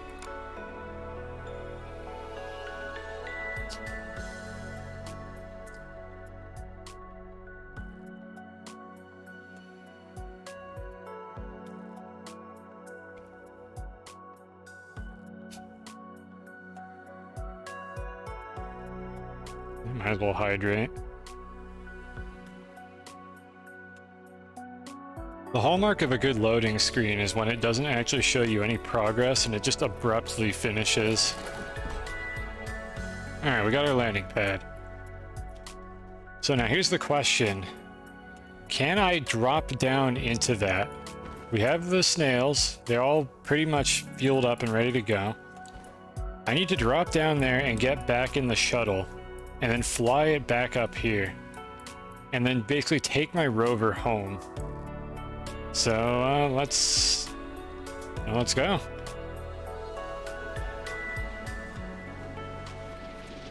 I want to land on the rim of this if I can. Okay, that's not solid. Alright. Perfect. I was afraid there might be an invisible wall there, and it looks like we're completely fine.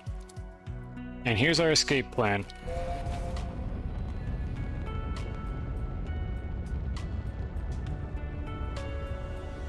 Now, can I interact with that landing pad before I do anything? Yes, it looks like I can. This is a valid landing site. But we need the big rover, or the big rocket, so we can take the rover back home. What the heck did I just fly by?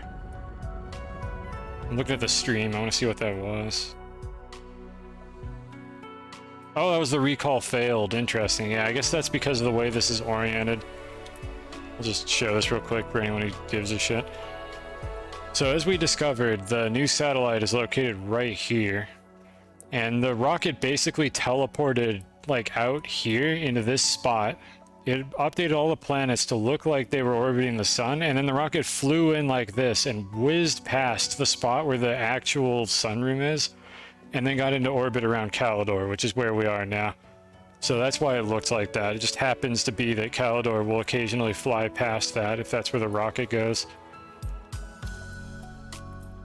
I'm glad I have that beacon. It's good. I should probably do that in the future if I need to fly to some specific object, because it just makes it easier to figure out what's going on. Anyways, let's go to the home base now. Why is that not... Oh, there's a rocket there. That's why I can't land on that. Okay, I was like, why is the landing pad not active? It's because the other shuttle is still there. So we're going to use this one, just the natural landing site. I should probably deploy another landing pad, but oh well. For now, we're not going to use this very often, so I'll just stick it on the ground over here for now. That's a good spot.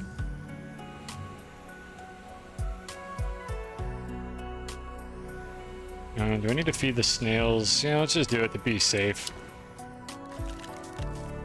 Didn't need the backup rover seat, which is nice. I'll hold on to it until I'm done with this, but I'm probably not going to need it.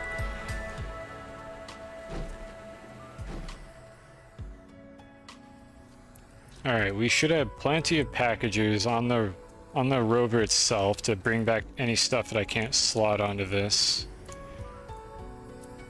Actually, what do I need? Let's think about this. So there's a large... Yeah, there's a large storage. Everything else is small objects that I should just be able to pack onto these silos. So let me take all of these off. Why do I have one clay here? And let me take all these off temporarily so I have enough slots to put all the rover accessories. That should be plenty. That should be more than enough. I do not know why I have a piece of random ass clay here, though. I'm just gonna put that in my sorter. Alright, I think we got everything I want. We're not quite done. We're gonna be dicking around more over there, but for now, this is good. I'm gonna fly back over there with the rover one more time and explore the collision on the rest of it, and then I think what we're gonna want to do is experiment with this thing over here, which I'm actually going to go ahead and put on the rocket, just in case it ends up being useful. But we need to figure out how to get hybrid rose seeds, as is stated to be the favorite food. I don't know if that's a typo or if there's a way to actually get more of these rose seeds and have them be renewable. Hopefully there is, because that means I could actually use this as a substitute for the jetpack when I'm building things, which would be extraordinarily useful. So here's hoping that's a thing we could do, but for now let's clean up the mess I made. Hat jam. Yeah, you can see it right there. That's the actual one. Silva's up there, yada yada. I wonder if there's a new camera angle you can get from the space view.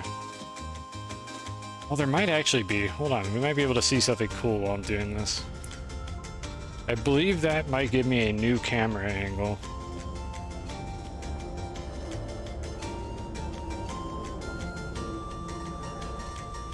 Okay, before we land,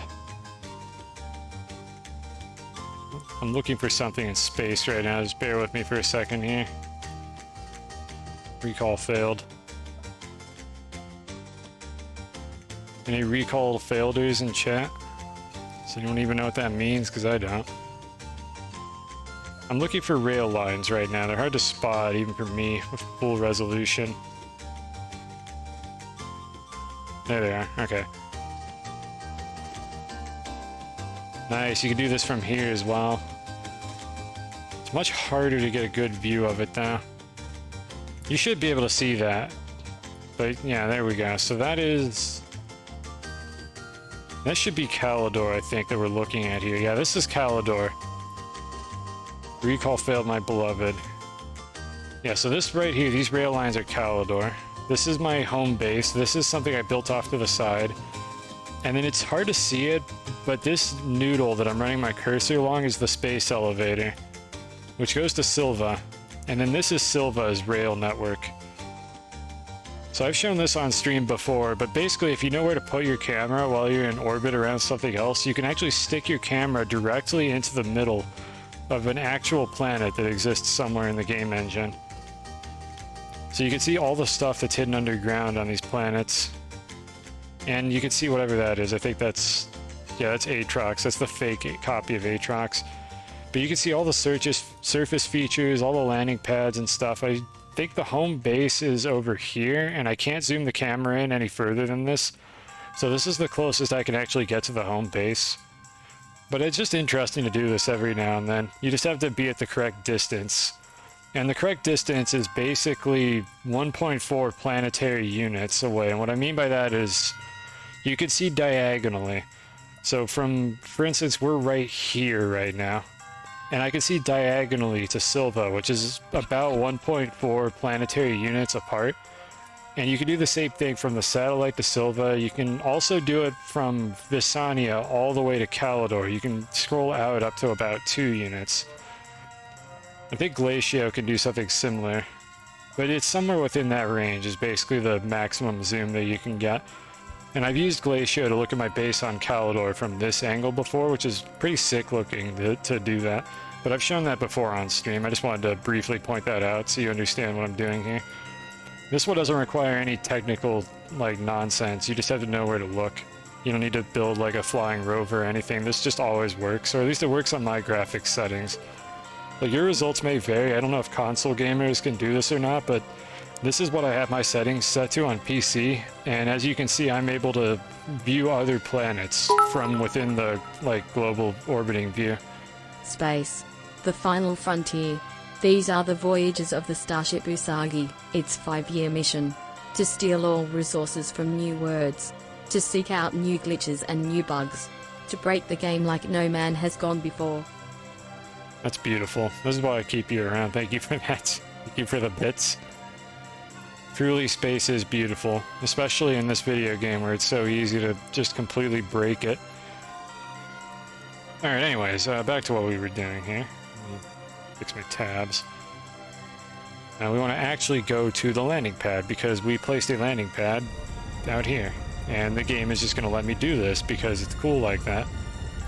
So essentially, if you wanted to build a base in the sunroom, I mean, you could build it in the sunroom, but that's cringe. If you wanted to build a base on top of the sunroom, you could also do that. Just follow these easy steps that I just demonstrated on my stream. And let's go get our rover back. Unfortunately, there's still no gravity here for anything except the player. I don't know why. But in theory, I think you could build basically anything here. If you place a platform and it doesn't deploy automatically, you should be able to just reload your save and it'll work properly again. I don't know what I would build up here. An atmospheric condenser wouldn't do anything. There's no point really. I don't even know if it has solar power, but it exists. The option is there for whomever wants it. Alright, do I have enough slots to actually unload all this crap? If not, that's not the end of the world. I can package a few of the medium items.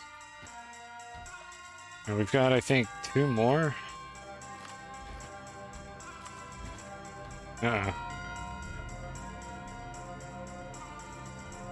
So close. No, not quite enough room.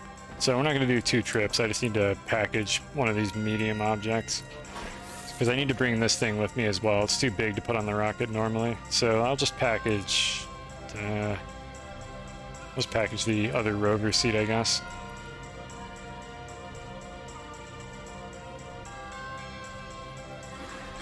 There we go, we got everything that I wanted. And if I ever want to come back here again, I can just fly to the landing pad, because it's not going anywhere, ever. Isn't this game just beautiful? What a wonderful game. Honestly, if it weren't for bugs like this, I would have quit playing this game ages ago, but the fact that you can fly these rovers around has just added so much to this video game for me. I really hope they never fix this specific thing. Like, this is a bug the player has to go out of their way to exploit, as opposed to things like bad camera or solid particle emitters that should be fixed. There's no reason to fix this. Let me have my fun. Back to Calidor.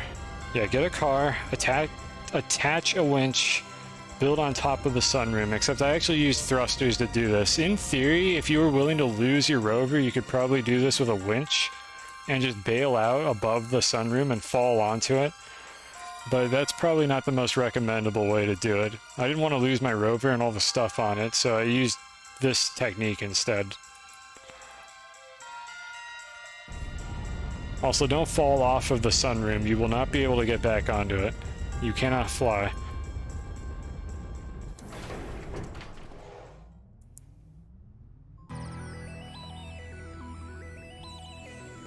Alright, so we're back. I need to reconstruct the rover and get everything back together.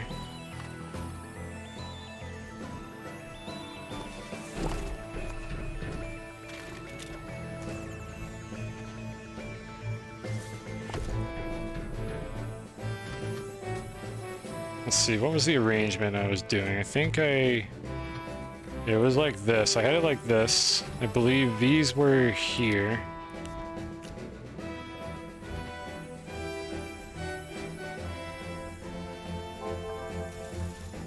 Yeah, okay, that's facing in the right direction now.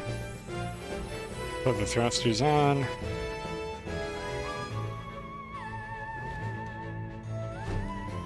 And the rover seat was what I packed, but do I have any open rover seats sitting around? No, it doesn't look like it. Okay, we'll just go ahead and unpack one.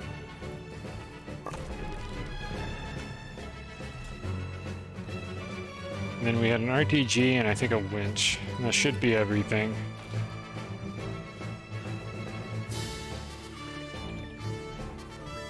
Perfect. Beautiful. Alright, and then these two slots were just for whatever I wanted to store on this. I have so many of these solid fuel thrusters. I should just shred these. I'm gonna just shred these. I need to reorganize some stuff here. I got a lot I need to do. Do some of it off stream. But I'll shred a few things now just to get them out of the way. And I have these canisters here just because I use this rocket to collect resources from other planets a lot. So it's nice to just have these sitting here when I don't need the space for something else. Very convenient. Alright, and then the last silo was right here. I do not know why... Alright, I remember what this is. This is the other silo of junk that I got from those missions. Alright, what do we got here? The snails are doing fine. This is my utility silo where I put all the stuff that I use frequently. So you are going to go over here. With like one of these seeds, just in case I need this for some reason in a pinch. Though I don't know that I will. Nope, I did not mean to put that in there. Okay, well, we're gonna go ahead and utilize that, I guess. I was trying to place it on the slot below.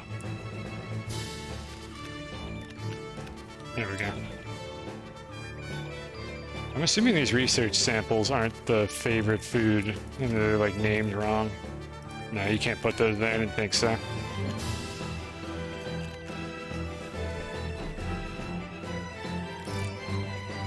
Oh, that's right, I'm like super fast now if I do this. Yeah, so anyone who was wondering, this is what that does. This is what this buff gives you, is you basically get creative mode flight. I'm assuming you're not like invincible or anything else, but you get creative mode flight. Which I'm, again, really happy about. It's pretty sick. It kind of conflicts with the hoverboard though, so I'm gonna take the hoverboard. Actually, hoverboard's kind of always active no matter what slot it's in, isn't it? Yeah, whatever, I'll just leave it then. Alright, where have I been putting the fireworks? I think they're over here. Alright, so we got a portable oxygenator, which we basically never use. And one of these, let's put it with the others. Where am I storing these? There they are. I knew I had a bunch of these. Okay, and then I just have an empty silo to put back over here. Okay, I think that's everything.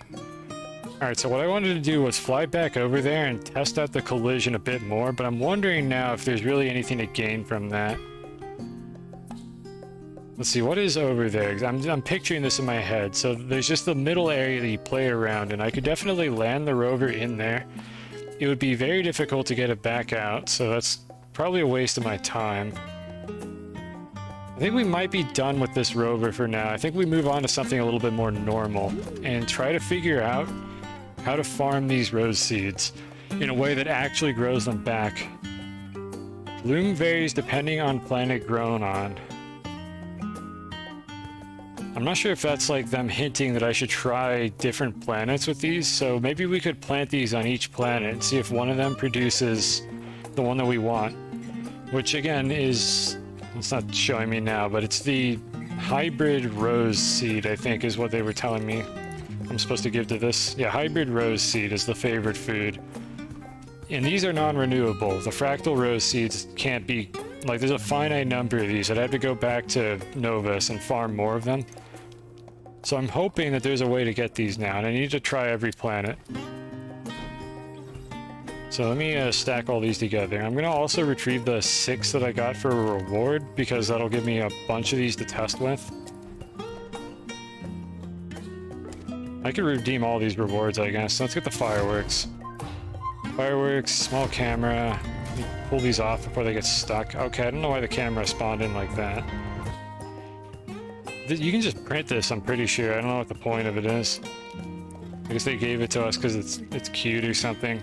It was fitting for the mission. I don't want to point at the ground, game devs. Please let me remove that. I'm in single player. I do not need to point at the ground. Alright, I was also going to shred these. Only a bit more housekeeping, and then we'll go back to doing something interesting. It's more interesting than housekeeping. Alright, what other crap do I have? More rose seeds, more solid fuel thrusters. Oh, here's the reward. I can get a Chronos suit and some other stuff. We'll look at that in a moment. I didn't actually check on those. But let's try this first.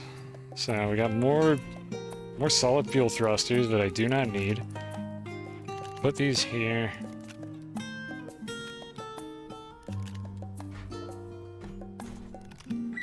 Okay, I don't know yet whether or not these research items have any other function, so I'm going to put them over here for now, and I could probably just get rid of them all later if I don't need them. Or collect a few of them, because of course I'm going to collect them. Okay, so that'll take care of these for now. It's been a while since anything has disappeared from my base. I wonder if anything has fallen through the ground since I last left off. Can I put this in a slot, please? Okay, good. Yeah, I can. I'll just stick it there. Yes, please let us shred these while they're in packages. So what happens if I'm flying when this ends? Apparently I can't fly now? It's double tap jump to fly, but I guess it already ran out or something. It must have just run out as I tried to do that. Oh, we'll screw around with that a little bit later. We got all our seeds. All our eggs are in one basket, so hopefully I don't lose these. What are the other rewards? More fireworks. Alright. I'm afraid to fire these. I don't know if they can actually blow up hydrazine, and boy are there a lot of hydrazine canisters in my base, so we're not touching these. Fireworks are dangerous, kids. Don't play with fireworks. On the other hand, leaving like 30 sticks of dynamite just sitting right outside of your house, that's a-okay. Nothing bad is going to happen to that. I mean, so far I haven't blown up the base. At some point I will probably blow up the base on stream and then like reload the save just to see how much damage it would do, because I am quite curious. Most of the explosives are condensed over here and then down there. I wonder if those two explosions would reach each other. Maybe the rovers would get hit as well. It'd be interesting. Alright, since we're done dicking around with this thing, I'm going to go ahead and put all the hydrazine back downstairs, and we're just going to park this in the garage. Thank you, Rover. You have served your purpose well.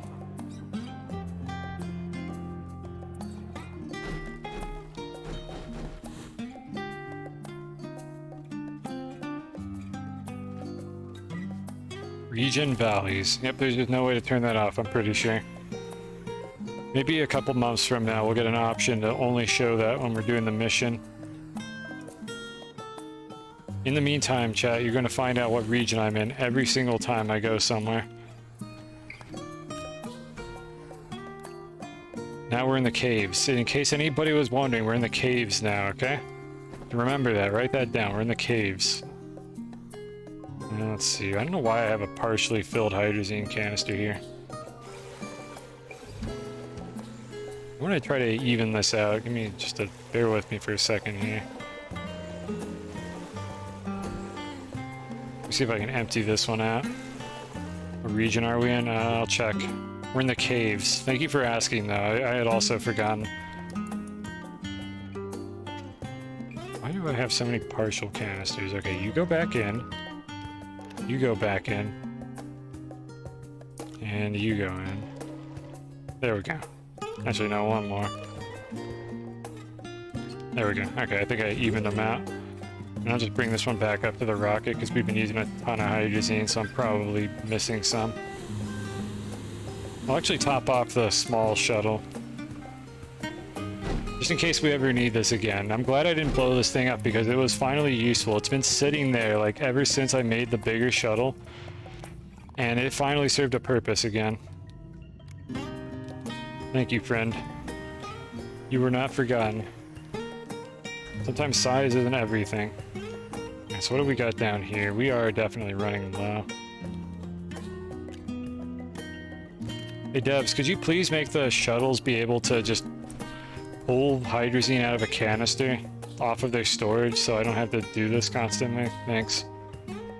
Oh, I see what happened here. I actually pulled all the hydrazine off of the silo. I need to go top it off real quick. Hydrazine is just too precious.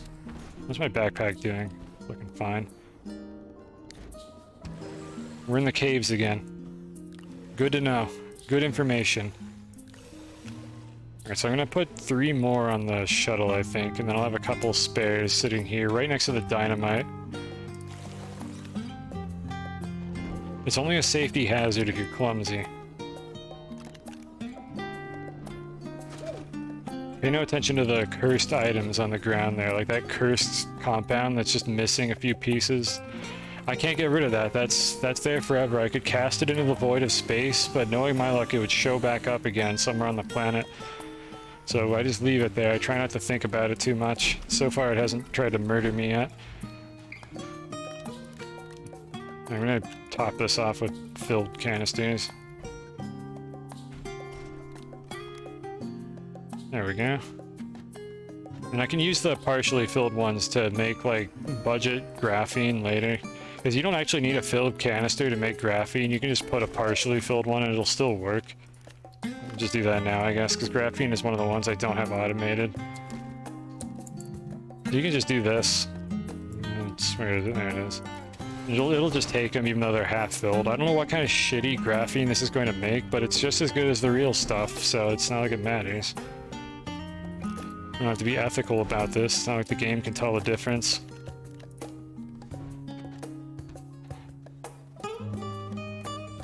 Let's see here. What do we got? I think we're ready to go. So what I'm going to do next is I'm going to go to every planet and plant these seeds and see if I can figure out if they do anything different in one of these locations.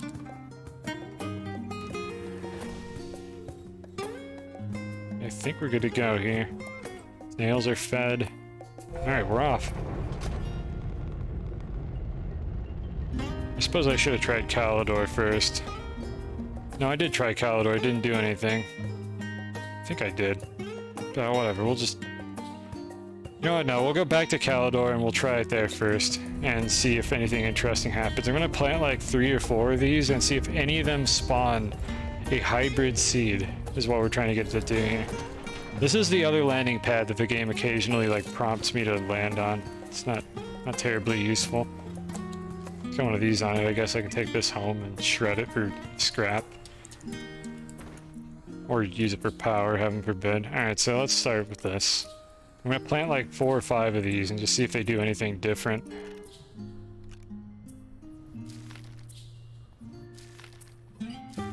Interesting, I think they look different on each planet. I think they have like the planet's color scheme on them. It could also be like if I plant them in the core, maybe they do something different. I'm gonna try a few things. I don't want to just go look this up. I want to see if I can discover how to do this. Or it might just be a typo, and this fucker actually wants fractal rose seeds and not hybrid rose seeds, but I have no idea. So we'll find out if we get anything interesting from this. So another research sample, which, as far as I'm aware, doesn't do anything useful. We'll try one more round. If it doesn't give us anything, we'll try something else. Perhaps I need to plant these in a different biome. So I will try the core of the planet, I think. And I will also go to Atrox. There's a spot on Atrox that might be interesting to do this on.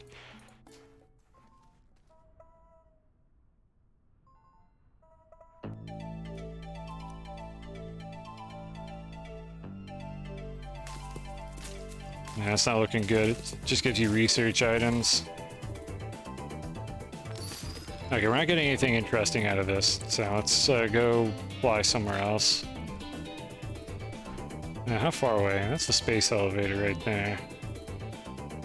I don't have a quick tunnel to the core.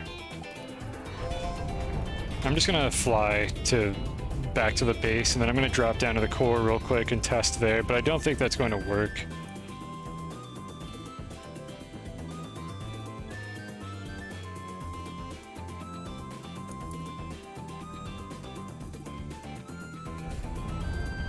Got plenty of fuel, so I'm not really worried about this. Alright, how many are in my inventory right now? 2 should be enough. Alright, I could just teleport down to the core, but I'll show everybody the pit.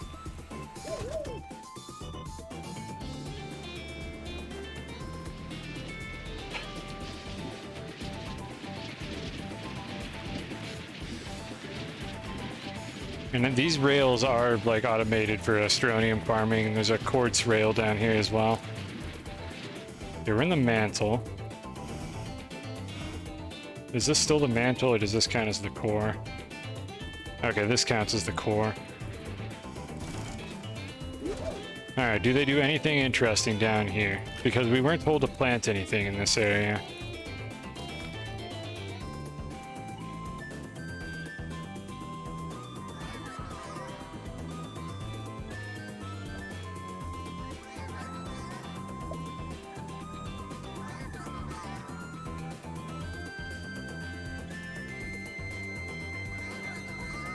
Alright, what do we got? Nah, this is looking about the same. I'll give it one more round. But I don't think this is going to do anything interesting. Imagine it being difficult to get bites in this game. What a bizarre world that would be.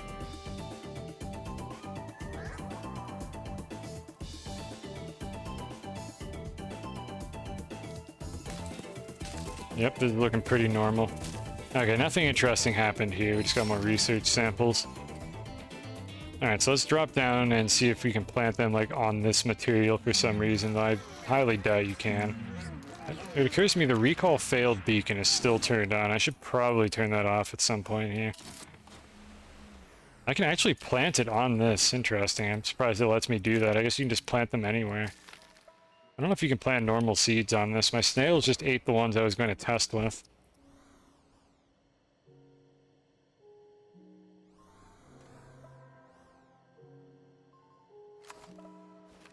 Can I dig them out? How does this work?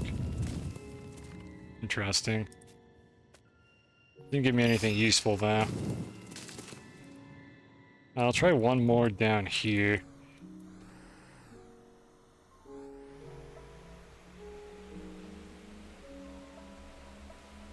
I'm definitely not holding out hope for this working. I don't believe this is how you do this. Again, I may be looking for something that doesn't even exist. But we're gonna try this. I'm gonna point at them. I'm gonna use this feature that the devs really want us to have in single player. Point. Useful feature. Cancels all active animations, so I can do this. Because I'm a smooth criminal.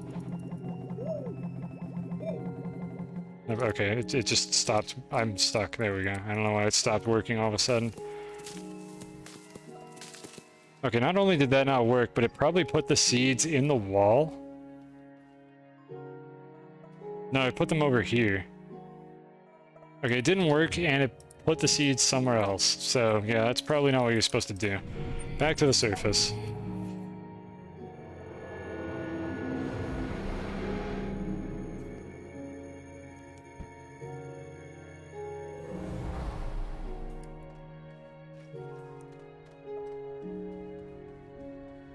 I'll try the gateway as well, but I don't think I'm on the right track here. I think I need to go to Aatrox next and see if it grows anything different there.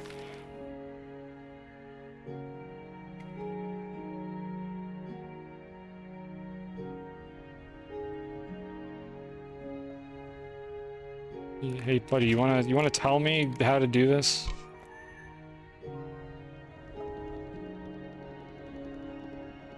I clicked the pet button, by the way. This is what happens when you pet her. You get this cute animation.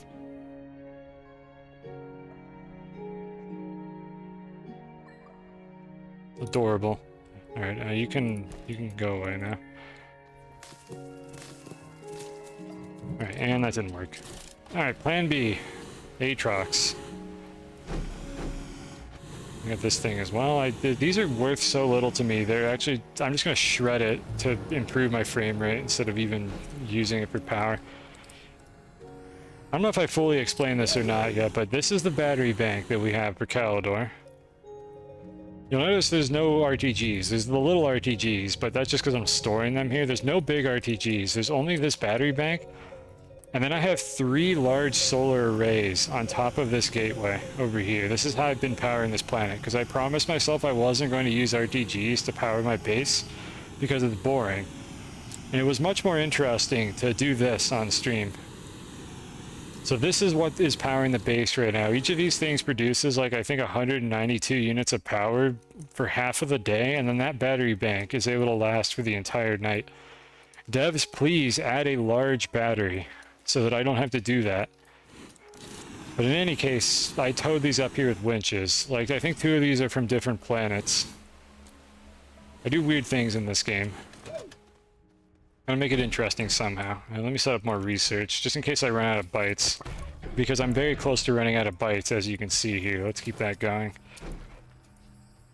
We're doing fine on fuel. Alright, so Plan B, Aatrox. Let's see where that gets us.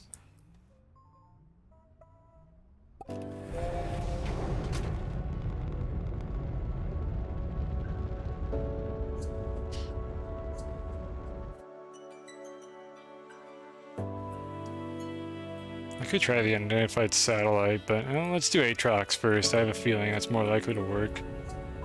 That's a good resolution. Yep. Bam. Right through the middle. Every time. So my base, I think, is on... That might have been it right there, actually. Okay, I need to circle around.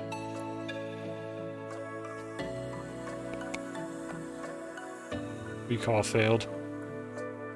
I never thought that that recall bug would actually be useful. It was a nuisance during one of my streams where I kept getting that message because my sorting system was scuffed and didn't work correctly. But for some reason, it had a use. The devs, in all of their wisdom, added a broken feature that I was able to actually abuse for something. Alright, so we already did this on this particular biome. So I'm going to try it again anyways, just to be diligent, but there's another biome on this planet that is super cursed, and there's a decent chance, I think, that something might happen if I do it there. Yeah, or I could just be completely wrong. Yeah, these, I think, do look different depending on the planet you put them on. Kind of neat. They're probably a good decoration, if nothing else. They're pretty looking. They seem to grow on, like, literally anything.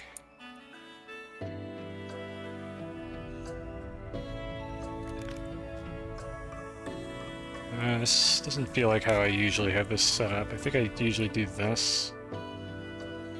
And then I have the winch here. Yeah, that's why this feels bizarre. That's better. I can reach all the slots now.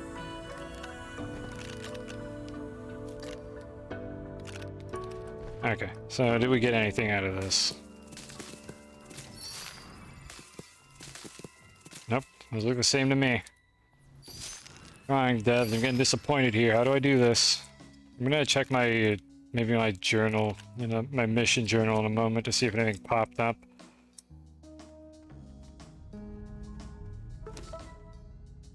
Let's see, so this is a reward. You know, I get a schematic for a fault finder.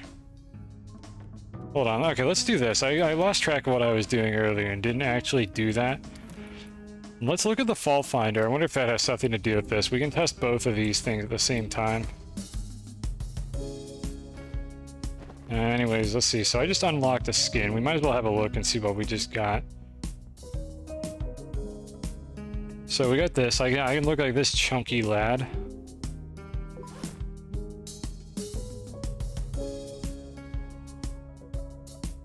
Yep, that exists. Alright, I'm not gonna actually use that though. I want my lab coat. I'm a scientist, and I have to make sure everybody knows that I'm well educated and intelligent and really smart and handsome. So I have to wear the lab coat. What else did we unlock? I think I wasn't paying attention. Was it a hat or a pallet? Or neither of those things. Does anybody remember what I unlocked? I'm really smart, by the way.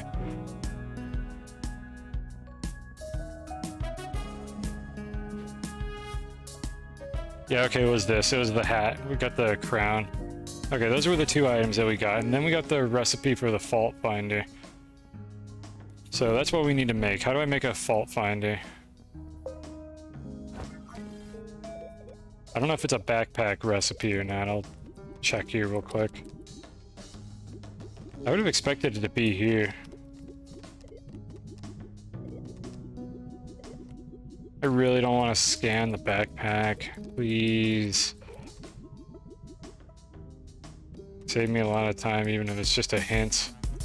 Well, that depends. All right, let me put it this way. How much time am I about to waste by trying to figure out how to clone these seeds the way I was going to? Let's put it that way. How much time do you think I'm about to waste? All of it. Okay, I'm not surprised by this development. All of the time.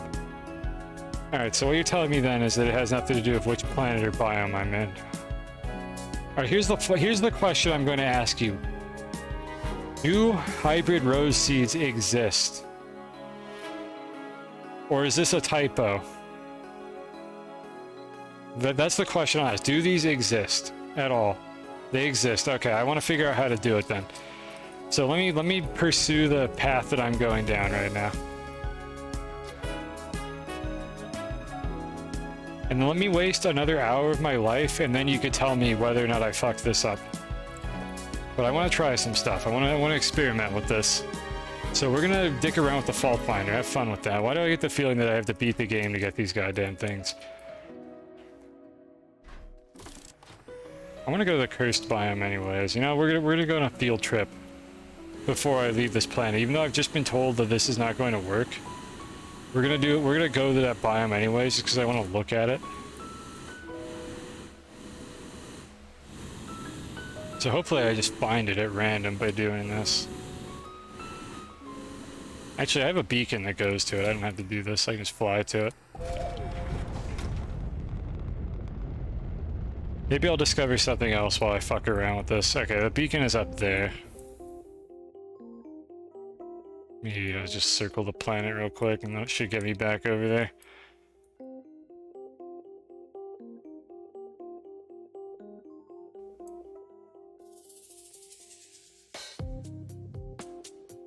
Are there no landing pads anywhere near this?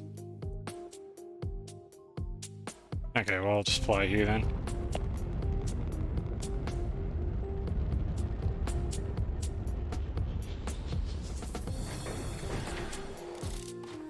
I'm gonna run out of fuel while I'm doing this. Let me grab another one real quick.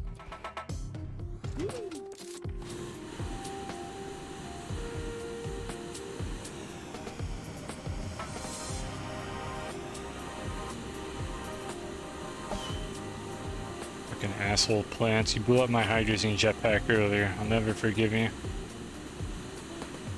Alright, here it is. This is the biome I was going to go to plant these because this biome is cursed. And I was just wondering if it would work. Unfortunately, that does not appear to be the case. However, I'm going to do it anyways because I'm stubborn. And I don't know, maybe it does something else. Probably not though, so let's go find some flat terrain and do it over here. But yeah, this is probably not going to work. It sounds like I'm on the wrong track. So I need to carefully look around to see if I can figure out how to do this normally.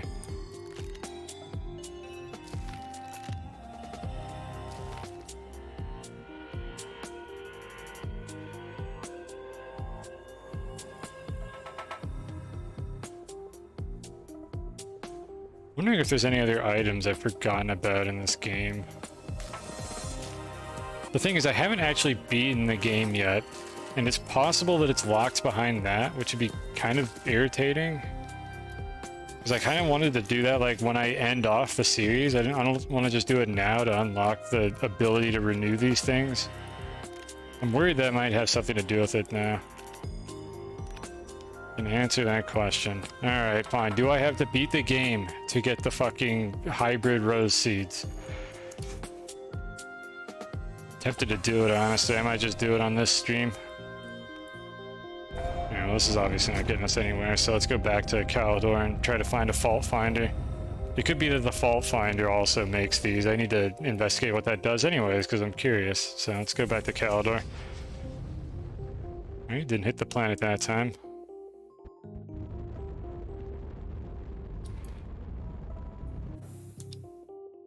I'm willing to accept spoilers that are going to save me like dozens of hours of doing dumb shit just to find out it was never going to work to begin with. Don't have to beat the game. Okay, I'm assuming that's what that no was for. Your stream delay is like a minute, I think. My attention span is only like 30 seconds, so I forget what I say after that, and it's hard to keep track. But I'm assuming you're saying no, you do not have to beat the game to do this. So it's not biome or planet related, and you don't have to beat the game. That's the intel that we have right now. Okay, I can reclaim this. Don't have to beat the game. Alright, good to know. Beating the game would be this mission right here. You just took a minute. Okay, that's fine. Get the facts right. I would prefer that, honestly. I just wasn't sure. I know that some people, their delay just increases over time. They don't realize it, and they're like 5 minutes behind the rest of the stream. Wondering why the streamer is ignoring them. Alright, anyways, fault finder. So I could not figure out, I don't even know what slot that's in. It could be in this printer, so let's see if we can find it. Unfortunately, I don't know which category it's in, so I'm just gonna literally have to check every single one of these. And if it's in the backpack printer, there it is, Astronium and scrap. Okay, good. I was gonna cry if it was in the backpack printer and I had to go find it. Alright, let's go see what this thing does. I have no idea what this does after this mission.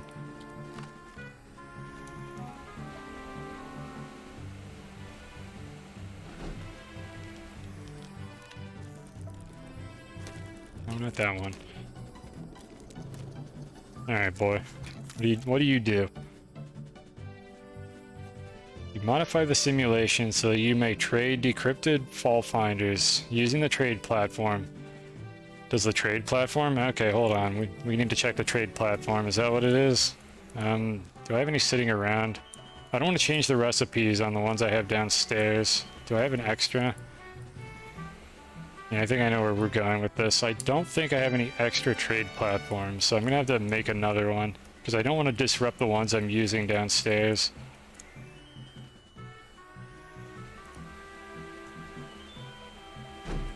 Honestly, if I can just trade for these things, I'd prefer that, because that'll be way easier than having to set up a farm that doesn't work if you're too far away from it.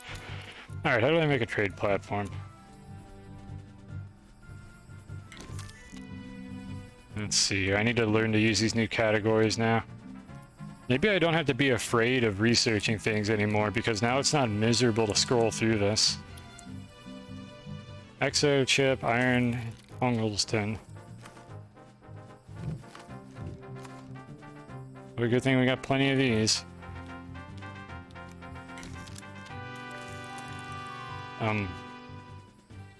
Excuse me. Why the fuck did it do that? It just stole the exo chip off of this thing and then just dropped the other items. This game is weird. Alright, so while that's printing, I'm assuming that that's what we need to do here. So let's go dick around with this fault finder. Where the hell did I put it? Chat, save me, please. Where did I put the fault finder? Oh my god, what is... There it is. Alright. So I don't know if this is gonna like give me the version where I have to like dig through the terrain, so I'm gonna bring it over here and see what we get.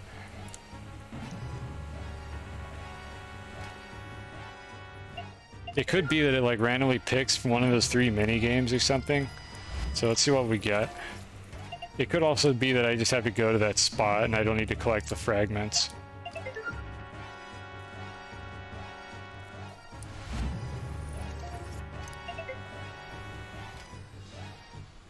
I should actually read the text. Okay, nothing changed. Detection method. Error method undetermined. Okay, I don't know what that means.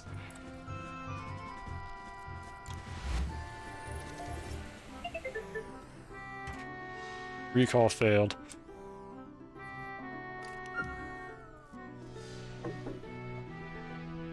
Excuse me. I want to use it here. I'm glad I could just use it twice and it just works. Ah, fuck. We have to do this every time. No, it gave me the ones that are underground. No, dude. Is it random? Let's see. On this planet, I think I had to do the one where I search for them. I'm gonna cancel it. I'm gonna actually just cancel it and see if it'll roll the other minigame. I do not want the one that requires me to dig the pits, because that is gonna fuck up my save file size if I just have to run around doing this. So please tell me I could cancel it and do a different one. Also, devs, please fix your save system. It's garbage. Add chunks. Minecraft figured out how to do this, and not just an idiot. Why can't you add a chunk-based system for this game?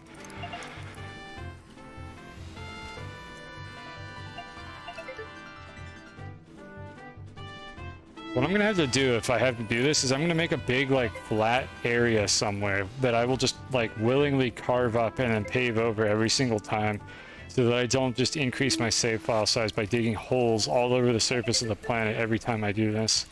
Yeah, road to 100 megabytes. I think it becomes basically unplayable around like 50 or 60. Okay, good. Oh, thank goodness. It gives it a different minigame each time. Alright, so you have to find the fragments, but you get a different variation of this each time by the look of things. So this is the version that points you to a different one. And then you make a pentagram. That said, I feel like it would still be easiest to farm this by just making a big plateau. And that said, it sounds like a pain in the ass to have to farm this constantly. So I'm very much hoping that there's more to it than just having to play the Fault Finder minigame thousands of times to get enough resources to do this trading. But we'll see. That'll become an off-screen activity if I need to do it excessively, because it's not very interesting to watch. But what's good to know is that it's a different minigame each time, so I can just not do the one that requires me to carve terrain. Imagine if you had to play Minecraft and be afraid of carving terrain, like if we lived in a world like that.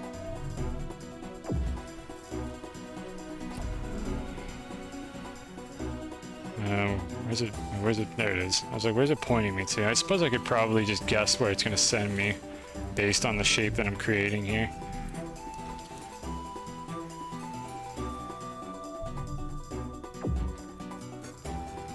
Alright. Hail Satan.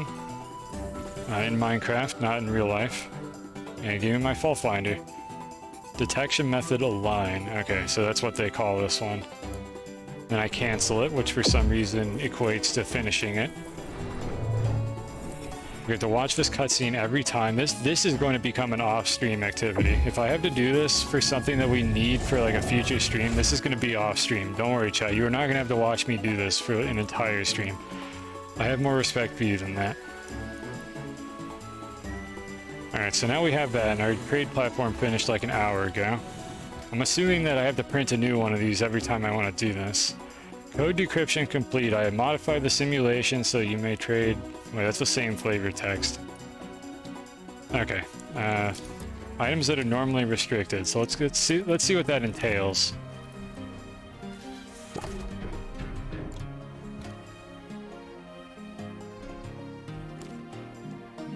Fault finder. Alright, so it appears to be one for those. Oh man. Dude, I fucking swear to God, if I had to do this twice or 4 times for 1 nanocarbon alloy, there's got to be a better way. Alright, there's our hybrid rose seeds. Okay, I'm hoping we can farm those. Let me look at all the options that we have here. First of all, did they add anything new to this? No, it's exactly the same. That's exactly the same. Alright, so what can we get? Garbage, garbage, garbage, garbage, garbage, garbage, garbage. I can get all of these things myself. I don't need these. Okay, we can get those. So these are renewable now. I think these used to be limited based on like events or missions. But I don't need that. I can just do anything else. Hybrids grow fractals. Okay, so then I must have like a limited number of them. But I can get more. Well, I mean, it's renewable because fault finders are renewable. I'm just hoping that the hybrid rose seeds... Oh, you're saying you don't get back a hybrid rose seed from the thing you plant. Okay, yeah, we'll look into that then. We'll see. So I'll have to do a fault finder every time I want those, which is going to be a pain in the ass. So I'm not sure how I feel about that. Maybe it'll be easier to just go scavenge them all off of Novus. So anyways, what do we got? Beach ball, fireworks. I didn't know there were this many firework colors in the game. You can only print one of them. Alright.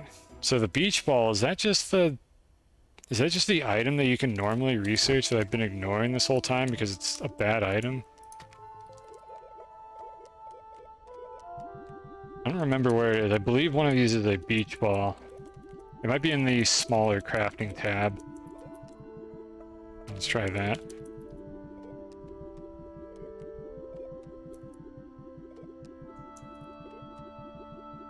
There it is. Recreational sphere. Okay, the beach ball might be different. One fault finder for 30 minutes of flight. I need to optimize the shit out of this process if I'm gonna do that. We'll see. That's something we'll think about here. I'm not going to do a bunch of fault finder grinding today, but I'll think about it, and we'll see if we can figure out like what the optimal strategy is for this.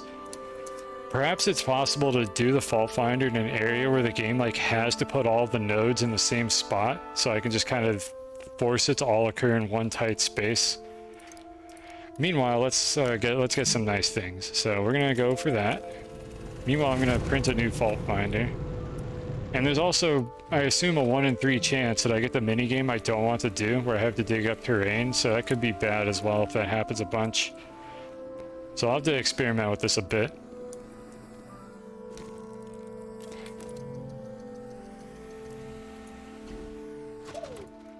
And move this over here.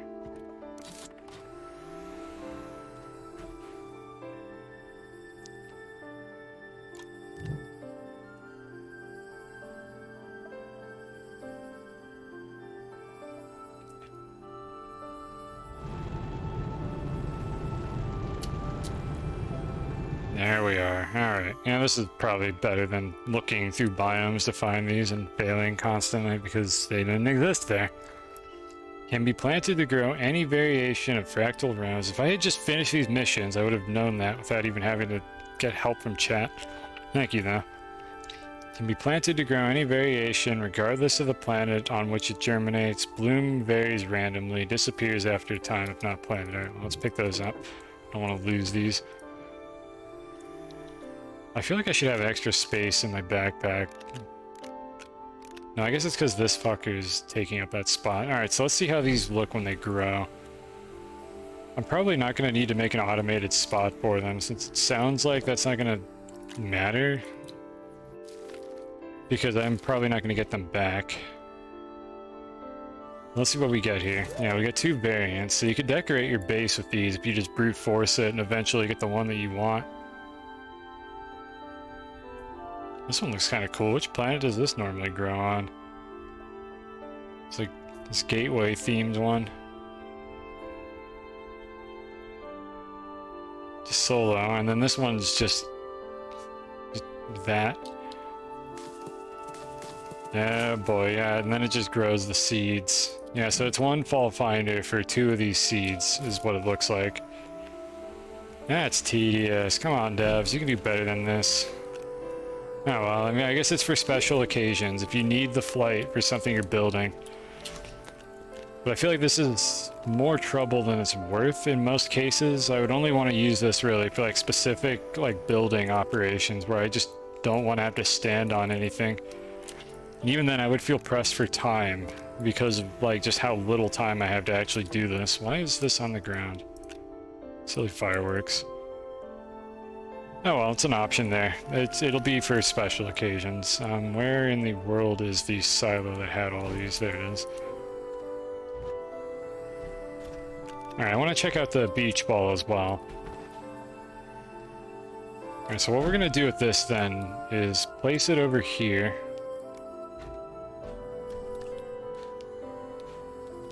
And then we'll have like a couple of these seeds sitting on this silo just in case I need it. We're actually... Wait, do the hybrid rose seeds last longer? Am I supposed to like actually save hybrid rose seeds? Like, did I basically waste them by turning them back into these? Now let's do the fault finder. Let's see where that gets us. I think maybe I'm supposed to use the other one. I need to time how long it takes for each type of seed. Hybrid's 15 minutes, okay. I think the other one is like 5. So that means I don't want to plant the hybrid seeds. I actually want to use them directly for this nonsense. For the, not snail, the fox. Evo, that's the name. Okay, so I guess that means I don't have to plant them. I'm almost happy about that because that's a pain in the ass to do that. Alright, so we're gonna do this like 1 or 2 more times here. And then I will do the rest of these off stream if I need more for any reason. I'll have like a silo full of these at some point. And what I might also do again is I might make a big like empty space somewhere for this activity that I can just easily like fly around. And it should be a lot more fast than just doing it on these hills every time. No, there's no interference. Just do the thing. I don't know why it says that the first time. Okay, it says that every time. Fine, do it here. Alright, what I think I want is that one. Yeah, I think I want this one. The one where they fly. And I just have to bring them back. This strikes me as the easiest one because then I can just route my own path through them. And if I'm flying already to do this more efficiently, like with one of these rose seeds, it'll be much faster to get the rest of them. And if I do this in a small enough space, I probably don't even have to fly that high to get them. This is the one that I want. Even if it uses a bunch of hydrazine. Hydrazine is super cheap. I don't care about that. Yeah, this is by far going to be the fastest one. And then cancel for some reason. This is unskippable, so I'm already upset about this. I've been avoiding spoilers on the internet, but I'm gonna have to look and see if other people have better strategies for this, because I don't want to have to do this constantly. Alright, let's go check out the beach ball. What does that look like? Is it just a normal ball?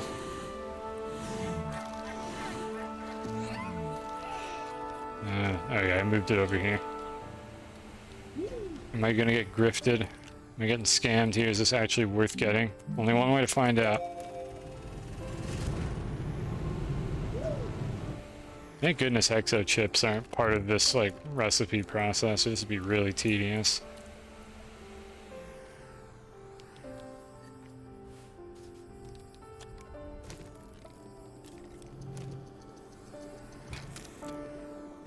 Alright, so while the beach ball comes back, we're gonna do this one more time to get the rose seeds, or whatever they're called. Hybrid rose seeds, that's what they are. Alright, so one more of these for the stream, and then I think I'll have enough to get everything I cared about.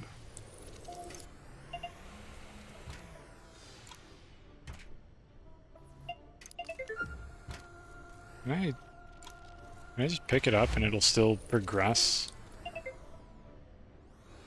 Okay, it just progresses, I think, even if I don't watch the animation. I think I can just pick it up and look around. Yeah, it'll still point in the direction that it's going. I don't have to actually leave it there. That's nice. Just assuming I didn't just rotate it. I might have rotated it by picking it up, actually. Or did I get it stuck?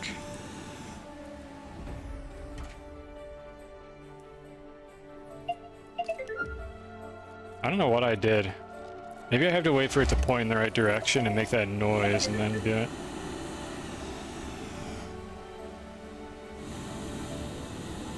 Okay, it's over here. I have no idea. I'm gonna have to learn how to optimize this process on my own time. Alright, which one is it? Please don't go into the ground. Do not go into the ground. Do not. Okay, good. This is the one I want. So it's random. It doesn't look like it cycles through them. So we'll collect all the silver stars.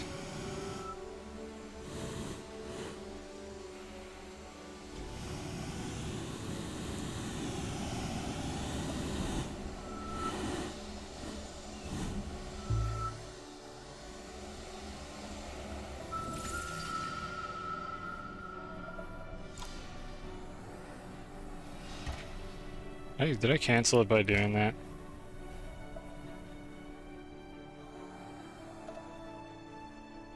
I broke it. God, I broke this one.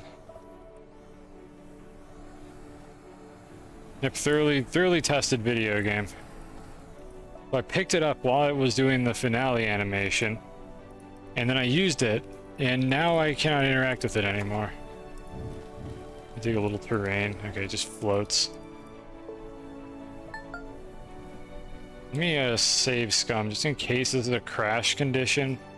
That it shouldn't be, but I don't trust this game at all. Let me make a backup save. I'm not going to load the backup save. This is just going to stay here forever if I can't get rid of it, but I just want to make a backup save in case I actually broke my save file by doing this. There we go. Alright, we have a backup now. But I'm not going to load a scum save. That's just going to stay there if it has to. Hopefully this will knock it out of that state though and let me use it.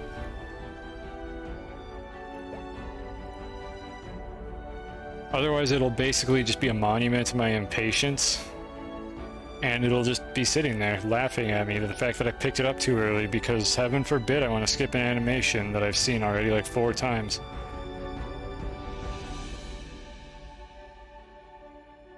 I would report this as a bug to the devs if they actually had a place to do that, but they removed it. DMs, alright. Okay, I'll get back to you on that. Looks interesting, though. I'll have to see if the resolution on them is adequate. Okay, good, I saved it. You can actually pick it up. So, I think saving and loading fixes it.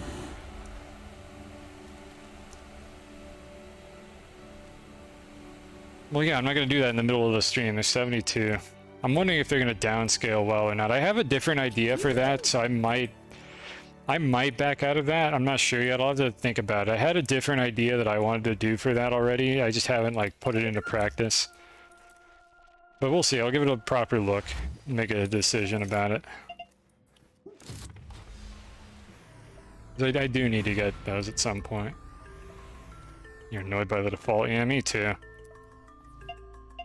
If anything, maybe that'll get me off my ass and make me actually do the thing I wanted to do. Alright, so we're gonna very carefully wait for this to play itself out, because otherwise I have to reload my save. There it goes. Stop beeping at me. Alright, which one did we get? Fuck. Alright, we have to start it over. We are not doing the one where they go into the ground. Please, let this be the last time I have to do this today.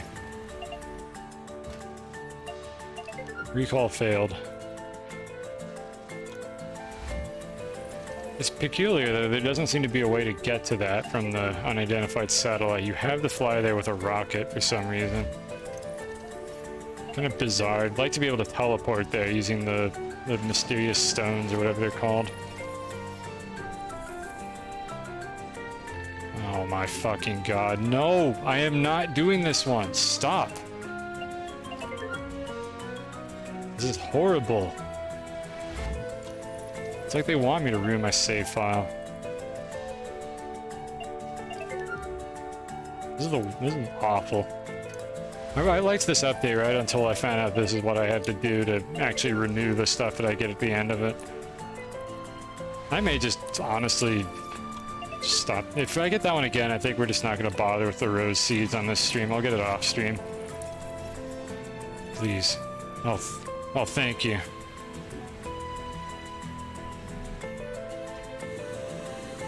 I don't think I ever have to go back there. It would have been useful during the quest. Suppose now it doesn't matter, no point. There's no point to a lot of the things in this game. Like all the hoop reactors or hoop platforms that they have. Or fireworks. Or the majority of the platforms in the game are useless, honestly. That doesn't stop them from adding new garbage.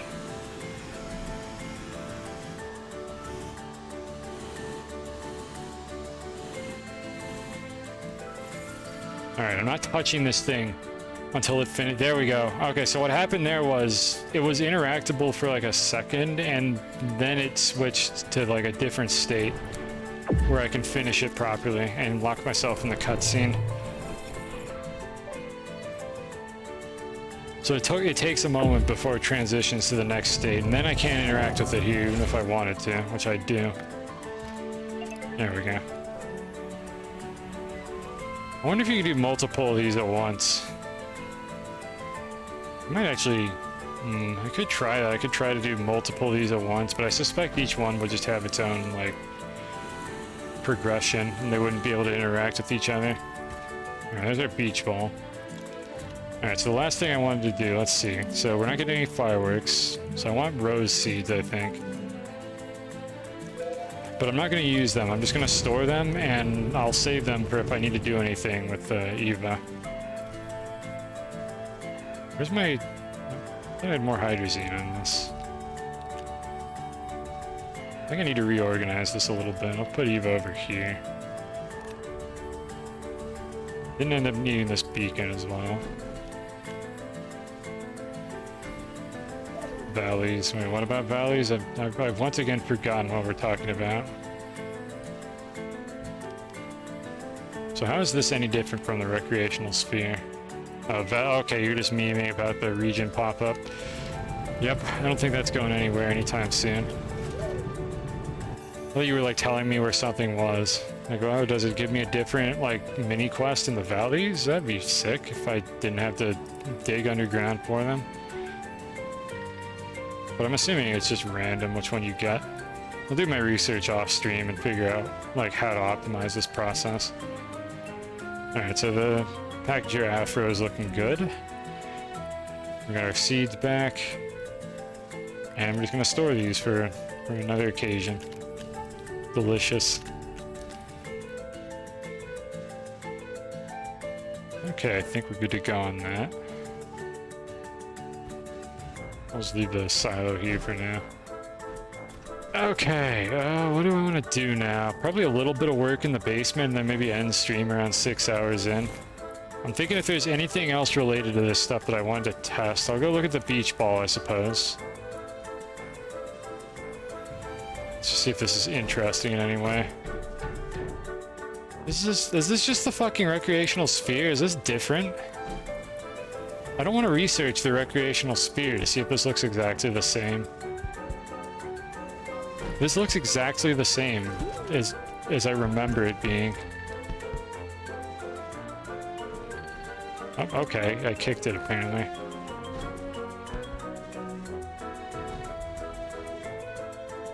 Recreational sphere is all blue. Okay, so I have a more colorful beach ball.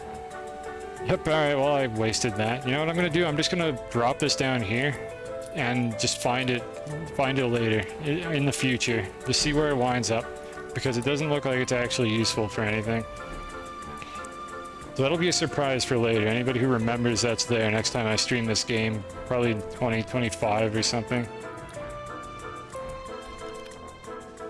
Alright, I'm just gonna leave these over here as well, because they're not doing anything else really. Probably not going to use these very much, but I could always go farm a bunch of those if I need a cheap fix for my flying mode.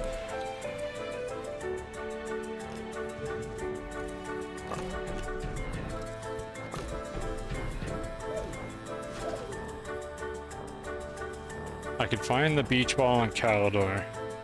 What are you talking about? Or are you... I mean, it's going to be on Calidor. Are you talking about that one, or are you saying that there's one that you can find somehow? I don't think beach balls can... Wiki's not in-depth enough yet. Tell me about it. I don't even bother looking at the wiki anymore. I mean, you can find gravity globes on Calidor. I've got quite a few. But yeah, that wiki is not very good. Alright, so anyways, I think we're done with the new mission content, so let's go see what else there is. Beach ball variant found on Calidor. Yeah, I have no idea. If I find one, then I find one. Alright, so we have this here. So we do have an EXO Cares event, apparently, that just happens to be going on. I don't know what you get from this other than the usual. I think you just send them bundles of crap.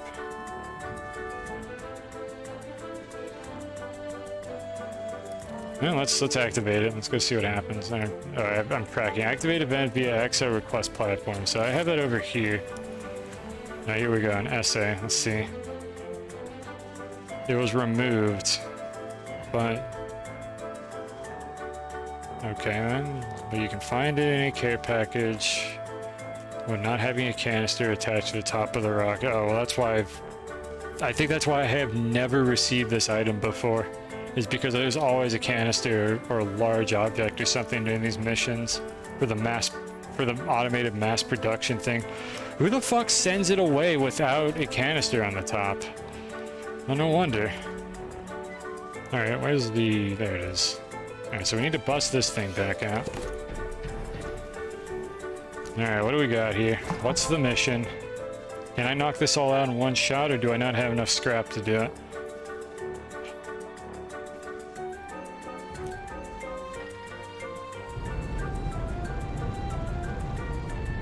If this looks like it's going to take a while, I'll probably do this one in a future stream. Let's see how long until it ends. 27 days. Surely I can stream this game again within 27 days. But what do they want me to send? I think they don't usually want scrap, right? Let's see, they want debris is the thing. They want me to package stuff.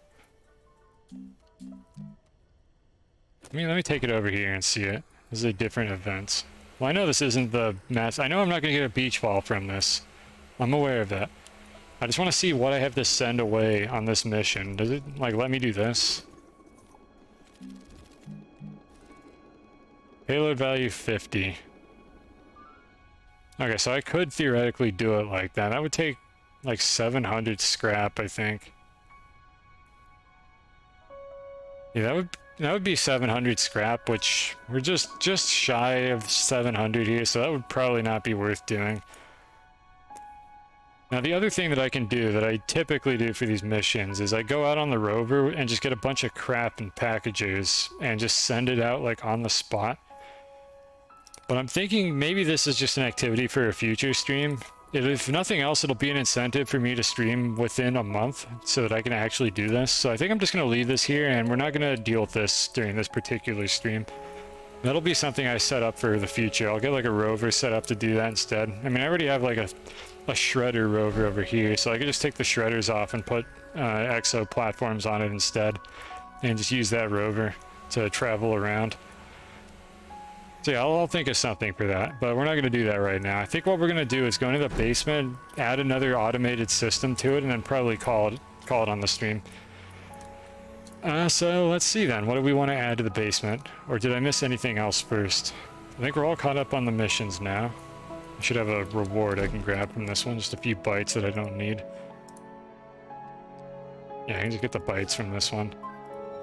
Yeah, so we finished every mission except, again, the one for beating the game, and I plan to do the one for beating the game once I'm, like, officially done with this playthrough. And that doesn't mean I'm never going to stream Astroneer again, it just means that basically, for the indefinite future, I'm going to be waiting for new updates to come out before I stream this game again. Which is more or less what I've been doing anyways, but I'll be justified in saying that it's indefinite after that, is what I'm getting at here. For now, I'm just a scumbag for not streaming more often, because I probably could, and I just don't. I don't know, I want to be more consistent about it, but it's difficult sometimes. Alright, so anyways, what we're going to do here is not as interesting as what we've been doing for the first half of the stream, but we're going to be working on the factory a little bit.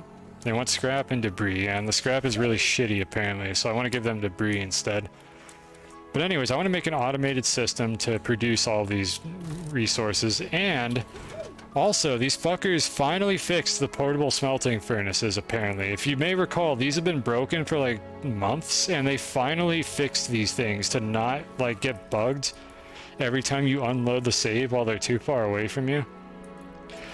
But I think I have to go through like a ritual to fix them in the current state that they're on before they'll actually do what they're supposed to. But that'll allow me to finally set up a proper smelting system that uses these small smelters instead of these giant ones.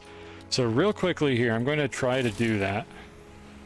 Well, it won't be very quick. I have to save and load a bunch, but I think I need a couple of medium storages to do this. Because I looked into this and did a little of my own testing off stream, and I believe I need medium storages to fix this. I'm checking to see if I have more of them anywhere. I think I just have like a couple that I can use. So we'll bring these down. And I could, of course, trade for more of them, but I would like to fix the ones that I already have sitting around. So that's what we're going to be doing here.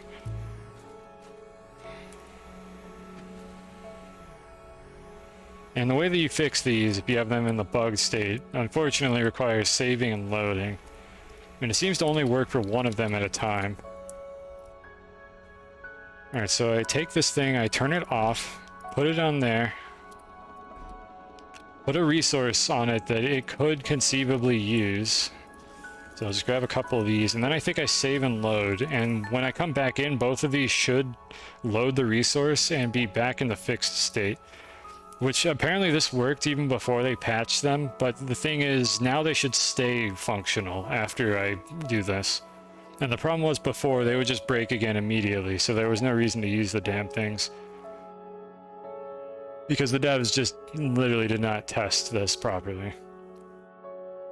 Because I don't know who would actually use the portable smelter on their backpack. It just seems like a waste of space. That's something you only need to do during your first like 30 minutes of the game, if even that. And then after that, you're just going to use it in your base for more compact smelting. Because it smelts at the same exact speed as the normal one. It takes up a microscopic amount of space. You can have tons of them. So I don't know why anybody would use a normal smelter over these things once they're unlocked. The problem is, they were broken. So I had to use normal smelters anyways. Why did that not work? Okay, hold on. Or did it work? Oh boy, okay, no that didn't work. Hold on, let me think about this then. I did this off stream and this worked correctly. What is different about this situation? They're supposed to be turned off. Let me check my notes. Oh no. Okay, place medium storage. Put it on the storage and turn it off. Put a smeltable resource on the storage. Reload your save. And it should be fixed and you can turn it on. That did not happen here. Okay, let's think about this. So the setup I was testing with looked more like this, where I just had 4 of them, so let's try that instead. If this doesn't work, I'll just move on to the other thing I was going to do here. But let's try it with all the slots filled in. Alright, so turn them all off.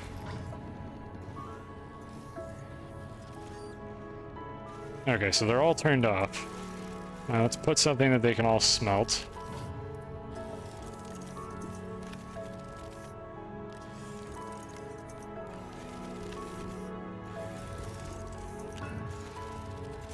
Alright, I'm gonna try this one more time. If this still doesn't work, then oh well. I'll deal with this off stream, or I'll just print new ones.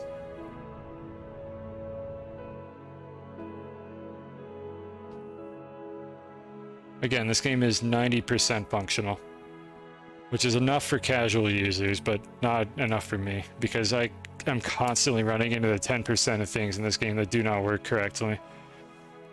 Many of which I have workarounds for in this base that I just kind of don't even think about anymore. Like the way I've wired up the sorting system is super hacky because the actual way I want to do it is broken and doesn't work correctly if you're too far away from it.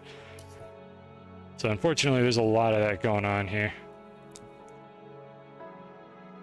And also, apparently, if you have too many wires in your base, they just kind of stop working after a while. Luckily, I haven't hit that threshold, but I don't know when I'm going to hit it. I'm going to be sad if I do. Okay, these things apparently don't work. Oh, we're in the caves, by the way, for anyone who was wondering.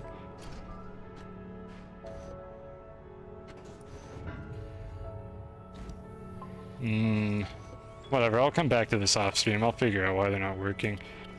Or I'll shred them all and print new ones. I'm not gonna waste anyone's time. So let's make some factories.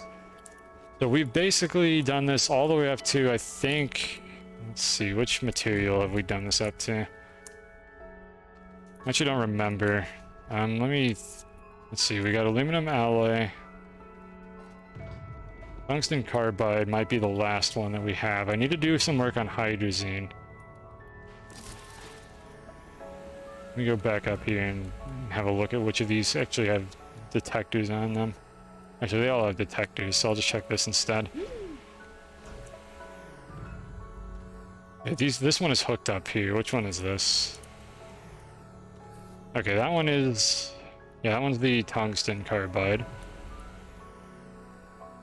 And let's see, after that I have a gap. I have another gap. Okay, so graphene we're not automating. I don't know what this one is. I think this one's diamond. And then I believe this is...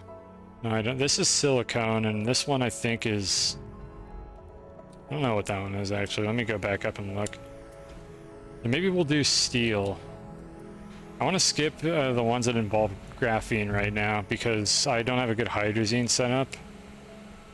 Explosive powder. Okay, so I think we do steel and titanium alloy now. We'll have to come back to graphene, actually. Maybe I'll just do steel, because titanium alloy requires graphene. Alright, let's set up the steel one. Alright, so I'm going to do basically the same thing I've been doing with all the other ones. We need a chemistry lab.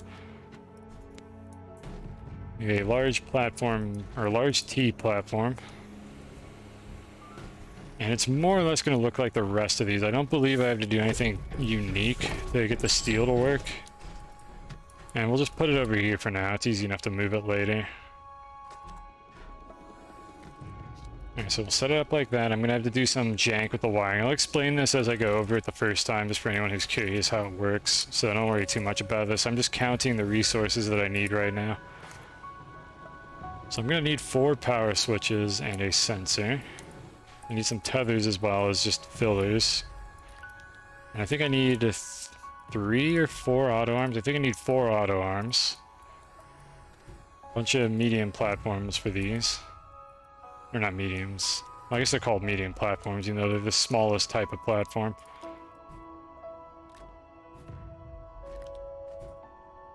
I need a B platform for some of the circuitry.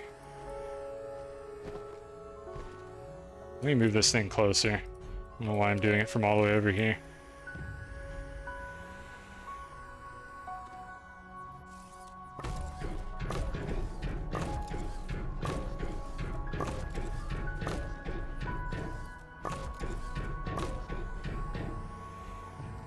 Let's see, I need 2 arms to feed into it. I could do something like this, but I'd rather just have individual platforms to make this a little easier to do. So place all these like so.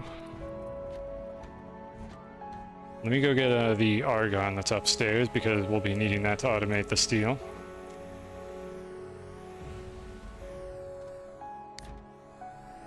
And then there's only 2 things left. Nanocarbon alloy and titanium alloy are the only 2 gases left that are just going to still be sitting up here. So let's see, what platform did I use for these canisters when I did this? I had 2 canisters. And for this one, I make it on site. Alright, so we'll use a small T platform for this. Should have a couple of those sitting around. There it is. Alright, for now I'll just leave this empty. I'll have a second canister at some point here, when I decide to do the mass production and fill off all those big canisters. Alright, next step. We need to grab the resources for this. I need carbon and iron. Now carbon is unfortunately over here. Am I going to be able to do this with 1 arm? I might be able to get this over here with 1 arm if I grab the carbon from the right spot. I'm out of carbon. I'm out of carbon. There's supposed to be carbon right here. Okay, that's not good. Alright, let me grab the, I need the filter item for now. Let me go upstairs and see if I can figure out why we're out of carbon. Did something get jammed? It's supposed to be printing it automatically. If I have enough organic, which we are completely filled on organic. Why do I not have carbon? Did I forget to turn it back on, or did I never actually set this up correctly? I wonder if I never set this up properly. I might be the dummy here. No, that's the organic smelter right there.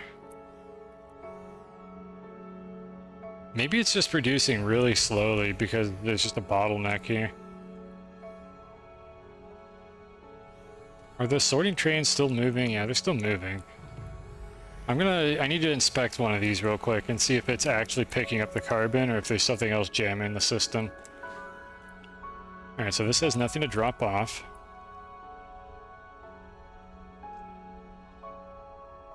It'll wait a few seconds, and it'll go over to this one. This one, it's gonna pick up some stuff here, I think. Yeah, just a couple of these.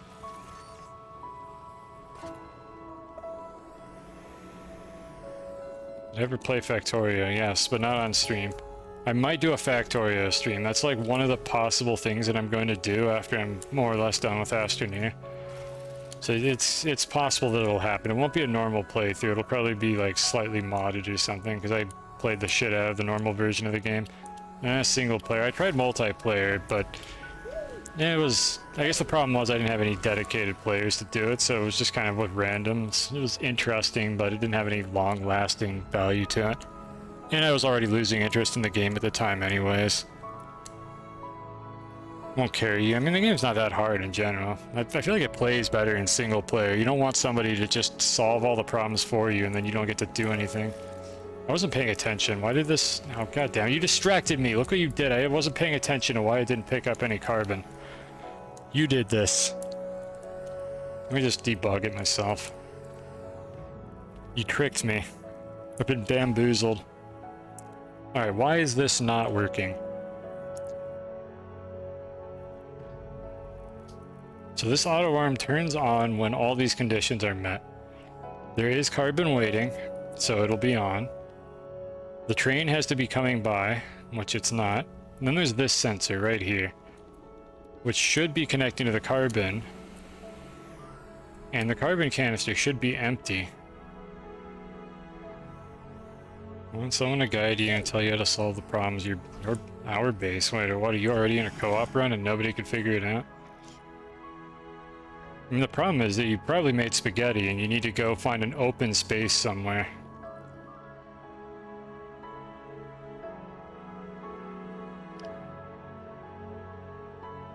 Like, generally speaking, in Factorio, your base is going to be really shitty when you start it off, and you're better off just like making a new one somewhere else once you run out of space. Hypothetical hour. I don't know if I want to play Factorio right now. I could think about it, but I'm not sure if I want to take that offer. Like, I'm taking a big break from Factorio because I kind of burnt myself out on it when I overplayed the hell out of it. I'm not certain if I want to do that at this point. I could think about it. Or you can ask me again later and I'll give you a more formal answer if I think of one. I'm considering it, but I'm just not sure if I want to dedicate the time to doing that.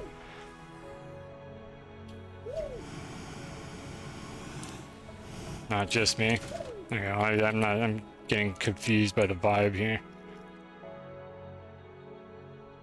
Or are you saying you have somebody else you might play with it, but you also want somebody experienced to be involved? Because, I mean, I am experienced. I'm not, like, terribly good at the game or anything, but, I mean, I've beaten it. I've made reasonably cohesive and organized bases. Why is this not doing anything? Oh, no. Did the glass... No, the fucking... This shit keeps happening. Okay, hold on. I know what's wrong. I need to fix this. The glass, for some reason, was able to reach the canister for the carbon. Let's see. The way to fix this is I need to move it back a little bit so that it can only reach the glass container. I've had this happen before, and it's hard to tell from the get-go whether or not the game is going to do this.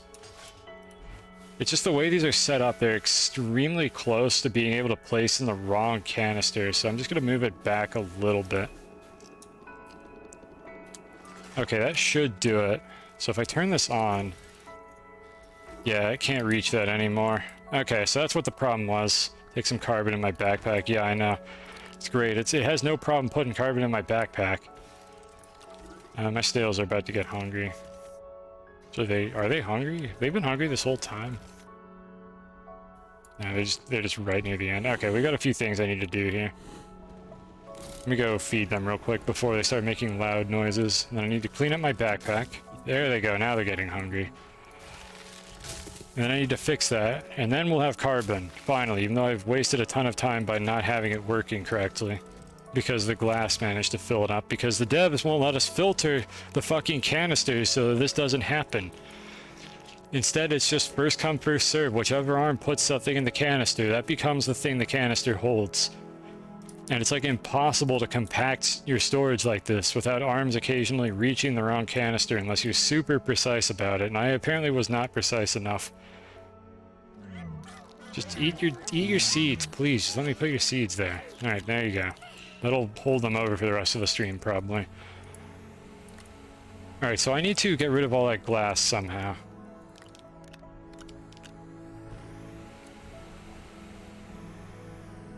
Gotta filter the arms. I have filters on the arms, but no, not the canisters. It's like, yeah, that'll be the solution that people give you, too. It's like, yeah, just put a filter on the arm. And it's like, yeah, that's great.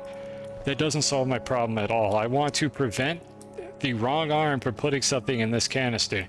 Now I have 84 extra glass that I do not want.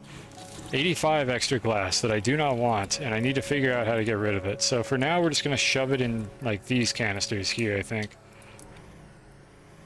And I will have to figure out how to dispose of this later. I'll check the crafting and see if there's anything useful I can make out of these, but for now, I just need to get rid of this goddamn glass. So I need to empty into 3 of these.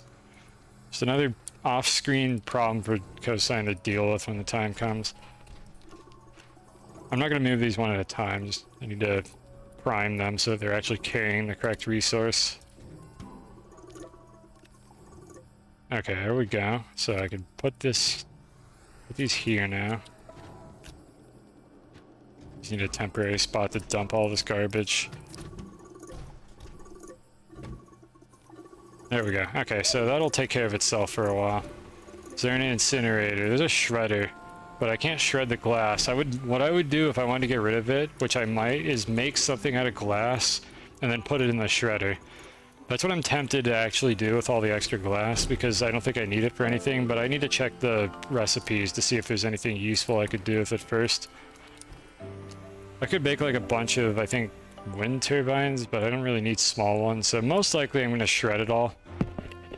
But we'll see. Oh well, at least that problem should be sorted out now. So this is going to take a bit before I can move the canister back over here, but then I will have carbon coming in. So in the meantime, let me go finish off what I was doing down here.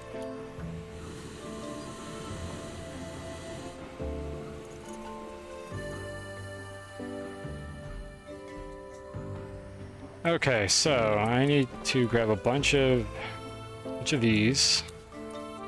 I'll explain what these are when I actually hook them up. They're basically going to be logic gates, more redstone analogous features. Though it's closer to Terraria's wiring system than redstone, because this is a pulse-based system, which is what Terraria uses, and redstone is like a steady state. And that's just not what they did for this game. I kind of wish it worked like redstone, but it does not. So instead you have to work with it differently. You have to use toggles to get like a state system instead of just pulses. My terminology is probably bad. I ain't no electrician. I don't actually know what I'm talking about here. I just act like I do. So can we get this to work? Why is this tilted like that? States are better. I prefer states. Basically I have to deal with extra steps in order to get states, which is what I want instead of pulses. I do not like pulse-based logic systems, but unfortunately that's what they went with in this game. I think I might be able to get this to work if I cram this platform in like underneath this one. Something like that maybe. Let's see. I need it to be able to reach this storage here. I should be able to get this to work. Yeah, let me try that. Yeah, and the pulse you have to create states, and that's what these switches over here are going to do. It's just annoying. It's extra steps. More objects I have to carry around. Alright, so how about this?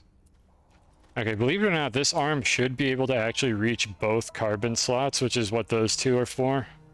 Because the arms reach upward in the shape of a capsule, it's not actually a sphere, despite what the indicator would show you. I don't know why the devs didn't just render a capsule, but I guess they couldn't figure out how to make a shader that does that. So we go ahead and power that. And then the other one, it's gonna go like right over here. Let's see if I can cram all this in. I don't want to point at that. I want to do this right here. Alright, so the carbon can be placed I have to worry about the orientation of this thing because of where the argon is going to be. Am I going to try to use this here? I think I probably want to use this one over here. Maybe I could even redirect it towards this. I'm thinking about how I want to lay this out. Just bear with me for a second here. We're going to have a couple more of these factories in this area. Some graphene-related stuff. And the hydrazine factory might go down here. I'm just trying to see if I could be lazy and reuse this. Recall failed, recall failed, recall All right. failed. I have no more bits. Recall failed, recall failed, recall failed. Alright, okay, you know what?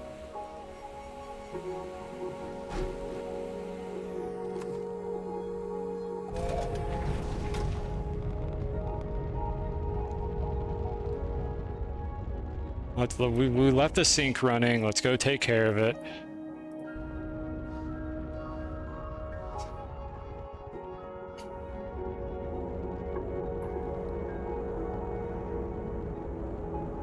You did this. You made this happen. I was just gonna leave this for the whole stream.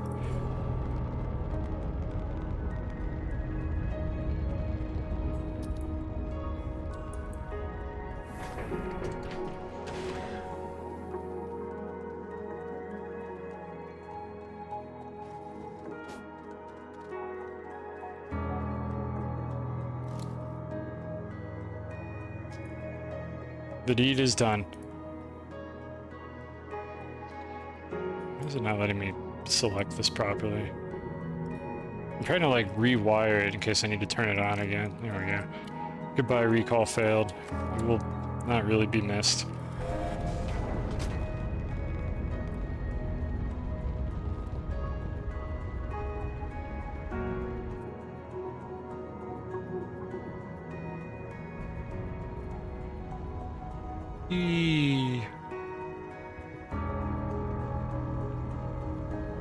Alright, I remembered. I want to check whether the gateway still renders from my home base. I wonder if they fixed that. Because I can't see that thing from where it is over there. It's quite big, so they might have actually fixed this bug because it would have been so obvious that it was there.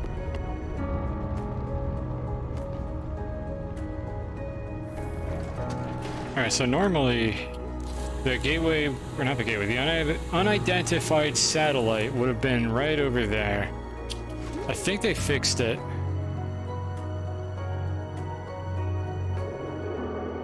Yeah, I'm pretty sure they fixed it. It would have been right there. So they actually fixed that bug. It doesn't render until you're there now. And then DeSolo is up over in this area.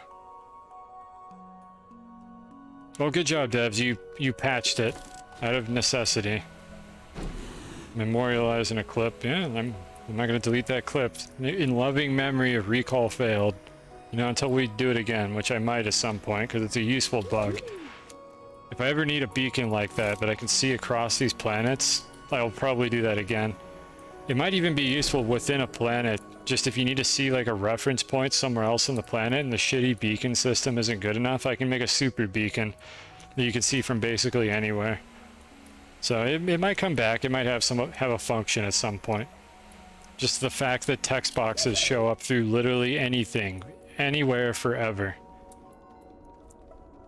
Alright, so let's see, how do I usually do this? I think when they're turned on, I have the switch facing towards the arrow because I like consistency. So let's go ahead and do that.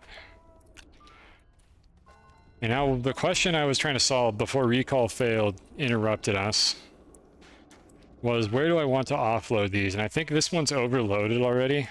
So I could try to use this station over here, or I could build a new one. But I'm tempted to just use this one. I think that would be the easiest way to do this. So let me see if I can stretch things out a little bit and get it to reach that far. This should help with getting the argon into position anyways. And I can always just add an extra arm if I need to. It's not the end of the world. Okay, so that should be able to reach the input slots. And this can definitely reach the input slots.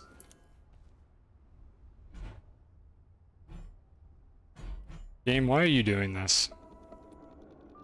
I don't want it to be able to reach those slots, however, that'll cause issues. Yeah, okay, we can grab the iron and we can deposit it on the front. Now the argon.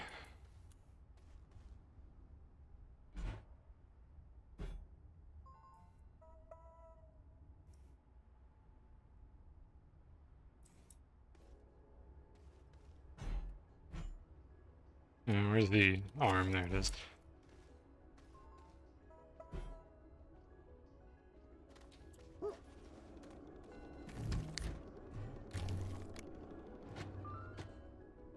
Eventually I might have 2 of those, but it doesn't matter right now. Alright, and then I want this to be able to deposit onto that little slot on the side. So this should do just fine. I can just put these here. Can reach everything I need it to. Excellent. These are tentatively going to be the spots I put these in. I think I locked this one already. Excellent. Alright, so let's go ahead and power these. Trying to grab a cable plug. There we go. A little bendy on the wire. I'm sure it'll be fine.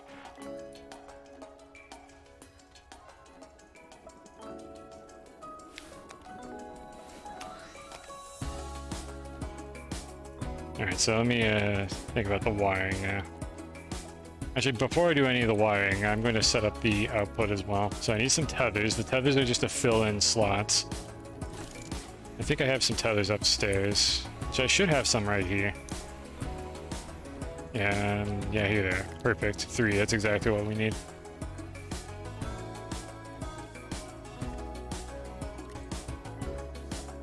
These are just an efficient filler item that isn't glow sticks, because glow sticks are terrible and I don't want to use them, so I just use the next best thing. I think there's like 20 or 25 glow sticks per one of these, but they're just annoying items and I don't like printing them and I don't like researching them. So yes, I have something against glow sticks. So terrible item. Just add that to the list of items that no one has ever used in this game. Alright, so we're gonna definitely need 2 arms here. I can't actually reach the output. So I think we finally have a chance to use this shitty thing that I've been ignoring the whole time. Where is it? I think I put it in the back.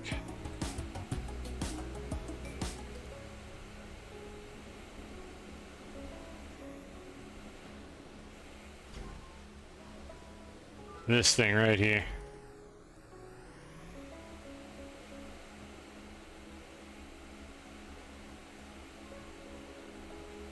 If only the devs would just add pipelines to this game for resources. This is the best we've got. Arms and trains, both of which are janky in their own special way.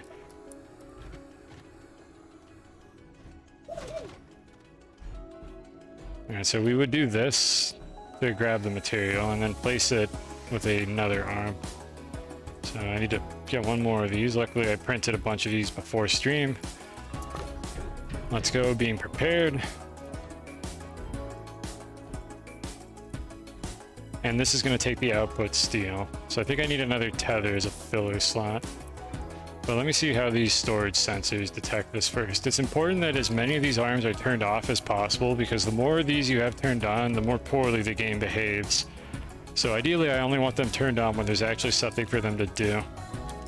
So that's why I'm like going through all these extra steps that in theory aren't really necessary, but I want to do it this way anyways.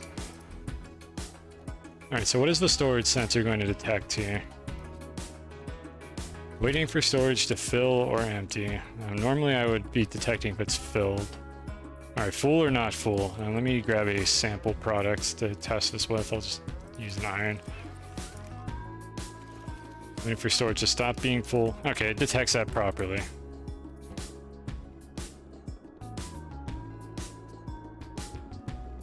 So let's see, how do we want to do this? So if it's full, I want this arm over here to partially turn on.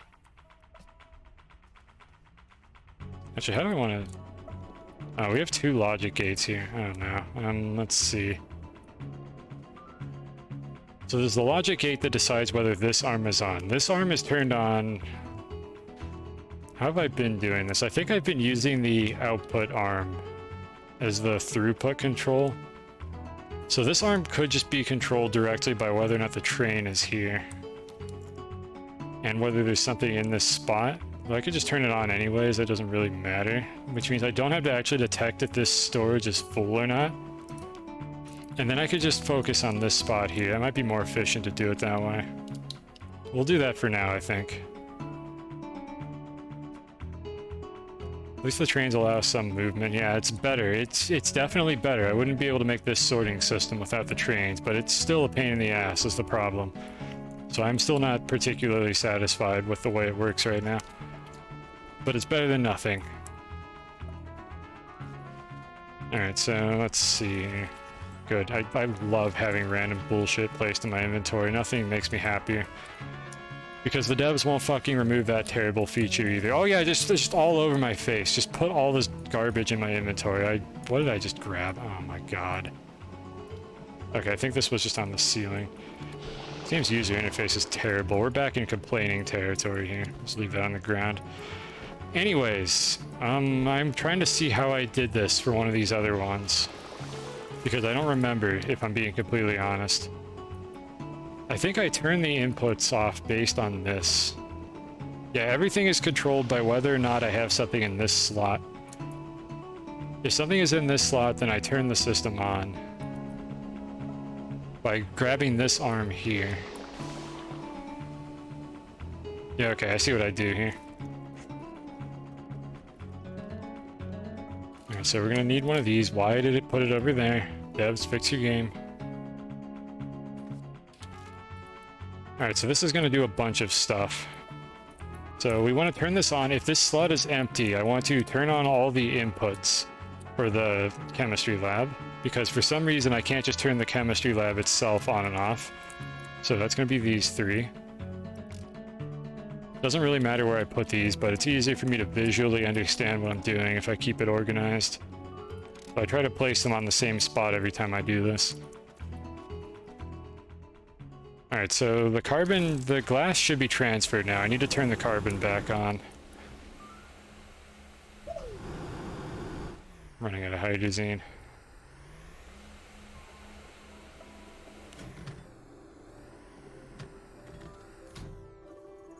Carbon, please.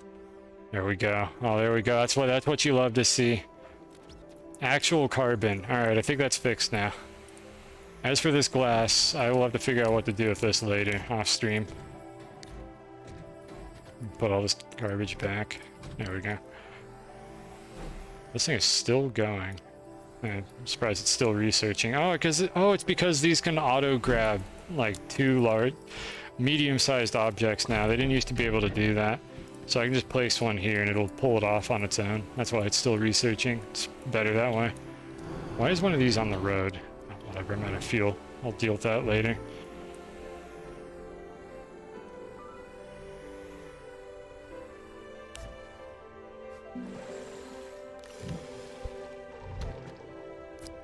Alright, that'll cover me. Now then, let's go back over here and finish this off. I think I finally have everything working correctly. Alright, so we're going to use a logic gate system for probably this arm right here, because I think it'll be a little more compact.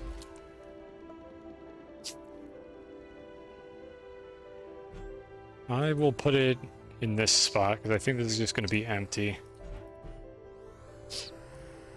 Okay. Yeah, it should be good. It's powering itself because it's isolated from the network. I'm going to need a battery for that. Alright, so I need to chain all these together now. This is basically just a big AND gate, so I'll explain the logic for what I'm trying to do right now. This is basically a large AND gate. I have 4 conditions, all of which need to be true in order for power to go to a power switch. And that's how I'm going to be able to tell whether or not I should actually pull resources out of the system and put it in the storage. So I need a power switch or power sensor. Here we are. Power switches are basically your logic gates. I'm sure there's a proper word for them, but I don't know what it is because I'm uneducated. So this is the best you're going to get from me. But anyways, we need to provide power to it, and this power is basically our state, like Minecraft redstone.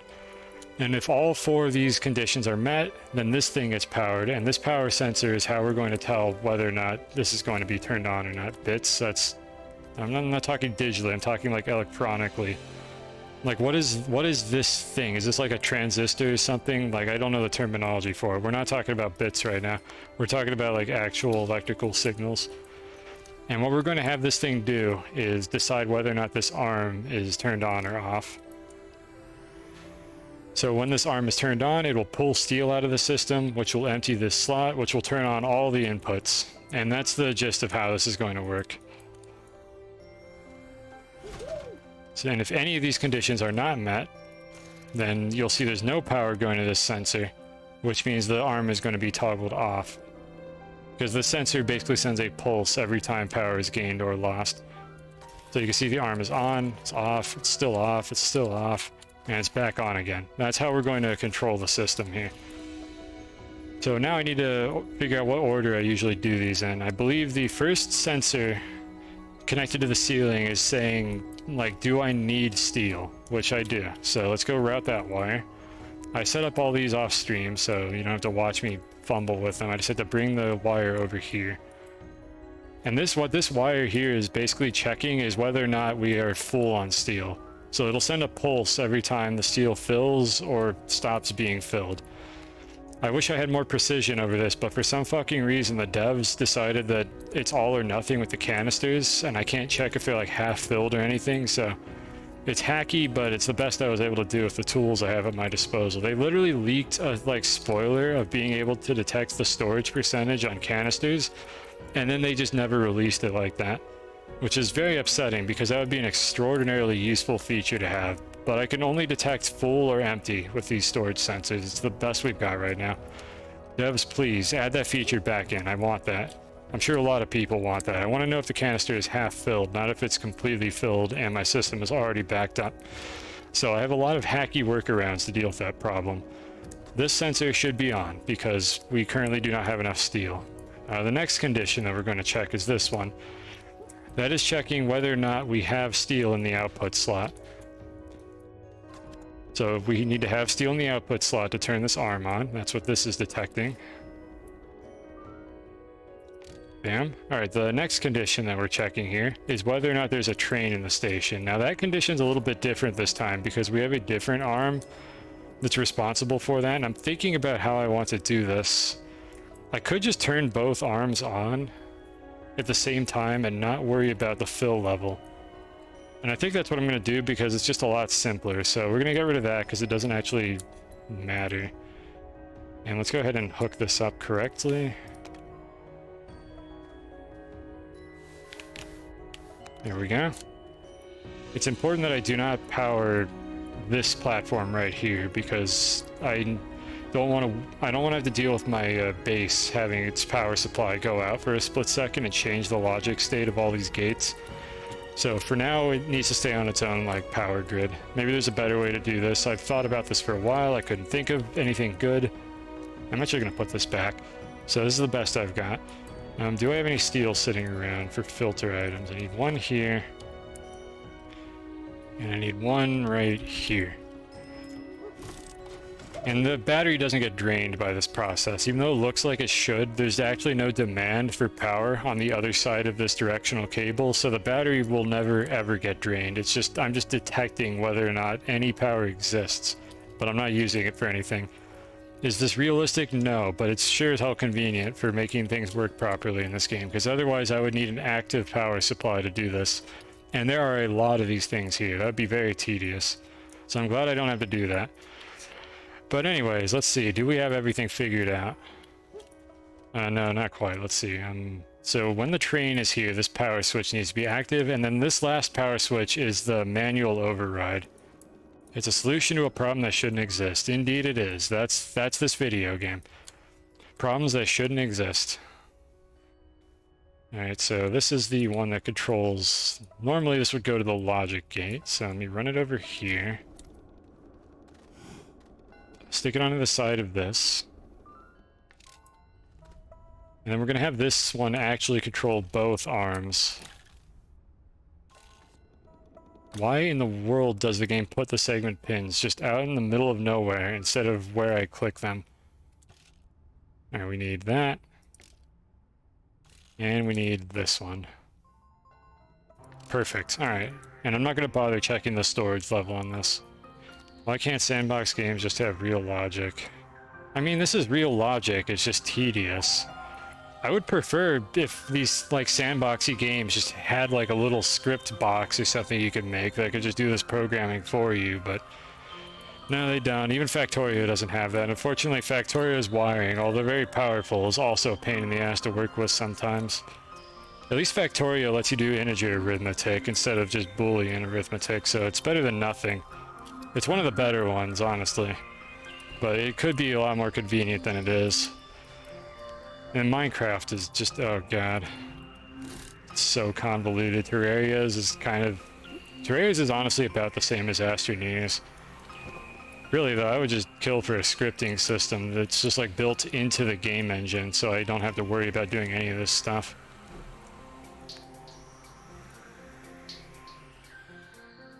Real pulse logic that you just transfer in a toggle. Factorio is basically pulse logic, but I think it does it every frame automatically, but you can like lock the state by setting up certain mechanisms. I don't know, there's a lot of ways to do this. At least it has this logic. It's better than nothing. This game used to not have this at all, and it was even worse. So, you know, I'll take what I can get. It works most of the time. I'll accept it. It could be better, though. Alright, so before I turn this on, am I forgetting anything? Is there anything in the output? No. Is the train there? No. Do I want this to be running? Yes. Alright, so I think all of our logic gates are set to go. And under these circumstances, these arms would all be turned on. And the recipe will also be set to steel.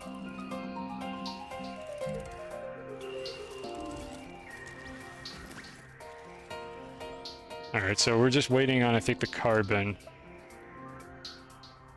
Which I think the carbon is all getting grabbed by the explosive powder factory, which I definitely don't need running right now. I'm going to turn off the manual setting on the explosive powder, because we really do not need that right now. I need my carbon to go to the steel to make sure the system works correctly. I fucking hate this. Devs, holy shit, please. I do not want items placed in my backpack. Nobody wants that. Literally nobody wants that. It is the worst feature of this game. If I could pick one thing for them to change in this game, it would be that. Good lord. There is no use for it. You have no control over it. If you stand next to it for too long, it'll just place more than one item in there. Who the fuck is setting up like an item room where you run through it and have like one of each item placed in your backpack? Like, how is that useful to anybody? I will just pick up the goddamn item if I want it in my backpack. I don't want the arms to do it for me. It is so irritating. They're so fucking stubborn. Like, we're getting into like real complaining territory about this game now. The devs are so goddamn stubborn about some of the design decisions they've made. Like the fact that I can't turn this off in single player, and if I misclick to pick something up, I get locked into this animation where it slows me down or prevents me from moving entirely, and there's no reason for it to exist, and they refuse to fucking turn it off. Like, it's such a shitty feature. It's even worse because if you open your goddamn backpack in front of the arm, it'll place it into your fucking backpack. Because physically the backpack is in a spot where the arm can reach it. Like, it's such a bad feature. It is so terrible.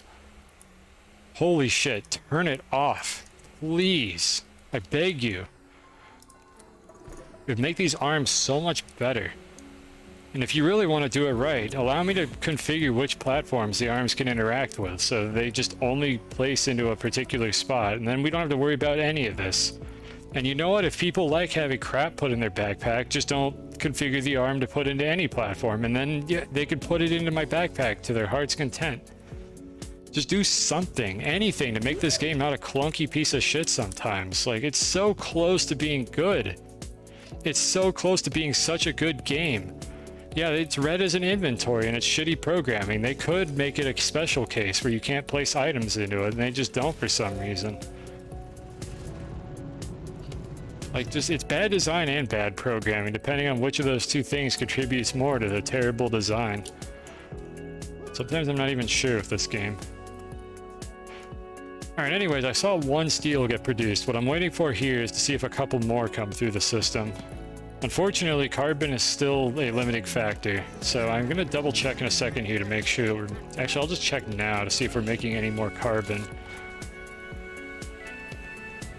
Alright, so carbon is being produced, but I think the bottleneck here is the trains, and I've acknowledged this multiple times on prior streams. The bottlenecks in this system are really shitty. Like, I'm aware that they're bad. The bottleneck, for the most part, is these trains.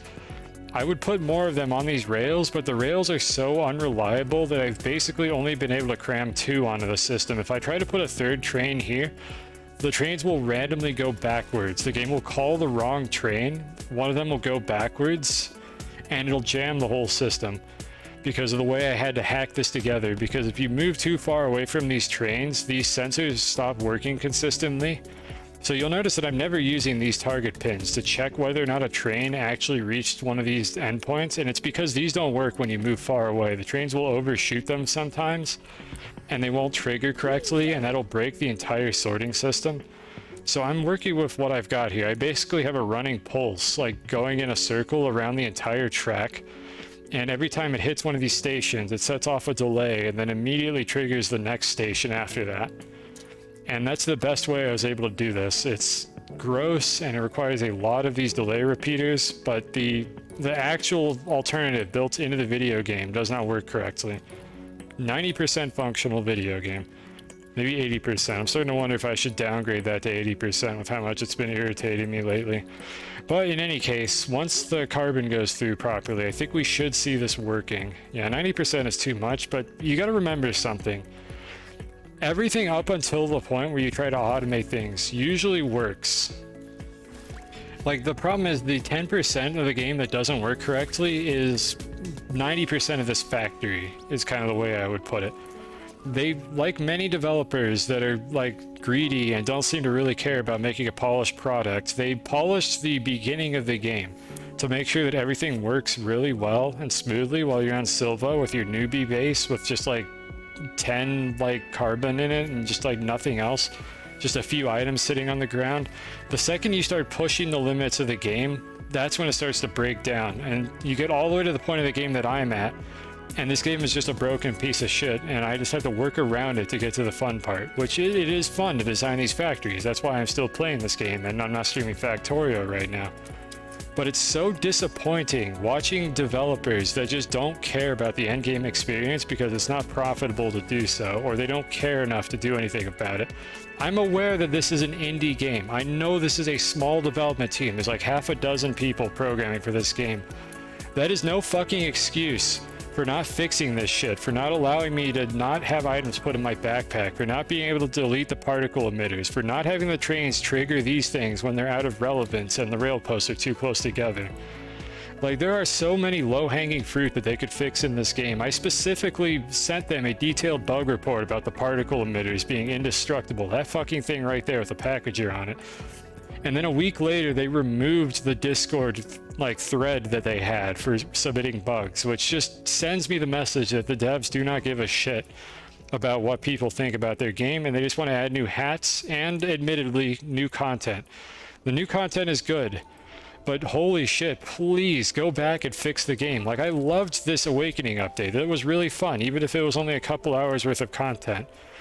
Just release an update where you go back and fix all the previous stuff. I would be more than happy to have an update with no content that just goes back and polishes the player experience for this kind of stuff. Like, fix your game and then go back to adding content. I will be more than happy to go into the store and buy a hat. But as it stands right now, I have not bought anything that is in this cosmetics shop, and I refuse to do so unless the devs demonstrate that they're interested in fixing their game and not just adding more stuff to it. Because I am the kind of person who needs this game to actually work correctly to get the most out of it, because I want to build factories like this. I want to do cool things with the end game mechanics. I don't just want to sit here and start a new save at Silva with my friends on Xbox and then just decide that I don't get to play the game anymore when my save reaches 20 megabytes. I want to like just get a really solid experience out of this game and make really cool shit. And it just won't let me do it. And not even for complicated reasons, just for dumb reasons, like how non-functional these trains and these auto arms are. And don't even get me started on the fact that some of the auto arms don't work. There's like a 1% chance that auto arms just will not work sometimes. There's one on Glacia right now that refuses to pull items off of train cars. It'll pull items off of anything else, but auto arms cannot interact with one specific spot on Glacia that has a train car on it. And I don't understand why. Just please fix your game.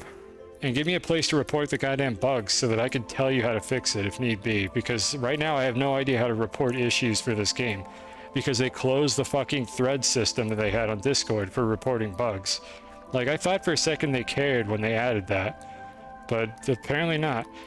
Alright, so anyways, I've been ranting. I should probably end stream soon. We're in the analytical complaining portion of the stream, and I don't want to do that for the rest of the night because my throat hurts already from talking too much, because I had to read a bunch of dialogue.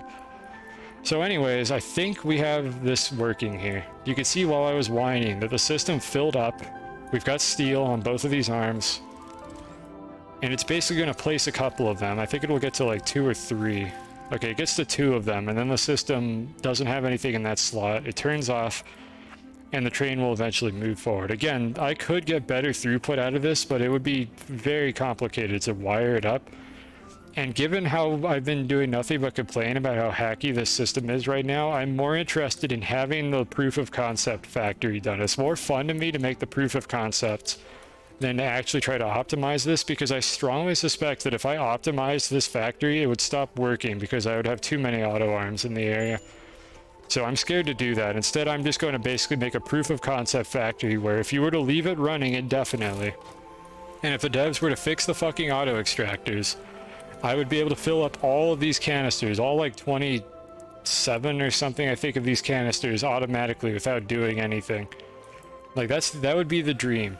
We can't quite accomplish the dream because I have to occasionally go over here and kick the fucking auto extractors because the devs these have been broken since release.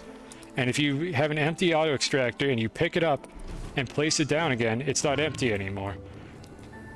Nobody even knows if that's how they're supposed to work because the devs won't tell us. So it's bizarre. But that's really all I have to do automation-wise if I can get everything else working. So it's really the best that I can get out of this. Optimized factory doesn't work in an optimized game. Yeah, the problem is the factory becomes too complicated, and there's too many auto arms and too many wires, and things start breaking because of that. Like, I've heard about this happening. I've seen this happen in my own bases, like in my previous save that had more auto arms in it because these rails didn't exist in it. The auto arms stop working after a while.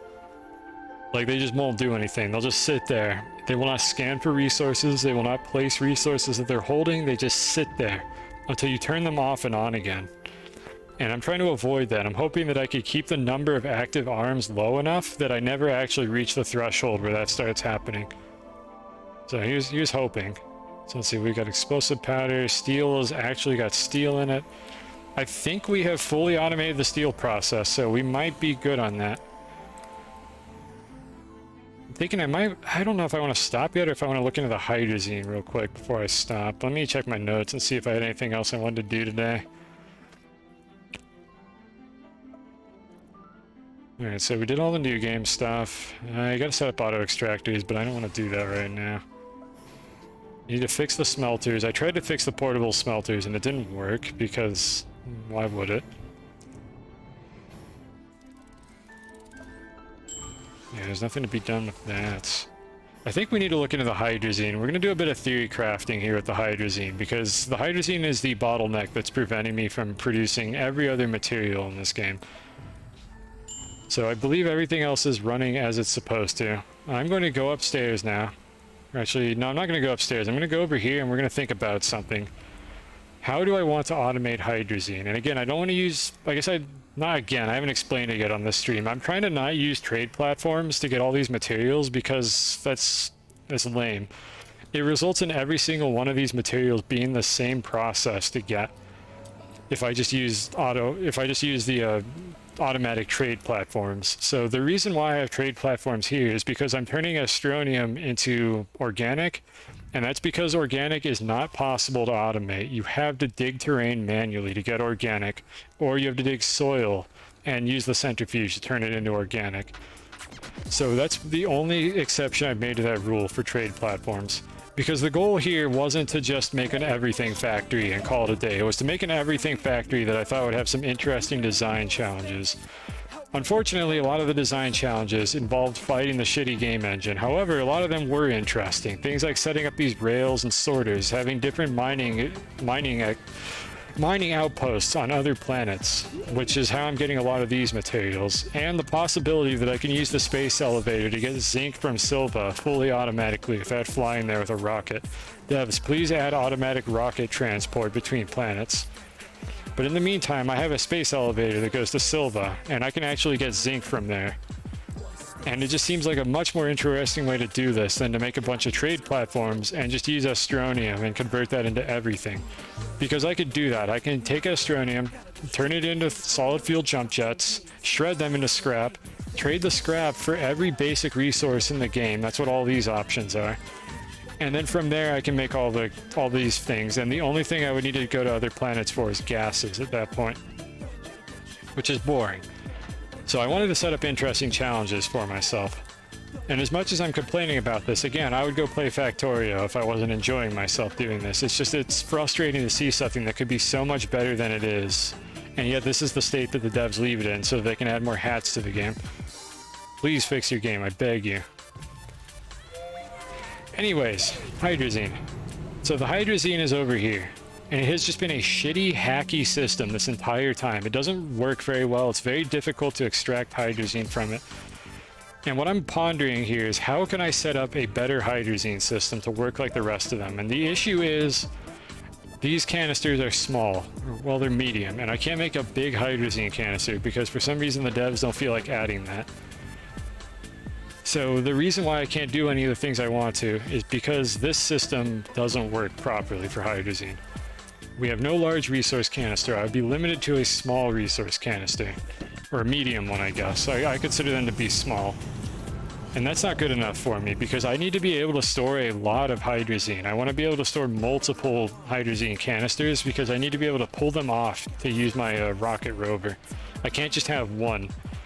So the system that we have here, just to explain it, give you a little context before I theory craft how I'm going to design the hydrazine system, is that basically the train comes through here. It turns on an auto arm. The auto arm grabs the materials and places them in this resource canister. This resource canister is my almost filled canister. Basically, if there's anything in this canister, that means that this one is filled and I don't have room for new materials. And that will turn off any automated system that is trying to fill the large canister. So this is how I detect whether I'm 90% full. I can't do it with one canister because the fucking devs removed the feature that could do that during development.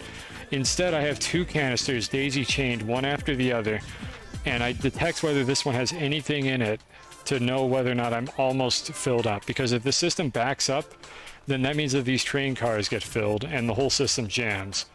So it's very important that these canisters remain empty, and if there's any materials in them, then I need to turn off the production facility that is making that material before these 32 slots get filled up.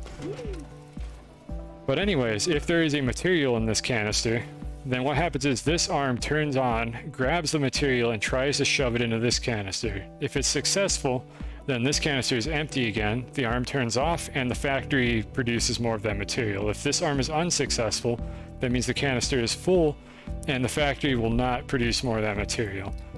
And then down here, there's another auto arm, which, believe it or not, the arm that I have highlighted here actually grabs materials out of this canister and places them on this cute little display rack that I have right here.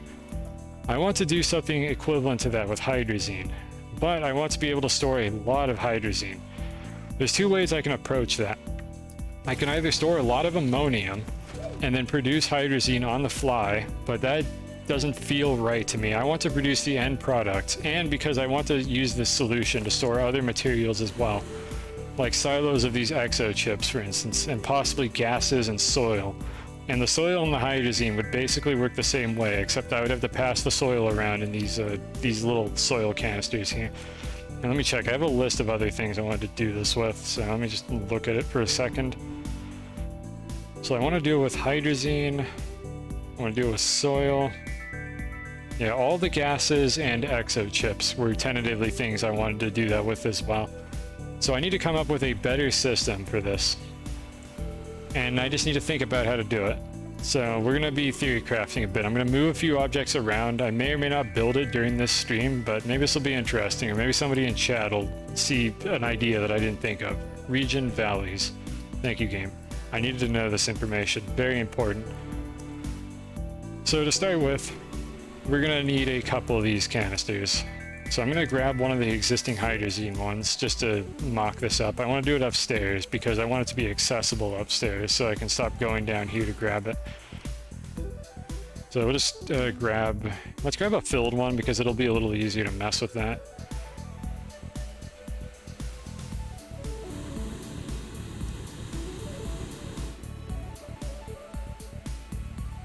And I think I'm going to print out a couple more of these along with an A platform. I can just use this one. And these have soil in them, so I'm going to print a new one. I think it's just plastic and glass. I've got a use for all that glass I have that I don't want. Make a couple more. Alright, so we can finally put this stuff to use. They're convenient. Maybe I'll find something to do with it. Devs, please add a large soil canister.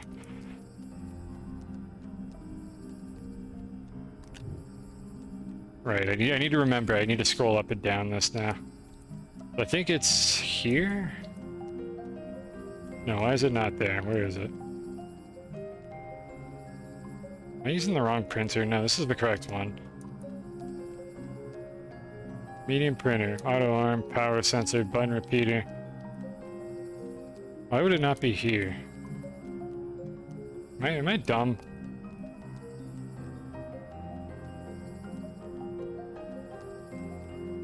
Small? Okay, it's down... Or is it at the top? Auto arm... Okay, it's with the auto arms. Alright, I just gotta remember where these are. So we need to make these.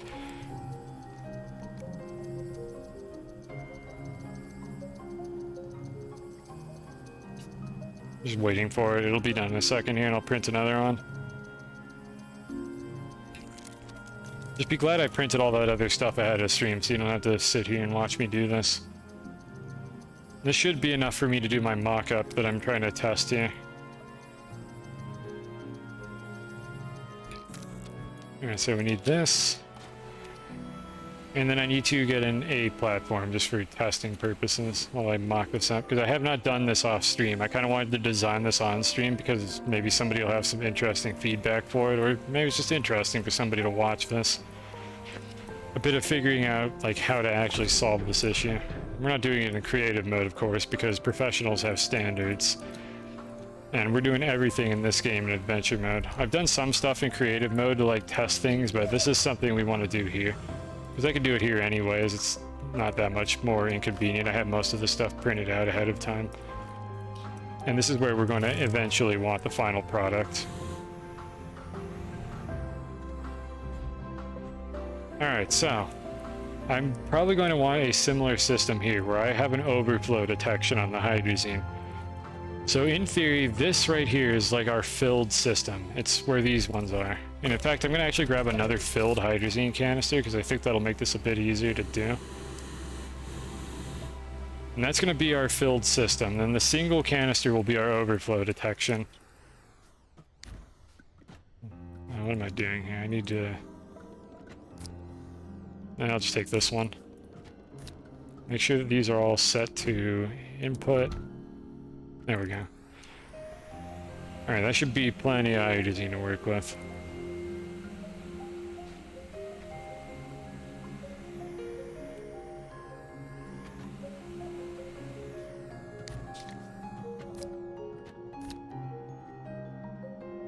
Alright, so the first question, what do these storage sensors detect with these canisters? Because I don't actually know the answer to that.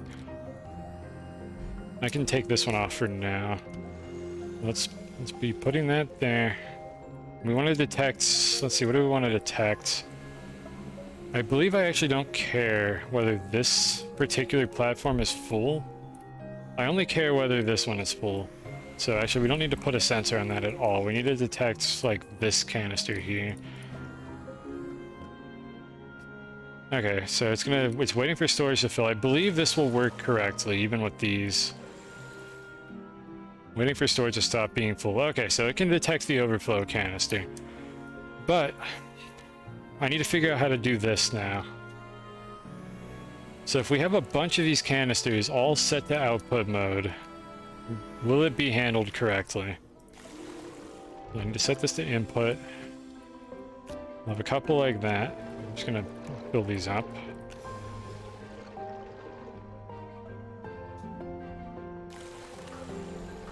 Okay, so if we're in a situation like that, can an auto arm place more hydrazine in those canisters? I need an auto arm. So convenient. Here's one I made earlier. We need to power all this crap, so I'll just use this RTG for that. That's why it's here. I'll still use the mini RTGs. I just don't want to power the whole base with them because they're kind of cheaty. They're boring. It's not really that they're cheaty, they're just boring. Alright, so we would have a system like this. So kind of analogous to what I designed up here. I want to detect that. And the output from this is going to determine whether the factory produces hydrazine and whether I move hydrazine into this big canister, which in this case is going to be a silo of medium canisters. Gross, but what are you going to do? So let's set that up real quick. I would have a segment pin like this. I just place them here because it makes it easy to see what they're doing. It doesn't actually serve any purpose. Alright, so there would be a pin like going off into the abyss, like somewhere over there to trigger the factory. And then there would be a pin activating this right here. Alright, so when this thing has any materials in it, I think I need to detect empty or not empty. I want to transfer stuff over to it. And it would always be in output mode. Alright, so let's just see if that is able to move all this hydrazine over. I believe it should. I don't see any reason why this wouldn't work.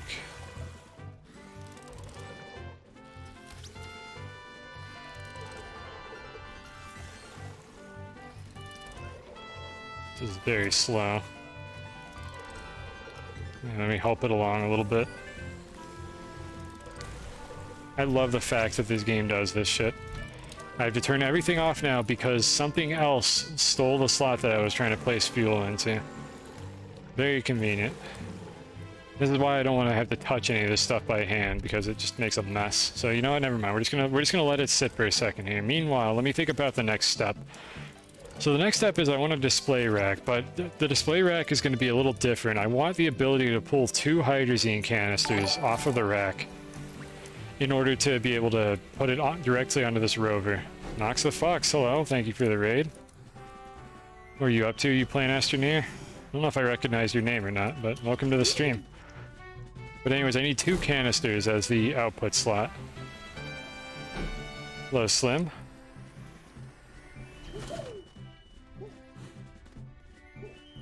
I think I don't recognize your name. And if you're new here, feel free to introduce yourself and let me know what you were streaming. If you were doing Astroneer, what were you up to?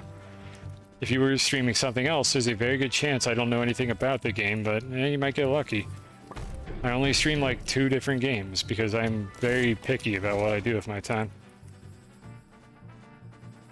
And if you're watching an ad or something, I apologize. I can't turn those off. I have them set to the minimum settings.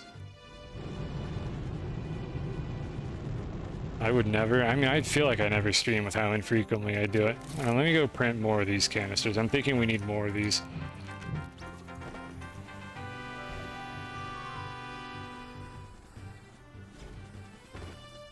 Let's get the glass going as well.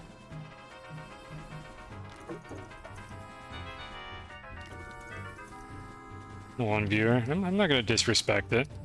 It's the thought that counts here, and it looks like there was somebody else actually, so maybe Nox wasn't watching their own stream. And they had another viewer along with it. Either way, I appreciate it. I'm more than happy to have 1 viewer raids. That's why I didn't turn those off.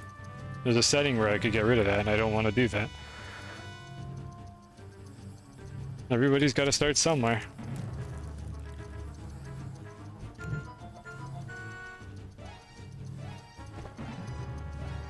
I'm gonna top off the snails while I wait for it to print so they don't just start making hissing noises at me.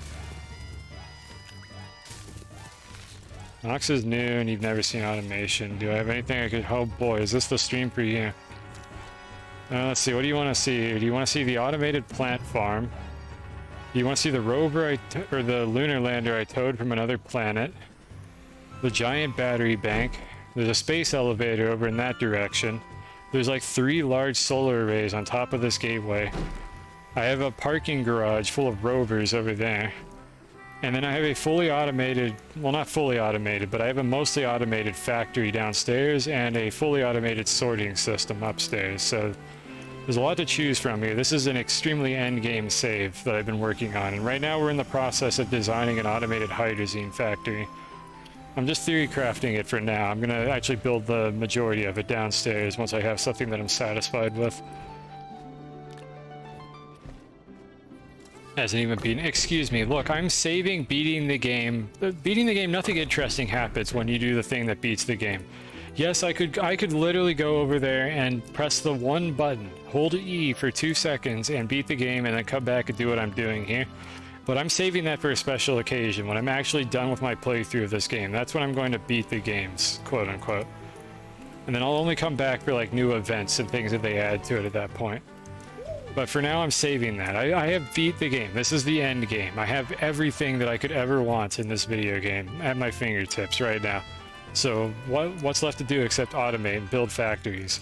So if you want me to show off something, I guess I'll show off what I'm doing here, which is I'm trying to design a system that'll automatically produce hydrazine and then store it on a convenient rack for me to collect it later and put it on my hydrazine rover and my rocket, I guess, when I feel like doing that. So anyways, the goal that I'm trying to design with the hydrazine here is I want the ability to pick individual hydrazine canisters, and I want the ability to also grab entire hydrazine like medium canisters and place them on the rover. And I think we're going to use another large A platform for that. So let me move this out of the way so you can see what I'm doing.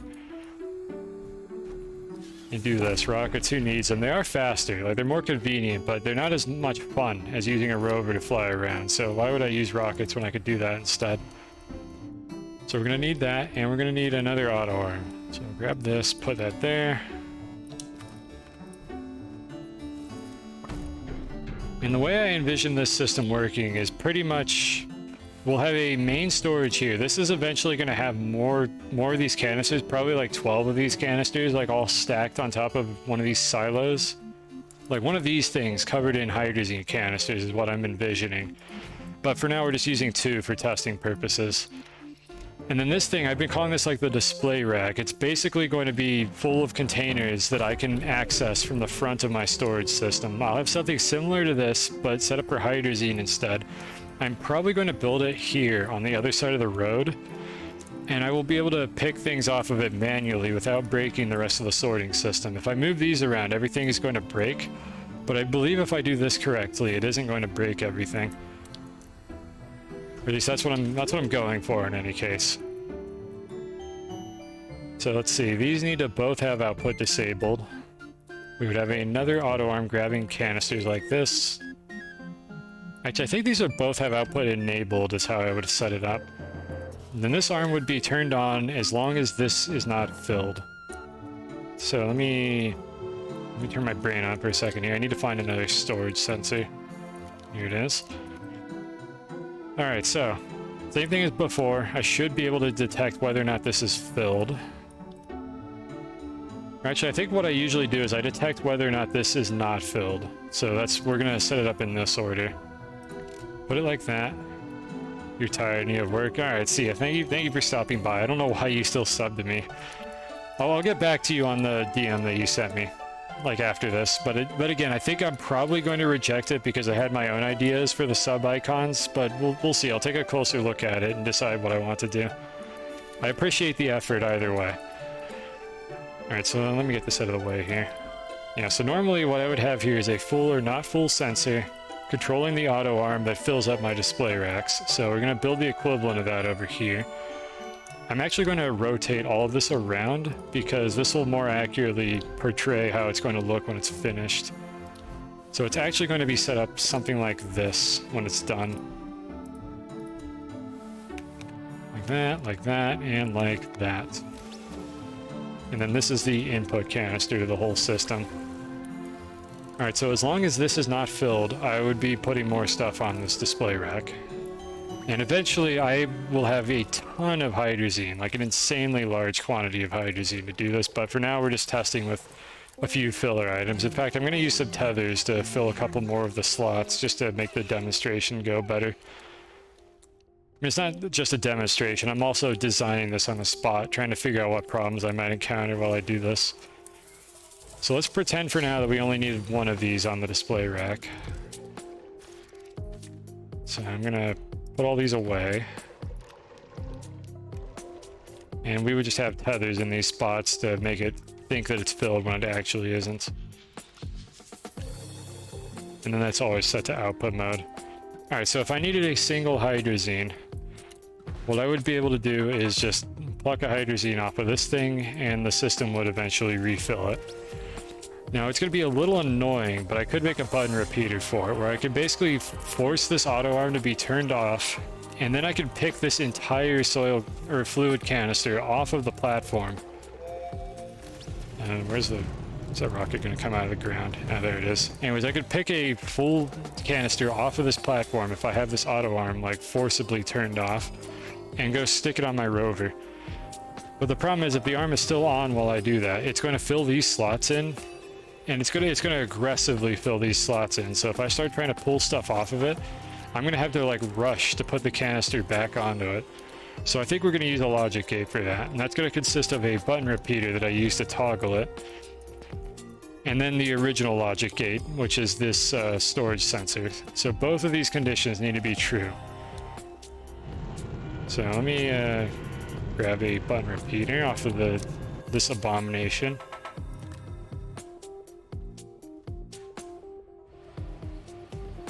And for now, I'm just going to mock it up by putting it over here, I think. We need a logic gate. This one should be fairly straightforward to build. And I can hide all of this like behind terrain so it's not visible. Make it look pretty. So I need a power sensor and a couple of these. It's unfortunate that it becomes so much more bloated the second you have two conditions for these auto arms, but oh well. I'll get over it. And a battery to activate the whole thing. Do that. There we go. We do something like this here, I think. Let me rotate this around and put it on this side.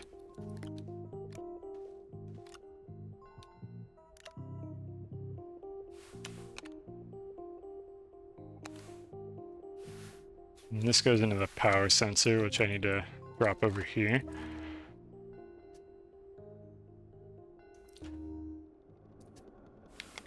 Alright, that's going to detect power gained or lost, and in turn that is going to activate the auto arm.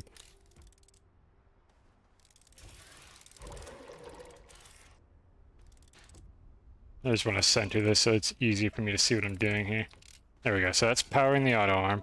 Or that's controlling whether the auto arm is turned on or off.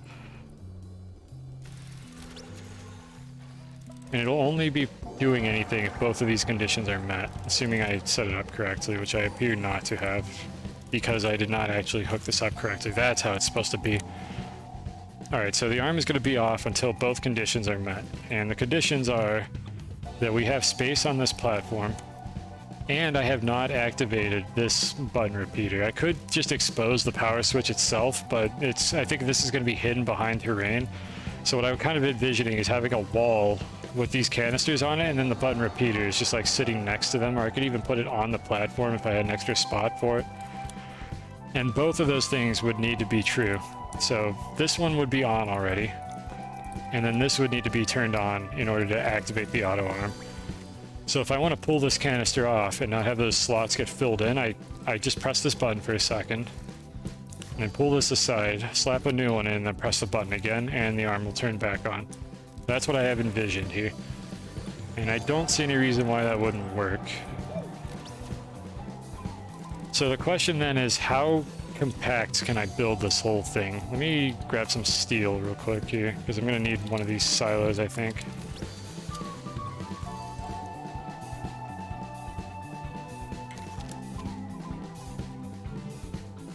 There we go. I didn't mean to pull that off of it. I'll bring this over here for later. I don't think I'm going to build the final product on stream because it's going to involve a lot of terraforming, and it's getting late already. I've been streaming for like 6.5 hours. But let's see if we can figure out like the approximate shape of this design.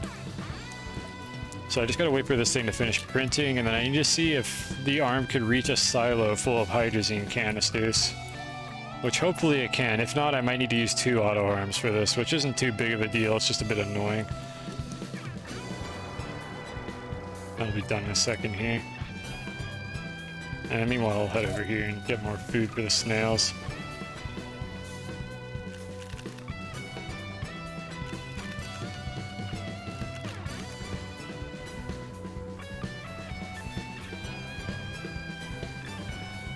And there we go, perfect.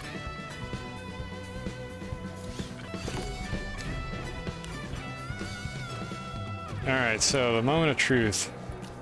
Can both of these arms... Let's just do the extreme case and do something like this. Slim, thank you for the follow. Hope this is interesting to watch. If you've got questions about this, I'm more than happy to answer them. But I'm trying to sort of monologue and explain what I'm doing here for anyone who's curious about the technical side of this. So just feel free to shoot if you want. Can these reach? This is going to be very close, whether or not this works. You gotta go? Oh, it's 1:30. Yeah, it's getting late here too. That's why I'm gonna end stream soon. You're probably not gonna miss much. So thank you for stopping by. Thanks for following the raid, and thanks for following the channel. That said, you have been warned. I stream incredibly infrequently, so don't be surprised if you never actually see me again. I apologize. I will stream this game eventually again at some point, but I stream very infrequently. It's just the way things work with my schedule. You understand what's going on? All right, that's excellent then. Well, maybe you'll learn something from this in the future, or maybe it's just interesting to watch for you. But you have a good night. You should probably get to bed. Be responsible, unlike me. I'm just playing video games in the middle of the night because I have no control over my life. Don't fail in the way that I have.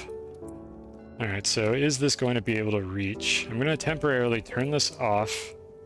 And we need to center this like as well as I can. That's like perfect. I just barely got that. Alright, so can this arm reach all of these canisters? Now let's start by removing all the extra spots.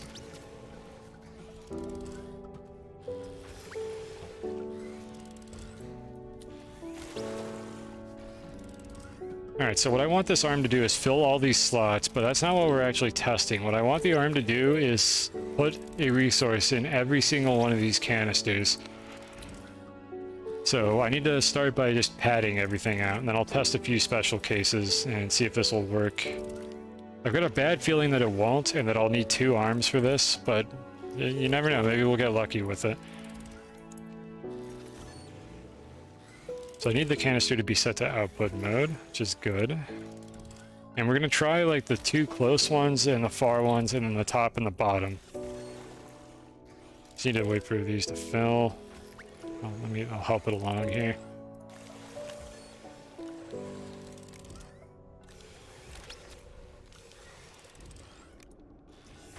Okay, there we go. We got it filled up. Alright, so this unfortunately by itself is not useful to me. So what I'm going to do instead is I'm going to turn this off, and we're going to place a few canisters and just see if it's able to place anything on them. It can't. This is what I was afraid of. So the circle needs to access to this, like, this spot on the top of the canister, and it's just outside of this sphere. So I bet if I jostle this just a little bit, it'll suddenly start working. If I move it back. Yeah, but I can't do it otherwise. So let's see.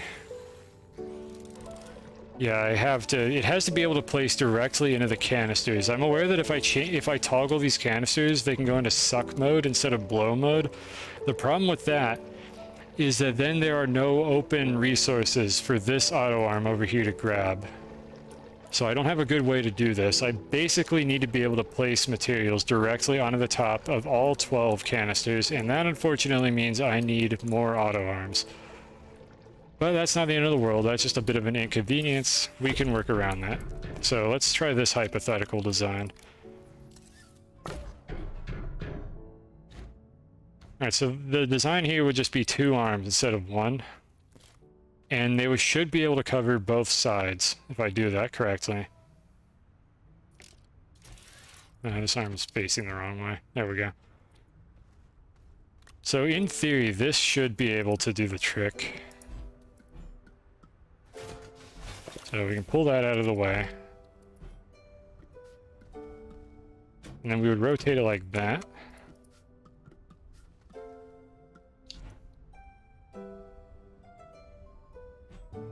I still want to get them centered, but this should be enough. Okay, that's pretty close to being centered, so plug that in. Power the whole thing. It's going to be underpowered, but that's not an issue right now.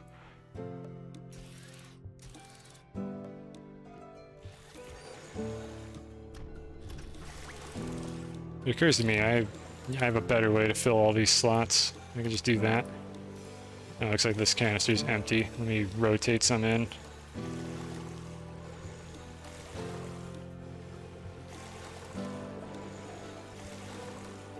Actually, do I want to use this one? I kind of want to go grab another hydrazine canister from downstairs. Let me go figure that system real quick and make sure the ammonium is still coming in. Did I ever automate the ammonium? I don't remember. Did I automate the ammonium? Hold on, let me go check. I don't think I did, actually. I believe it's just sitting up here. Yeah, it's over here. Okay, I never automated the ammonium. That's going to be on the to-do list for next stream. I need to do that now that I'm working with hydrazine. But for now, I think we have enough sitting around that we can get the proof of concept finished. Alright, so all our hydrazine is upstairs now. I'm going to very quickly get the ammonium extractor running again, just so I have a little bit of backup. But I'll have to set that up properly later. Why is this still here? Is this even growing? Yeah, it is growing. I don't know why this one is persistent about being in this spot.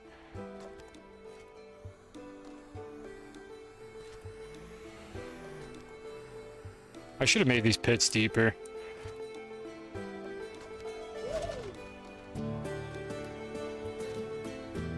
Come on.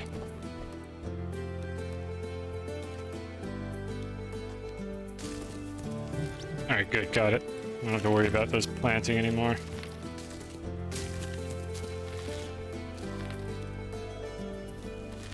Okay, there we go, that's all taken care of. Don't worry about that, I'm just cleaning up the plant system there.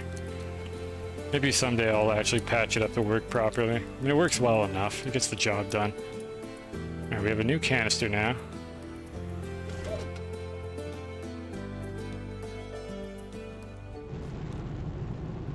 Alright, so under these circumstances, what do we need to do here? I've filled all these slots in. I'll just leave it in output mode because it'll make this easier to test. So the question is, can these auto arms place on those output slots? And I would be astonished if they couldn't. Like, I'd be really surprised if they're not able to do that.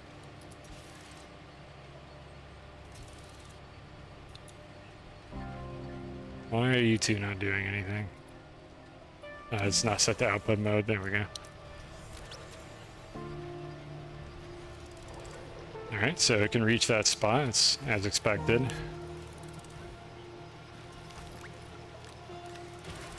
Okay, buddy, you need to turn off. I'm doing something right now. Now let's try this spot.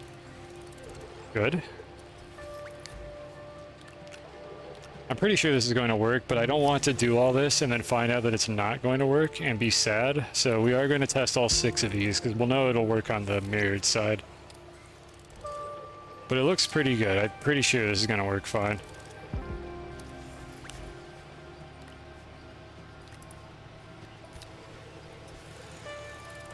Alright, we're good on that one.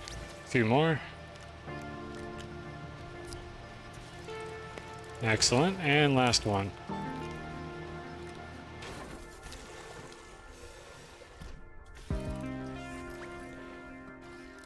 Alright, we can get away with 2 auto arms in order to do this. That is beautiful.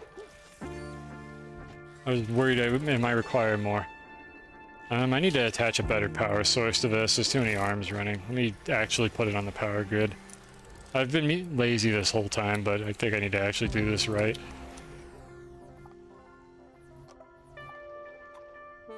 Alright, is this thing on the grid? Yeah, it is. Good. Alright, always set these to networked power. Directional power is bad. Why is it bad? Because it makes your power get split really weird, and some things in the base won't get as much as others. Networked power, on the other hand, always works. It's always there when you need it.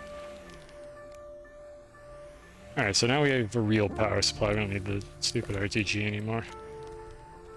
Let's put that back. Alright, so we know this works. I misaligned the platform because I accidentally grabbed it. Stop jittering! I don't want that to happen right now.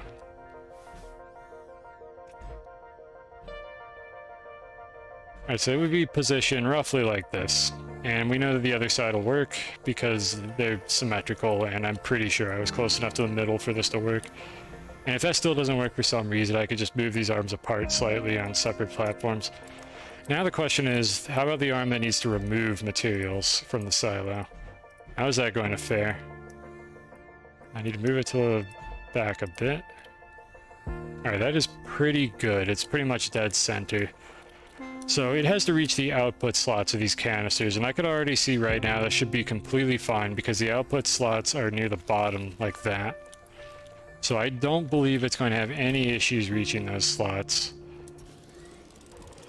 Let me turn these off because they're annoying me.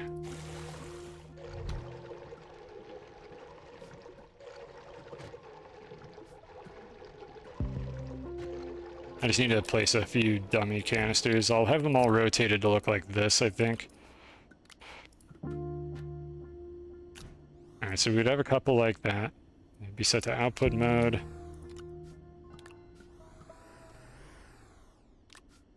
I'm not gonna as diligently test this one because I would be really surprised if this doesn't work.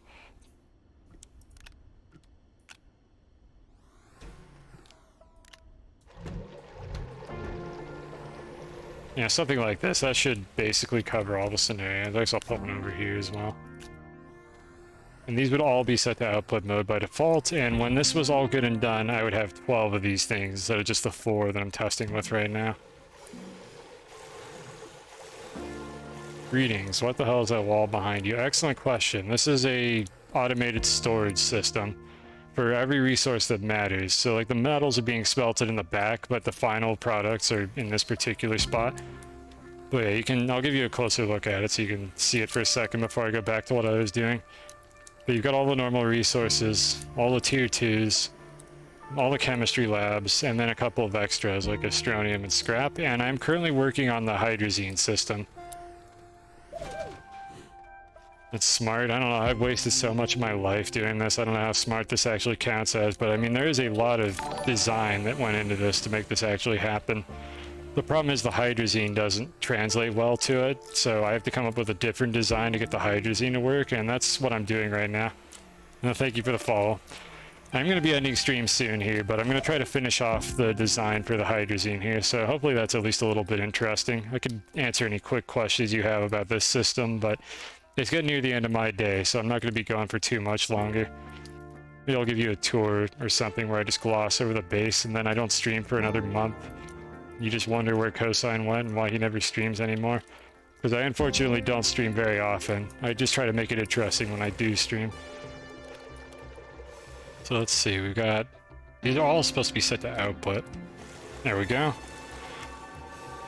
And 1:40 a.m. It's only 10:40 here, PM, but I need to be stopping soon just because I've been streaming for almost 7 hours, and it's reaching my limit on how long I want to be doing this on a given day. But I'm still going to try to finish the design for this. So if you just got here, then just for a little bit of context, what you're looking at here is this canister is a hypothetical hydrazine factory that I have somewhere in my base. And then the rest of this is the storage system for it. So I'm going to have a bulk storage with 12 of these medium fluid canisters because the devs don't want to add a large one for some reason. And then this right here is going to be this like display panel for the hydrazine, where it's going to have a couple of canisters that I can pick off to put on a rover, or I can grab individual hydrazine nuggets out of the canister and put these on my jetpack. You don't get why they have a large one. You're gonna like it here then, because I am upset about many of the things that this game should have but doesn't. I wish there was a large one. It would allow me to use the exact same system I did for all 30 of these, but instead we just don't have one, so I have to do this instead with like this gross combination of auto arms to make this work properly. Like, come on, please add a big one. It can't possibly be that hard. I wouldn't be surprised if they have a model for it and just haven't put it in the game for some reason. Please, devs, make it happen. It would be great for soil as well, so that you don't have to do stuff like this with your soil centrifuge, and you can just have one giant soil canister. I mean, it's the same thing. It's a fluid and soil canister. And then add a gas canister while we're at it. Make it where we can mod our own stuff. Technically, I think this game does have mods, but the modding API is unofficial and janky, and I've never really wanted to look into it because it's kind of weird. I would much rather they had an official system, but I get the impression from this dev team that this game is their baby and they're too afraid to like let people officially mod it. So they're probably not going to do that, or at least not anytime soon. It's disappointing because this game would benefit tremendously from having mods added to it, and it just doesn't support that for whatever reason. They don't want to do it. I mean, it's also difficult to add mods. Like, don't get me wrong, I'm aware that adding a modding API to a video game is not trivial. It's just disappointing that this game doesn't have one when I feel like it would benefit tremendously from it. I know, well, it is what it is. At least the base game is reasonably fun, even though I do nothing but complain about it during my streams. I complain about what isn't there. I complain because I care. I complain because auto arms place things in your backpack, like those hydrazine canisters that I wasn't supposed to be holding. Devs, please. Complain because I love it. Yeah, if I didn't want to play this game and enjoy it, I'd go play Factorio. But we're here playing Astroneer, building a Factorio factory instead. So there must be something to it. There's something that keeps me here. This game is so close to being amazing, but there's just these little bits of crust every here and there that I just do nothing but complain about for entire streams. Maybe someday they'll fix it.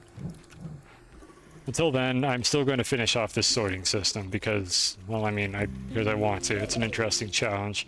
We're at the end game now. I got nothing better to do with my time. I've been working on this iteratively over the course of a lot of streams, probably over 100 hours of stream content on this game, plus a lot of time off stream to gather resources because that's boring and nobody wants to watch that.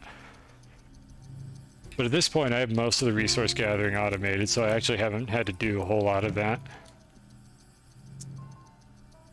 Put 400 hours in, then burn out. I think I have... I'm gonna think. I've done one really big playthrough of this game off stream, like before I even was streaming anything at all. Before that, I think I did a few like smaller playthroughs where I like beat the game but didn't really like go deep into the end game content. Like the automation stuff wasn't in the game back when I first played it, so I just kind of did all the satellite gateway stuff and just called it done because there was nothing left to do with it. But then this stream is probably the most time I've sunken into this game, this particular playthrough of it. This has been the most, like, ludicrous playthrough that I've done of this video game. I need to set all these to input mode for a second so I stop making a mess.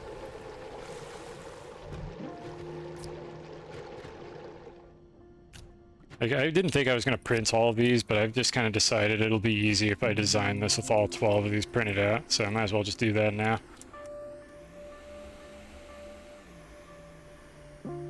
There's like Lego Technic Advanced. Yeah, this is by far the most complicated one. The one I did before this in like a solo non-stream was pretty complicated. It actually had an auto sorter like this, but the auto sorter was really shitty. And the trains, like the rails weren't in the game yet, so it was just super slow and janky. And I wasn't happy with it, and I was thrilled when they added the trains to the game because it enabled me to do this in a much more efficient manner. So I basically got to the point where they had added enough content to the game that I thought it would be fun to play it again, and I was streaming at that point. So I decided, why not? Let's go ahead, and I have no idea why this bug keeps happening. It ejected my materials again. Anyways, I decided, why not? Let's go ahead and stream the game while we do it.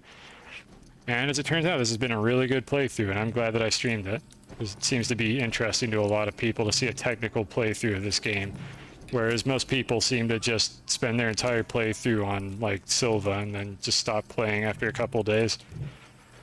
There's a lot of cool stuff you could do with it if you're willing to, like, wade through all the bugs to get to this point. My god, there's a lot of bugs. Was this wall in the thumbnail? Yeah, I need to do that. I need to tactically set my thumbnail on Twitch.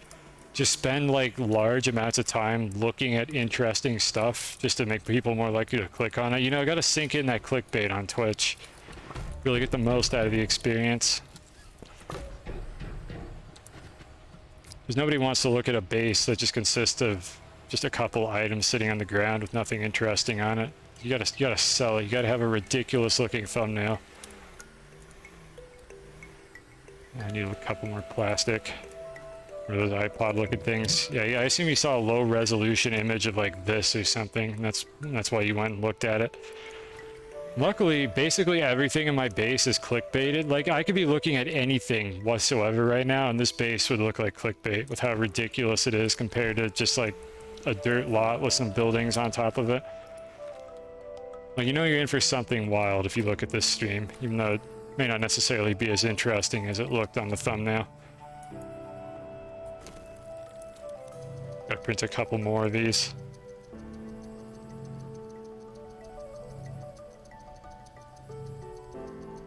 Come on. I wish there was a way to make this faster. It's almost like I have a second printer next to it, but I'm too lazy to menu through all the printing recipes to do it, so I'm just staring at the first one, waiting for it to finish. I feel like that's a me problem more than a game problem, but like, I hate the UI. Even with the new printing UI, which is like leagues better than the one they had before, I still hate menuing through these printing UIs. So I just tend to make one of these things and then just sit there staring at it so I can make a second one.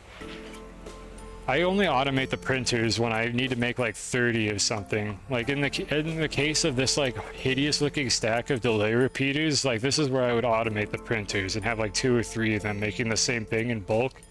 Otherwise, I usually just use one because I'm lazy, but I'm lazy in all the wrong ways.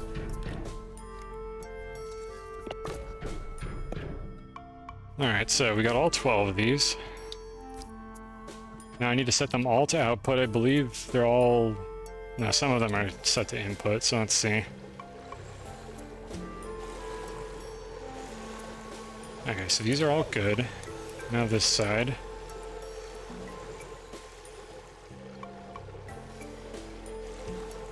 There we go. Alright, they're all set to output mode now. Which should mean that now I could basically funnel 12 of these canisters into this storage system. So initially I'm just going to manually put these in here to get them off the ground, because otherwise when I reload my save next time, these are all going to be underground beneath my base, because that's just what things do in this game. They just fall through the ground. I'm going to put a tether in this spot so I don't have any random crap get stuck in there. There we go. That's the only reason these tethers are here. Like, I don't use tethers really, except to just decorate the base and fill slots that I don't want other garbage placed into. I would use glow sticks, but glow sticks are illegal, so I do not use glow sticks for anything because they're a terrible item and I don't even want to print them. I don't want to acknowledge that they exist in this game just to clutter up my crafting menu of my backpack. Stupid glow sticks. That's why I hate them, because it's another backpack crafting item. Like, as if there weren't enough things in this goddamn menu. The glow sticks, they even make you, like, research the glow sticks. I don't know where they are, actually. I thought that was them. They make you research the glow sticks specifically for one of the missions, and this is an all missions playthrough. So, I mean, I had to make the glow sticks anyways, and now they're just here in my backpack somewhere, along with the other 60 items that I've had to put in this. There they are. These things. Awful. You're racist to glow sticks. Yeah, me too. I discriminate against that specific item and nothing else. because I've basically like played this game in a way where I've only researched the things I need. So like for instance, I'm not researching any of these drill mods because I was able to just get one of these drill mods from something. Actually, I don't remember how I got this drill mod. I think it was a reward for something, so I never researched it because I'm just using the one that the game gave me as a reward. I never got fireworks, cameras, solid fuel jump jets. I'm not touching any of this crap because it just takes up space in the horrible UI design that is the backpack printer. This is not an all research like playthrough. I could research all this stuff right now if I wanted to. You've never taken a picture in game? Yeah, because I have a button on my keyboard that does that. It's called print screen. And the in-game camera system is garbage anyways. Like the only pictures I've taken in this game are this. Like the in-game pics are terrible. They come with this little box that surrounds them. This one's like super grayscale for some reason. I guess because the camera on the Eagle Lander was shitty or something. But the point is, I don't know why anybody would want like a tiny square picture with like a filter on it optionally when you could just take a screenshot with your, like even console gamers have a screenshot button at this point. By the way, I did tow this thing from DeSolo to Calidor. This is a Calidor base, not a DeSolo base. You can do a lot of abusive things to this game if you know how to fly rovers between planets. Alright, so back to what we were doing here. I was actually going to go get the... What was I going to get? The ammonium real quick. So do I have any empty canisters sitting around? No, but I do on the rocket. Unfortunately, I accidentally made more glass than I needed. So I ran out of these canisters. I should probably just print more of them. But I'm stubborn, so instead I'm going to try to use the glass. So I just need to grab this, swap this out, make sure it's set to input mode. There we go. Alright, so now we have a little more hydrazine coming in. I should be able to just slap this over here and it'll eventually sort itself out. This is the input I'm using for the auto sorter. As you can see, it is hacky and not in a very good spot, but eventually there will be an input over there. It's on the to-do list. Maybe like 3 streams from now I'll get around to doing that. But anyways, let's wrap this up here so I can end the stream. Let me think if I've got this all designed properly. Oh, the ball of packagers. I'm glad you're getting a kick out of all the dumb shit that I do. So this ball of packagers is attached to a particle emitter. The particle emitters in this game have solid collision and can't be destroyed in any way. So you see a bunch of like random ass floating packages in my base. These are all attached to particle emitters that I'm hoping the devs will let us destroy at some point in the next 7 years so that I can remove them and not have like rovers and buildings get stuck on them. And they're like, I can go over to this one, for instance, and just stand on it. Or try to, at least. I'm going to make it clear, I'm not standing on the packager while I do this, but it is difficult to align myself to these. Yeah, I'm standing on the packager. Just take my word for it. Particle emitters are solid in this game. Eventually, you should see it drop dust if it's windy outside, though it currently isn't, so I'll keep an eye out for that if that happens. But if you've ever had a base where your rover just kept getting stuck on like random shit and you had no idea what it was, you couldn't delete it, there was nothing there, it was probably a particle emitter. The dust clouds do this, and then also those like crumbling emitters underground also do this. Let me see if I can find one so you can see it. This bad boy right here, yeah, this asshole here, you can actually see it crumbling. You see the debris coming off it at 15 frames per second? That's a particle emitter. It has solid collision. I can actually take the packager off of it, and you can see I'm still bumping into it. Stand on it, I think, if I find the right spot. There we go. Yeah, you can get yourself stuck on it, which is great, because now I have to unstick myself from it. And I can put the packager on it while I do that. There we go, just mark it out again, then getting this thing to escape from being stuck.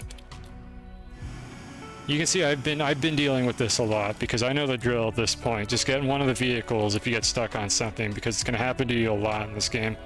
I've tried blowing these up, I've tried burying them, I've tried excavating them, and nothing happens. Nothing gets rid of these things. They're here to stay until the devs decide to get rid of them. There's one over there as well. How's this extractor doing? Okay, they're both backed up. They're doing fine. Actually, this one's jammed. Let me reset it.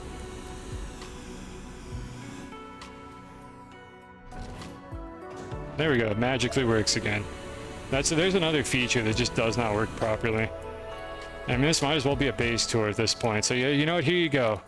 Here's the bottom level. There's nothing here really. This is just the spot that catches all the objects that fall through the floor, which for the most part I've avoided happening because I put them all on platforms, but occasionally something falls through the floor and winds up down here. Typically though, if things fall through the floor, they end up on the layer above, which is this layer right here. And this is the factory floor where I do all the, like, I basically unload most of my automatic rails. And then I also have a factory for all the chemistry lab stuff, except I'm still working on this half of it. This is actually a work in progress. I did the steel earlier today before you showed up. But basically it's the same design for all of them, just a dedicated like chemistry lab and a bunch of auto arms. And then I have a rail line that's responsible for picking up the items.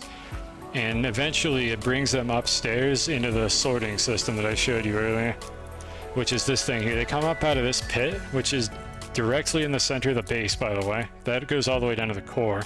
But the sorting system comes up out of this pit, and it runs past all these arms here, stopping for a few seconds at each one, and they get sorted into these individual canisters.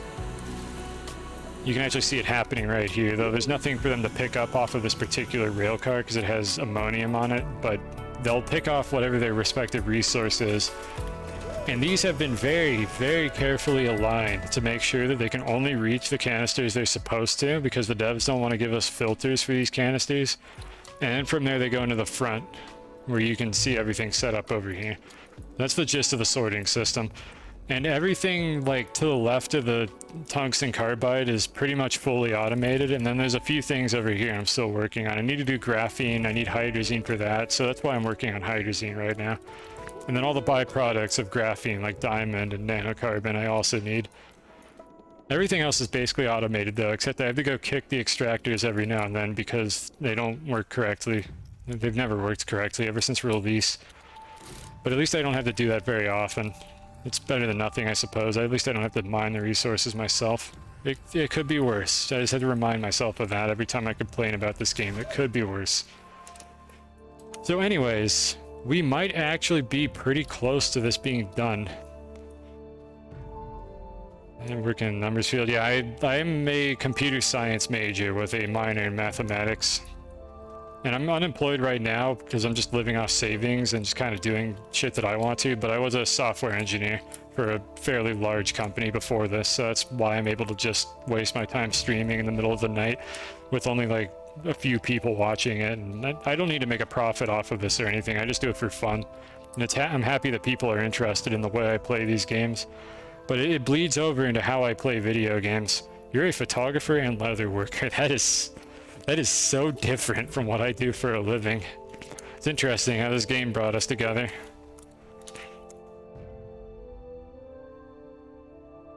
Anytime you see me on, I do tend to stream around like basically this time of day to like 7 hours before that, like when I started this stream. So like, I don't know what actually you're East Coast, you told me what time it was, but basically like noontime to the middle of the night is when I stream. It's just a matter of which day I stream, because it can go anywhere from a week to a day to a month between streams, and I may not even be streaming this game when I do it. I want to be more consistent, but I'm not. It is what it is.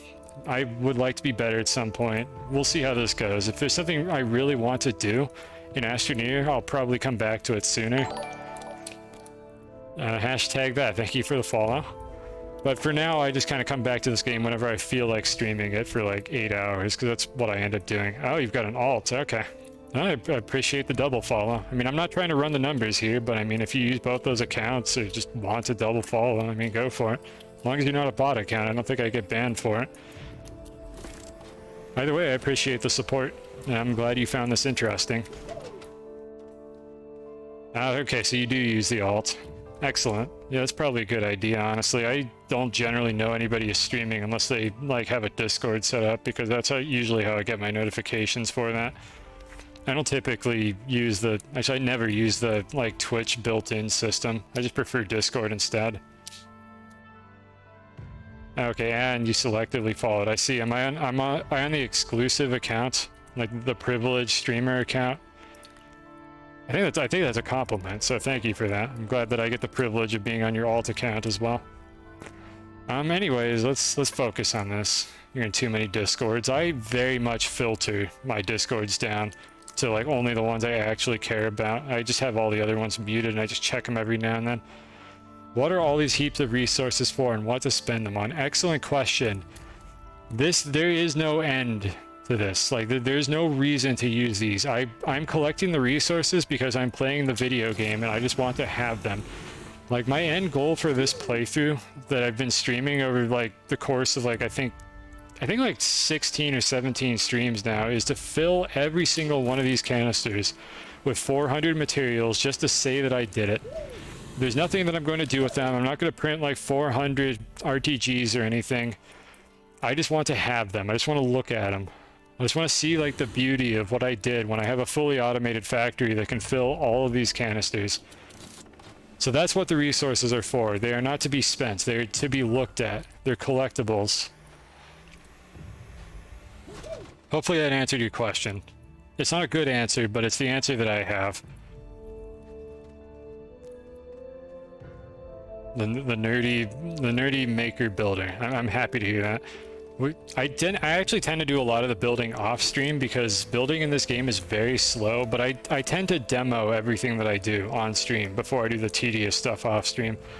So like I did one stream where I built a small slice of this storage system, but then I did the rest of it off stream, and it literally took me like 8 hours to like model all of this stuff off stream that I've been doing. All this carving, all these holes I've made in the ground, all the smoothing I've done to get a true flat base. It took me several hours of content that nobody would want to watch, and I don't want to stream it because I don't want to try to provide commentary for 8 hours as I'm digging holes in the ground. So I save the good stuff for the streams, and I try to do the rest of it like off camera where it doesn't matter. And I can just kind of like work on it over time. It's still satisfying to do that. It's got this like power wash simulator energy to it if you ever played that game where you just like slowly smooth out your entire base. But this whole base is true flat, like every single bit of it. That's why I built it underneath a gateway, not just because the gateway looks cool and is convenient, but because I can get true flat here. And that's the only way I would have been able to do all of this stuff. Otherwise, it would have been just borderline impossible to line things up correctly. Like, people complain about not being able to do stuff like this on Silva, but you have to be in a specific spot on the planet to actually make this work. I don't know if you're familiar with true flat or not, but if you want to build nice-looking bases, you have to do that. You wanted to cube a planet. Okay, it sounds like you're at least familiar with the concept. Cubing a planet is just tedious. Like, I thought about things like cubing a planet or like blowing up the solo, and I've come to the conclusion that it's just not interesting to do. Destroying the solo or cubing a planet will make my save file size enormous. I've already kept this thing down to 10 megabytes, which for a save that I've been playing for over 100 hours is really small.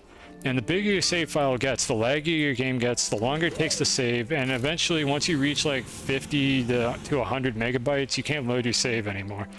So I've been very meticulous about only building in areas that I actually intend to use and not anywhere else. That's why I focus so much on setting up auto extractors early in this playthrough, and why I don't just dig random holes or blow up planets anywhere.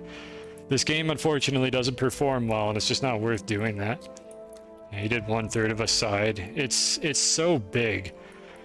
Like, let's see, I have the numbers for this actually if you're curious for how big these planets are, but I'm just gonna double check, but I think the diameter of a planet, if I recall correctly, is 1,600 tiles. And a tile, just for a visual reference, is basically this triangle right here. Is like that's the edge length of a tile. So the planets are enormous. They're absolutely huge. And at the same time, they're simultaneously small. But the second you whip out your terrain tool and actually try to do anything on that magnitude, it takes an absolute eternity to get anything done. And let me check the numbers. It's either 800 or 1,600. I did measure this out at one point. Let's see here. I want to fact check it for myself as well. I think it's 800. Or is 800 the diameter? No, it is 1,600. It's 1,600 for planets in diameter and 800 for the moons. So if you are going to blow up or cube a planet, do it to the Solo or Novus. But yeah, they're enormous. It's not worth it. And I also did some math for how long it would take to blow up the Solo, and it consisted of like literally setting up like hundreds of like chemistry labs to produce like hydrogen gas over the course of like hours and hours and hours of time, trying to transport them back and forth. It was going to take me like weeks to blow up the Solo efficiently in survival mode. Like in creative mode, I could probably do it within a day by just duplicating stuff and setting up a factory that automatically like drops hydrazine canisters, but no, I've learned to give that a pass. I'm not going to do that. You learned the save file management early. Yeah, save file management is important, especially for the poor console gamers. Like, I'm playing on PC, but the console gamers, they're screwed. If they make their save file too big, that shit breaks like way sooner than it does on PC. Like, at some point it hits a limit where the game just will not load your save file anymore, and it's bricked forever because the devs of this game can't figure out how to add a chunk-based save system for some reason. Like, I did that in like 7.5 hours. I'm assuming it was a creative mode, right? Or I think it's called creative, right? There's adventure and creative, I think, are the game modes for this.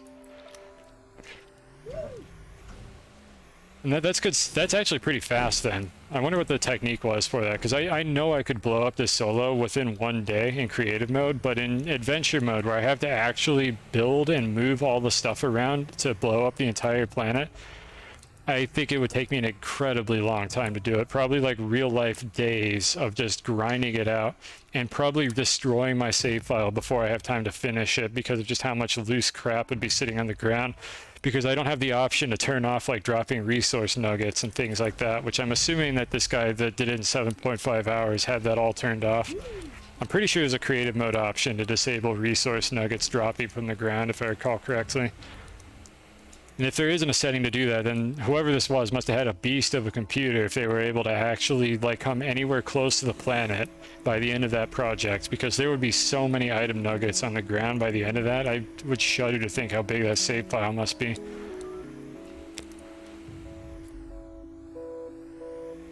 Anyways, let's see. Let me wrap this up. I'm more than happy to keep chatting, by the way, so if you have more questions or things you want to talk about, but I am going to try to wrap things up fairly soon here.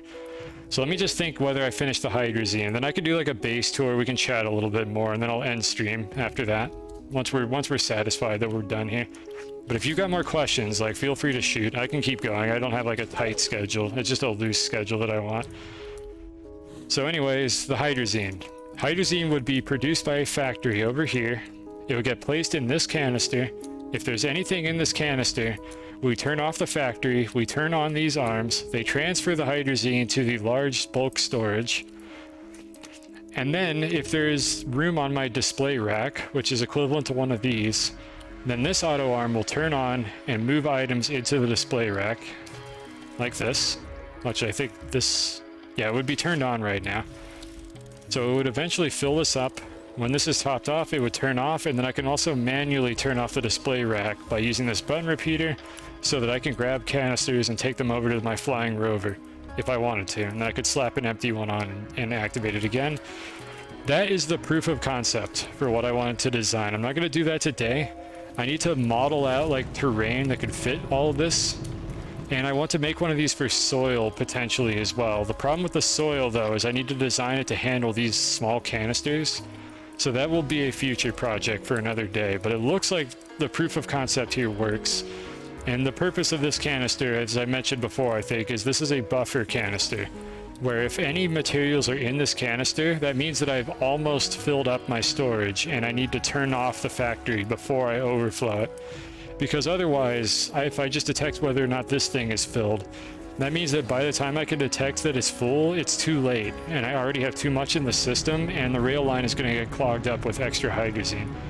Yeah, I hate soil management too. I wish the soil didn't require these little canisters. If it worked like hydrazine, that'd be spectacular, or like the gases, but for whatever reason, soil works differently, and I do not know how to handle this right now. This is something I'm going to have to come back to at some point, because I think having to manage these little canisters means I'm going to need arms that could pass canisters back and forth. It's going to be a lot more complicated, but hydrazine was the biggest pain point that I wanted to sort out here. So in a future stream, probably the next one, depending on when I get around to it and what they've added to the game since then, I'm going to set up a hydrazine storage, probably on this side of the road, like in this area. and maybe gas storage as well. And I would have a system to pass the gases down to the chemistry labs. I don't know for sure if I want to do gases, but I absolutely need hydrazine storage because this is some huge debt that I need to pay off here. The amount of time I've spent like coming back down all the way over to this to get to my hydrazine. And fortunately, I picked a planet that has hydrogen on that planet, so I can just produce it on site and I don't have to actually worry about anything else. So it's just ammonium is the only thing I need to pass into it, conveniently enough. Well, yeah, let's wrap things up here. So I'll do a very quick tour in case this base is interesting to you, just in case you never see me again because I take forever.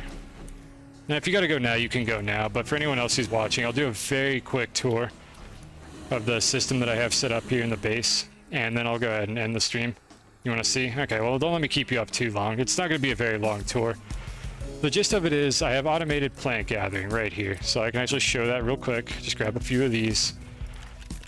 And this is how I keep the snails fed. So I don't use like a mini RTG or a portable, actually I do have a portable oxygenator, but I don't have the oxygen snail, but I don't have a mini RTG or anything. I'm using a couple other snails. I have the one for light just so that chat could see things.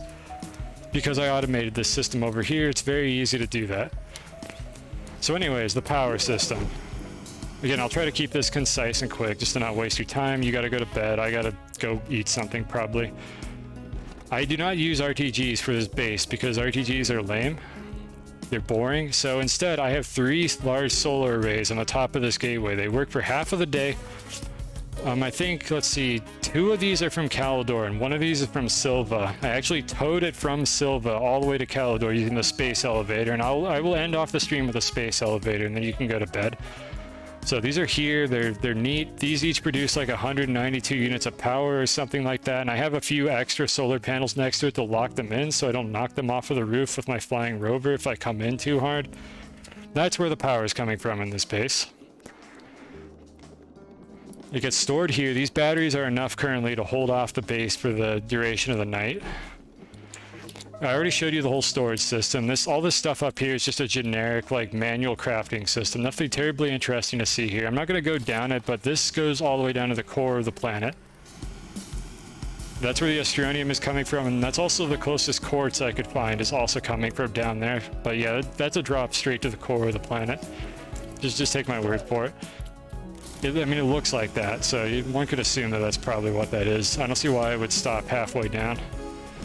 And we just have a lot of other crap sitting around this base, like huge quantities of like rail related stuff that I haven't used yet. I've got a bunch of these marbles, other collectible nonsense. I have like 2 complete chessboards.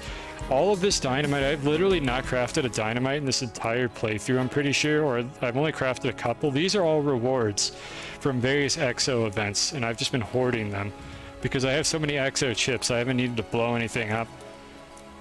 Here's the chessboards. I almost have a second one completed. I did a couple of very long hunts to find like the Jasper King or whatever piece. There were a couple that were eluding me for a while. This was for the Halloween events. All the rails that you see like running off into the distance are basically automated extractions from Calidor itself. And now I guess I'll wrap things up with a space elevator because that's the gist of it. So there is a space elevator. It goes from Calidor to Silva. You can do that. You can build rails all the way between 2 planets in this game. Despite what people will tell you about the build limit, you just have to be creative and have 6 hours of your life to throw away. And then you too can make a rail that goes all the way to another planet. Actually, so just one more thing. If you haven't seen this yet, here's a lovely diagram that I like to show at least 7 times a stream. This is the actual layout of the planets. My base is right here on the surface of Calidor. I'm going to the North Pole of Calidor, so I'm going to run up this red line up to the bottom of Silva. And that's what you're going to see here. So if it's confusing why the planets are laid out like this, the space elevator will confirm that this is indeed how they laid out the planets in this video game. And this is why you can build a space elevator. Because all the planets that are circling around the sun are not real, they're just fake low resolution renders of the actual planets. And the actual planets are just not rendered until you're close enough to them. So I will end the stream after the space elevator, and then you can go to bed. I'll stop holding you hostage with interesting content. And then maybe next year I'll stream again, and you'll get to see me finish the hydrazine factory. Though in all honesty, I do want to stream more often than I do. I just need to be more consistent. I need to not be tired all the time, and I need to be awake at proper hours. So there's the space elevator. And we're going right up. And this is the fastest train in the game, so I'm not wasting anybody's time here. I can't get up this any faster than this. You knew that the travel was fake. Yep, well, here's like physical, tangible proof of that. You can do this with a rover as well if you know how to control them. But in the case of the space elevator, this was a lot of setup, with the payoff being that I could technically automate the extraction of zinc from Silva by having a train run up and down the space elevator on its own. So technically speaking, you can do all of this without any rockets. As long as you have auto extractors set up on every planet, you could bring resources back to like the original planet that you want to live on. You could do it with gases as well. It's just, it took me 6 hours to build this, so I have no idea if I want to ever build a second space elevator. So here we are at the build limit, and you'll notice the space elevator gets a little bit lumpy, and that's because I basically had to save and load my game about 60 times to place these rail posts, but you are able to place these in space using like certain exploits with tall platforms, and they will connect to each other, and it's a fully functional bridge between two planets. So you've got Calidor down there, and then probably, let's see, I think the planets are about like 1600 meters or so apart, if a meter is one tile. So right about here is where it's going to transition to Silva. Right there.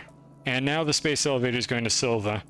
And incidentally, this means Silva's power supply is actually the one from Calidor. I have very little power supply on Silva because it is receiving like 600 units of power per second from Calidor, all the way up there across the space elevator. So it's very convenient to be able to do that. Unfortunately, I don't actually do much of any mining on Silva. If I had done this to like Aatrox or something, I would have gotten a lot more value out of it, but Aatrox is in a very bad spot to build a space elevator from Calidor. So I just ended up doing it to Silva because that was the most obvious choice. Alright, yeah, so enjoy the rest of the ride, and then I will call it on the stream. Better power than Texas, and it's probably more consistent. In theory, I could put solar panels or something on Silva as well, and like just arrange things in such a way that both planets always have power. I don't know if both planets like rotate, quote unquote, at the same speed, but I feel like you could probably get away with doing that. Instead of just putting power on two sides of the same planet, I might be able to put some on Silva instead. Either way though, I have enough batteries that power just doesn't matter, so I don't really care to do that. I haven't made like a ring or anything around a planet. I haven't made like a Dyson sphere. Maybe that's a project for another time, but it just hasn't been necessary. Are you taking off visual? Alright, see ya. You got to watch the space elevator at least. I'm gonna end the stream once I get to the base on Silva here anyways. Yeah, ring around for solar. That would be the way to do it, but I wanted to use the batteries instead because I didn't want to just build 1,000 solar panels everywhere. Oh, I thought you were saying... Okay, I thought you were leaving. I am leaving. I'm just saying I wasn't leaving just yet. I needed to finish the ride. So here we are, back at the starter base of Silva, where you can ride a rail all the way to a different planet. You can actually see it there. That cluster of rails right there, that is the base that I have on Calidor right now. And then this... Basically, this is Calidor. Like, not rendering, but all the little specks of debris still draw. And then this clump of rails is where my base is on the surface of Calidor. Hopefully that's visible on the stream. I know it's at 720p, but if I stop moving the camera around, it should be visible. You can see a few sparkles off in the distance. And then the space elevator runs quote-unquote straight down from it. I mean, it's not very straight in the interplanetary space, but it's the best I could get. Good, you can see it. Excellent. All the way back to the starter base. Alright, so yeah, today was a fun stream. I did all the Awakening content, and then I went ahead and just kind of built the base and showed some stuff off, so hopefully that was interesting to people. I'm basically between streams, I'll do my usual routine of like cleaning up stuff I left on the ground, printing things for the next stream. But I have been doing all of like the progression and like building related stuff on stream itself. Like anything that seems interesting to players, I try to do that on stream. Because I figure that's what people come here for. Nobody wants to see me stand in front of a printer creating a bunch of large storages. But I assume people do want to see me actually design and build like new things that I haven't done yet on stream. And similarly, nobody wants to see me carve out a giant cavern underneath my base, but they do want to see me fill it with buildings. So that's what I go for with these streams.